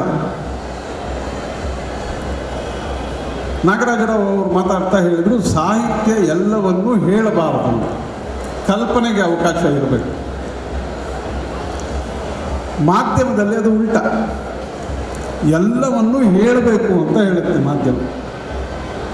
ಸವಿವರವಾಗಿ ಹೇಳಬೇಕು, ಸವಿವರವಾಗಿ ಹೇಳಬೇಕು, ಆದರೆ ಅಭಿಪ್ರಾಯವನ್ನು ಹೇಳಬಾರದು ಅಂತ ಹೇಳ್ತೀವಿ ನಾವು. ಸುದ್ದಿಯಾಗಿ ಅಷ್ಟೇ ಇರಬೇಕದು, ಅಲ್ಲಿ ಅಭಿಪ್ರಾಯ ಇರಬಾರ್ದು. ನನ್ನ ಅಭಿಪ್ರಾಯವನ್ನು ನಾನು ಹೇರಬಾರದು. ಹಾಗಿದ್ದರೆ ಅಭಿಪ್ರಾಯವನ್ನು ಹೇರದೇ ಇರುವ ಒಂದು ವರದಿಯನ್ನು ಬರೆಯೋದಕ್ಕೆ ನನಗೆ ಪ್ರೇರಣೆ ಆಗೋದಾಗಲಿ ಅಥವಾ ನನಗೆ ಅಂಥ ಒಂದು ಸಾಮರ್ಥ್ಯವನ್ನು ಕೊಡೋದಾಗಲಿ ಅದು ಸಾಹಿತ್ಯ ಅಂತ. ನಾನು ಕೂಡ ನಾಗರಾಜ ಹಾದಿಯನ್ನೇ ಮುಂದುವರಿಸ್ತೇನೆ. ಕೊನೆಯಲ್ಲಿ ಒಂದು ಕಥೆಯನ್ನು ಹೇಳಿ ನನ್ನ ಮಾತನ್ನು ನಾನು ಮುಗಿಸ್ತೇನೆ. ಮುಗಿಸಿಲ್ಲ, ಇನ್ನೂ ಕತೆ ಹೇಳಬೇಕು, ಕತೆ ಹೇಳಿ ಆದಮೇಲೆ ಮುಗಿಸ್ತೇನೆ ಅಂತೇಳಿ. ನನಗೆ ಗೊತ್ತಿತ್ತು ಆ್ಯಪಲ್ ಬರಲ್ಲ, ಹಾಗಲಕಾಯಿ ಬರೋದು ಅನ್ನೋದು ಗೊತ್ತಿತ್ತು ನನಗೆ. ರ್ಯಾಂಡಿ ಪ್ಯಾಶ್ ಅಂತೇಳಿ ಒಬ್ಬ ಅಮೇರಿಕದ ಬರಹಗಾರ,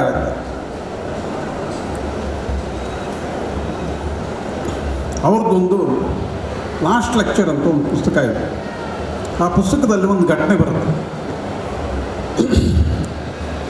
ರ್ಯಾಂಡಿ ಪ್ಯಾಶಿಗೆ ಫುಟ್ಬಾಲ್ ಕಲಿಬೇಕು ಅಂತ ತಂದೆ ಹತ್ರ ಹೇಳ್ತಾರೆ. ತಂದೆ ಫುಟ್ಬಾಲ್ ಕೋಚ್ ಹತ್ರ ಕರ್ಕೊಂಡು ಹೋಗ್ತಾರೆ. ಫುಟ್ಬಾಲ್ ಕೋಚ್ ಹತ್ರ ಹೋದ ತಕ್ಷಣ ಕೋಚು ಆಯಿತು ಬಾ ಕಲ್ಯಾಣ ಅಂತ ಹೇಳ್ತಾರೆ. ಹೇಗೆ ಕೊಡ್ತೀನಿ ಕಲ್ಯಾಣ ಅಂತ. ರ್ಯಾಂಡಿ ಪ್ಯಾಶ್ ಕೇಳ್ತಾನೆ, ಹೇಗೆ ಕೊಡ್ತೀನಿ ಅಂತೀರಿ, ಬಾಲೇ ಇಲ್ಲ ಇಲ್ಲಿ ಅಂತ.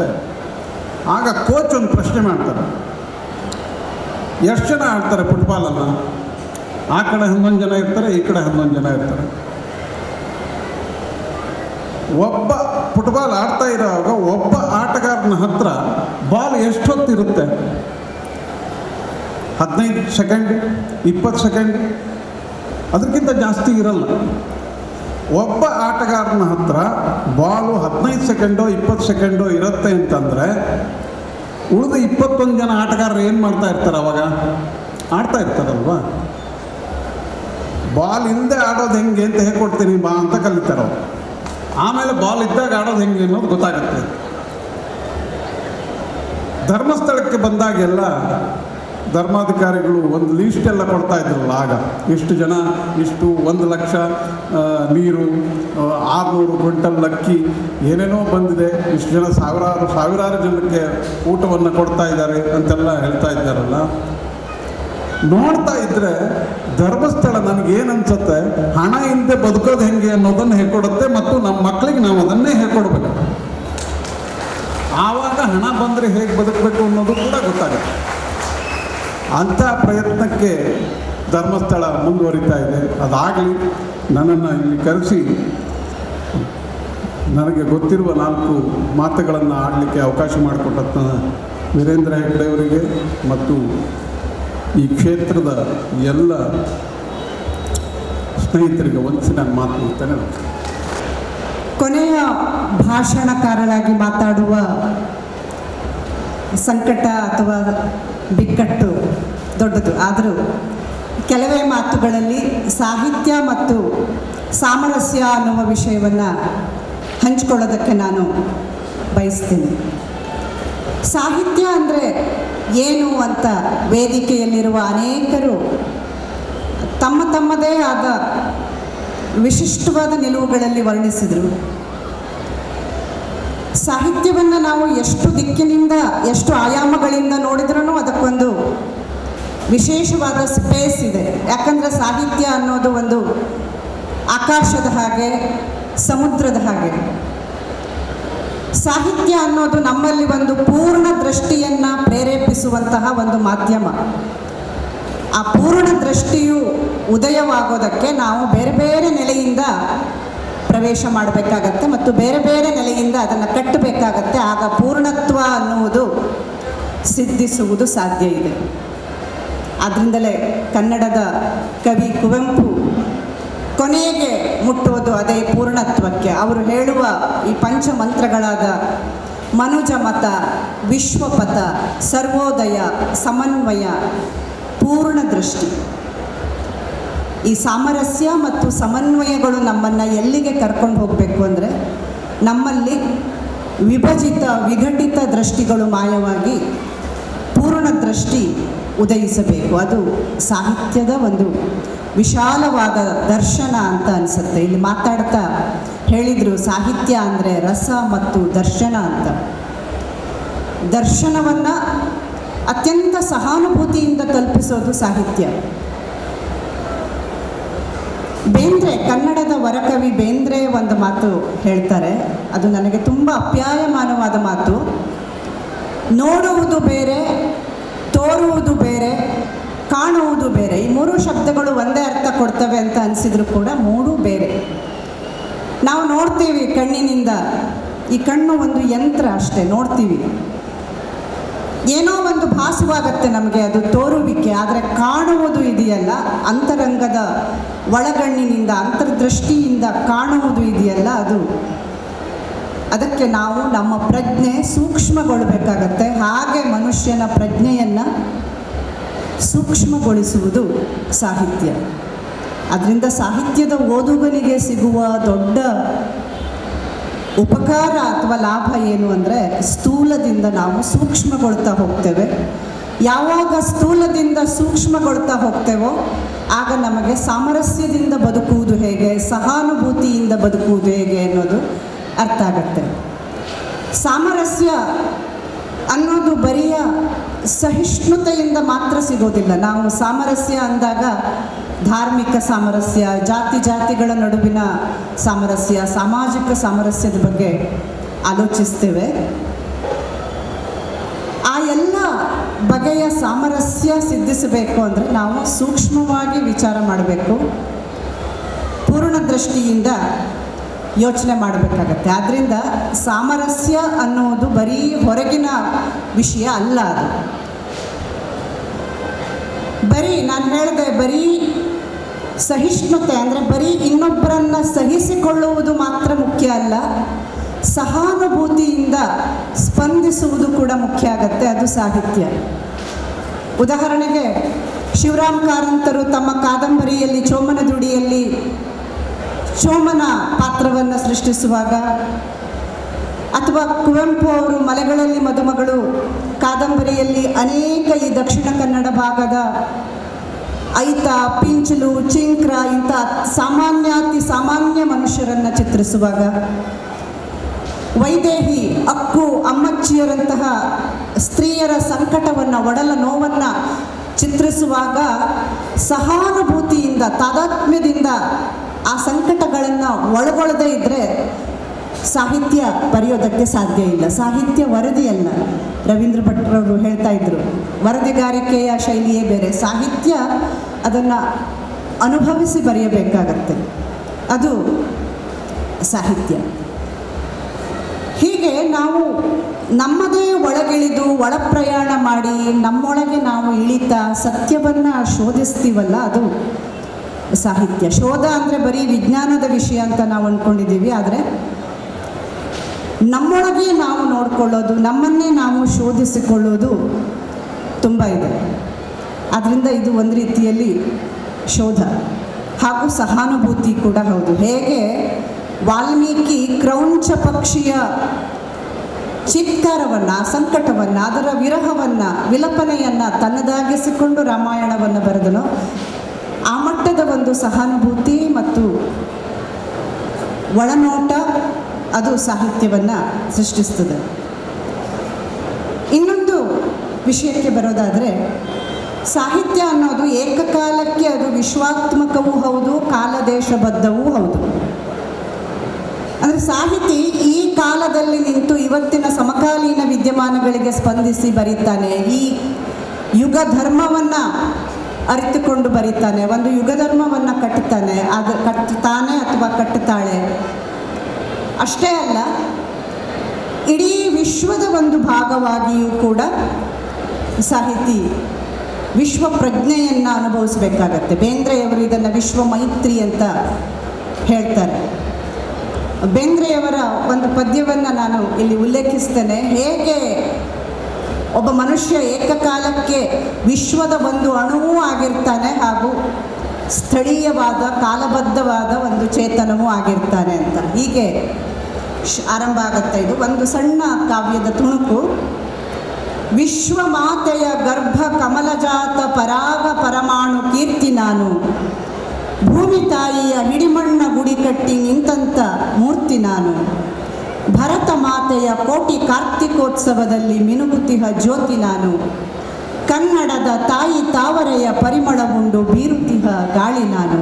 ಹೀಗೆ ಮುಂದುವರಿಸ್ತಾ, ಹೇಗೆ ನಾನು ಇಡೀ ವಿಶ್ವದ ಅಸಂಖ್ಯ ಪರಮಾಣುಗಳಲ್ಲಿ ಒಂದು ಪರಮಾಣು ಹಾಗೂ ನಾನು ಕನ್ನಡಿಗ ಧಾರವಾಡದವನು, ನನ್ನ ಹೆತ್ತ ತಾಯಿ ಅಂಬಿಕೆಯ ಮಗ, ಅಂಬಿಕಾ ತನಯ ಅನ್ನೋದನ್ನು ಹೇಳ್ತಾರೆ. ಹೇಗೆ ಏಕಕಾಲಕ್ಕೆ ಒಬ್ಬ ಮನುಷ್ಯ ಸ್ಥಳೀಯನೂ ಹಾಗೂ ವಿಶ್ವಾತ್ಮಕವಾದ ಚೇತನವೂ ಆಗಿ ಮಿಡಿಯಬೇಕಾಗತ್ತೆ, ಹಾಗೆ ಮಿಡಿದಾಗ ಒಂದು ಘನವಾದ ಸಾಹಿತ್ಯ ನಿರ್ಮಾಣ ಆಗತ್ತೆ. ಅದಕ್ಕಾಗಿ ನಾವು ಕವಿಗಳನ್ನು ಅವರು ಜನಾಂಗದ ಸ್ಮೃತಿಗಳಿಗೆ ಬಾಯಿ ಕೊಡುವವರು ಅಂತ ಹೇಳ್ತೇವೆ.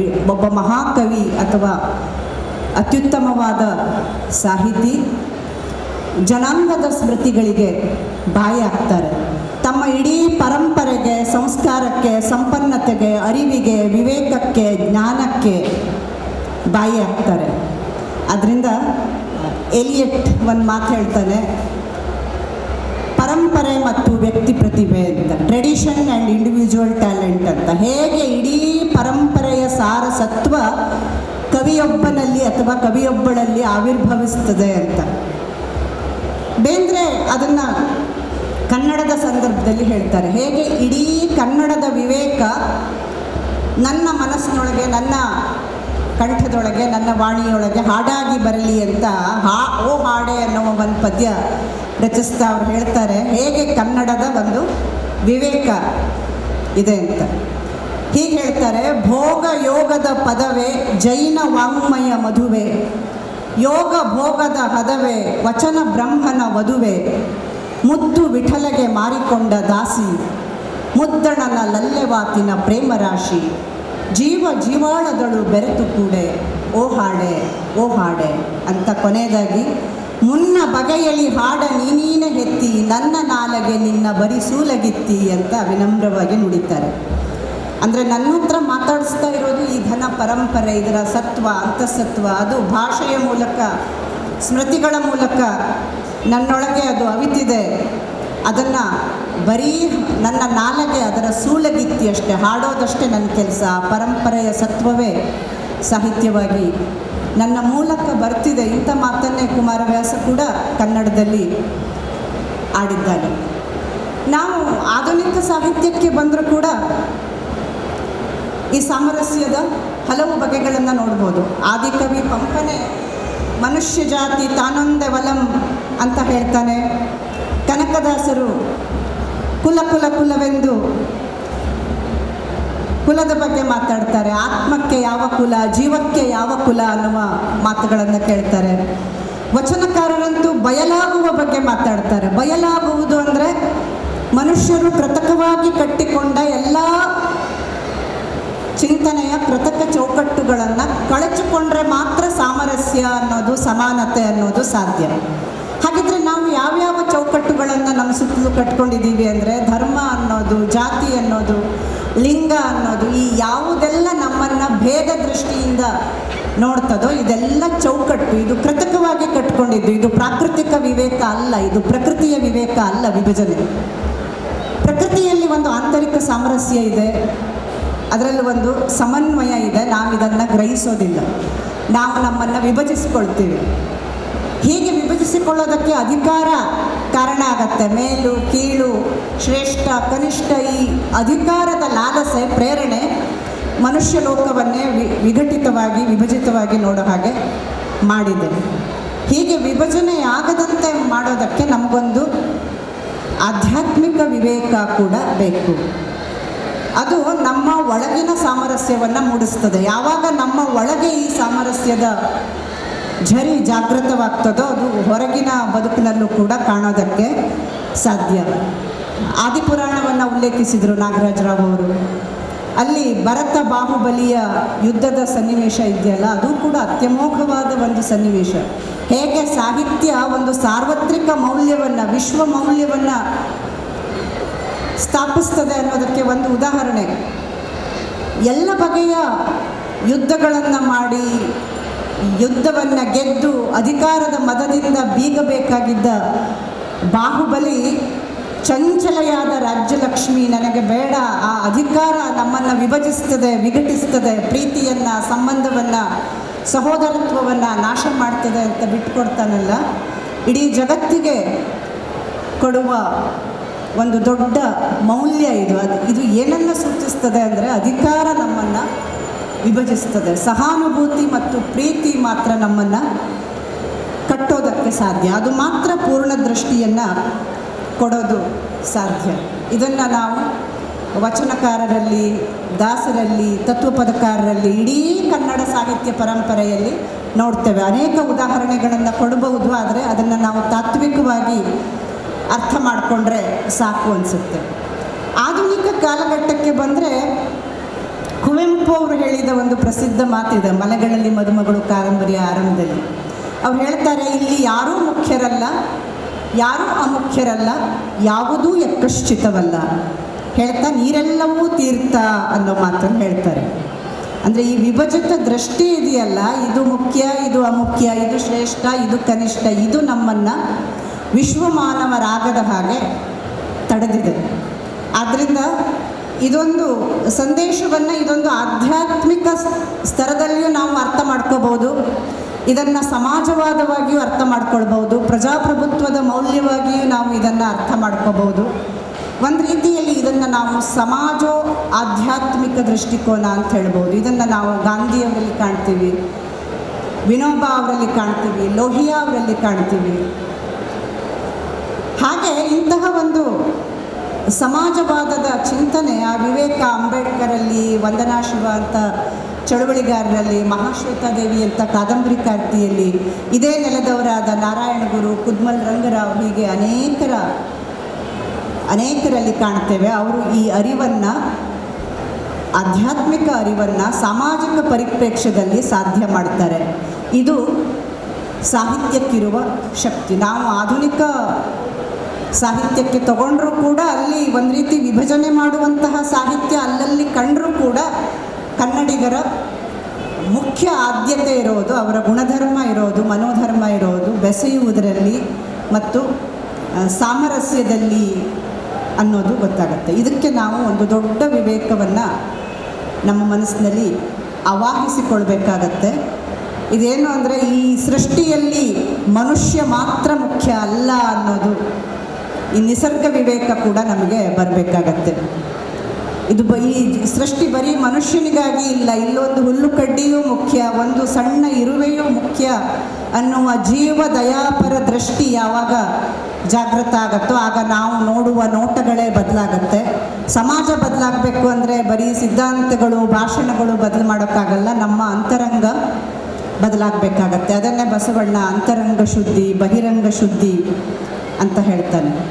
ಈ ಬಹುತ್ವದ ನಾಡಿನಲ್ಲಿ, ಬಹು ಸಂಸ್ಕೃತಿಯ, ಸರ್ವ ಜನಾಂಗದ ಶಾಂತಿಯ ತೋಟ ಅಂತ ಕುವೆಂಪು ಅವರು ಕನಸಿದ ಈ ನಾಡಿನಲ್ಲಿ ನಾವು ಸಹಿಷ್ಣುತೆ ಹಾಗೂ ಸಹಾನುಭೂತಿಯಿಂದ ಮಾತ್ರ ಐಕ್ಯತೆಯನ್ನು, ಏಕತೆಯನ್ನು ಕಟ್ಟೋದು ಸಾಧ್ಯ. ಅದನ್ನು ಇಡೀ ಕನ್ನಡ ಸಾಹಿತ್ಯ ಪರಂಪರೆ ಅನುರಣಿಸ್ತಾನೆ ಬಂದಿದೆ ಅಂತ.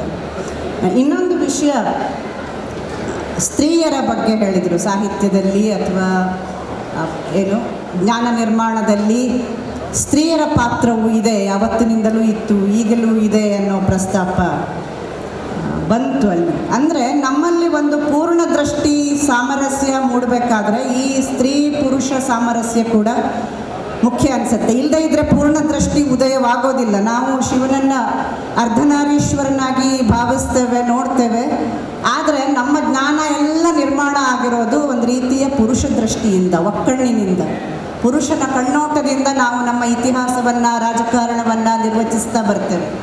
ಅದಕ್ಕೊಂದು ಆರ್ದ್ರವಾದ ತಾಯ್ತನದ ಸಹನೆಯಿಂದ ಕೂಡಿದ ಹೆಣ್ಣು ನೋಟ ಬೆರೆಯಬೇಕು, ಹೆಣ್ಣು ಅರಿವು ಅದಕ್ಕೆ ಬೆರೆತಾಗ ಮಾತ್ರ ಆ ಒಕ್ಕಣ್ಣಿನ ದೃಷ್ಟಿ ಪೂರ್ಣ ದೃಷ್ಟಿಯಾಗಿತ್ತು. ಆದ್ದರಿಂದ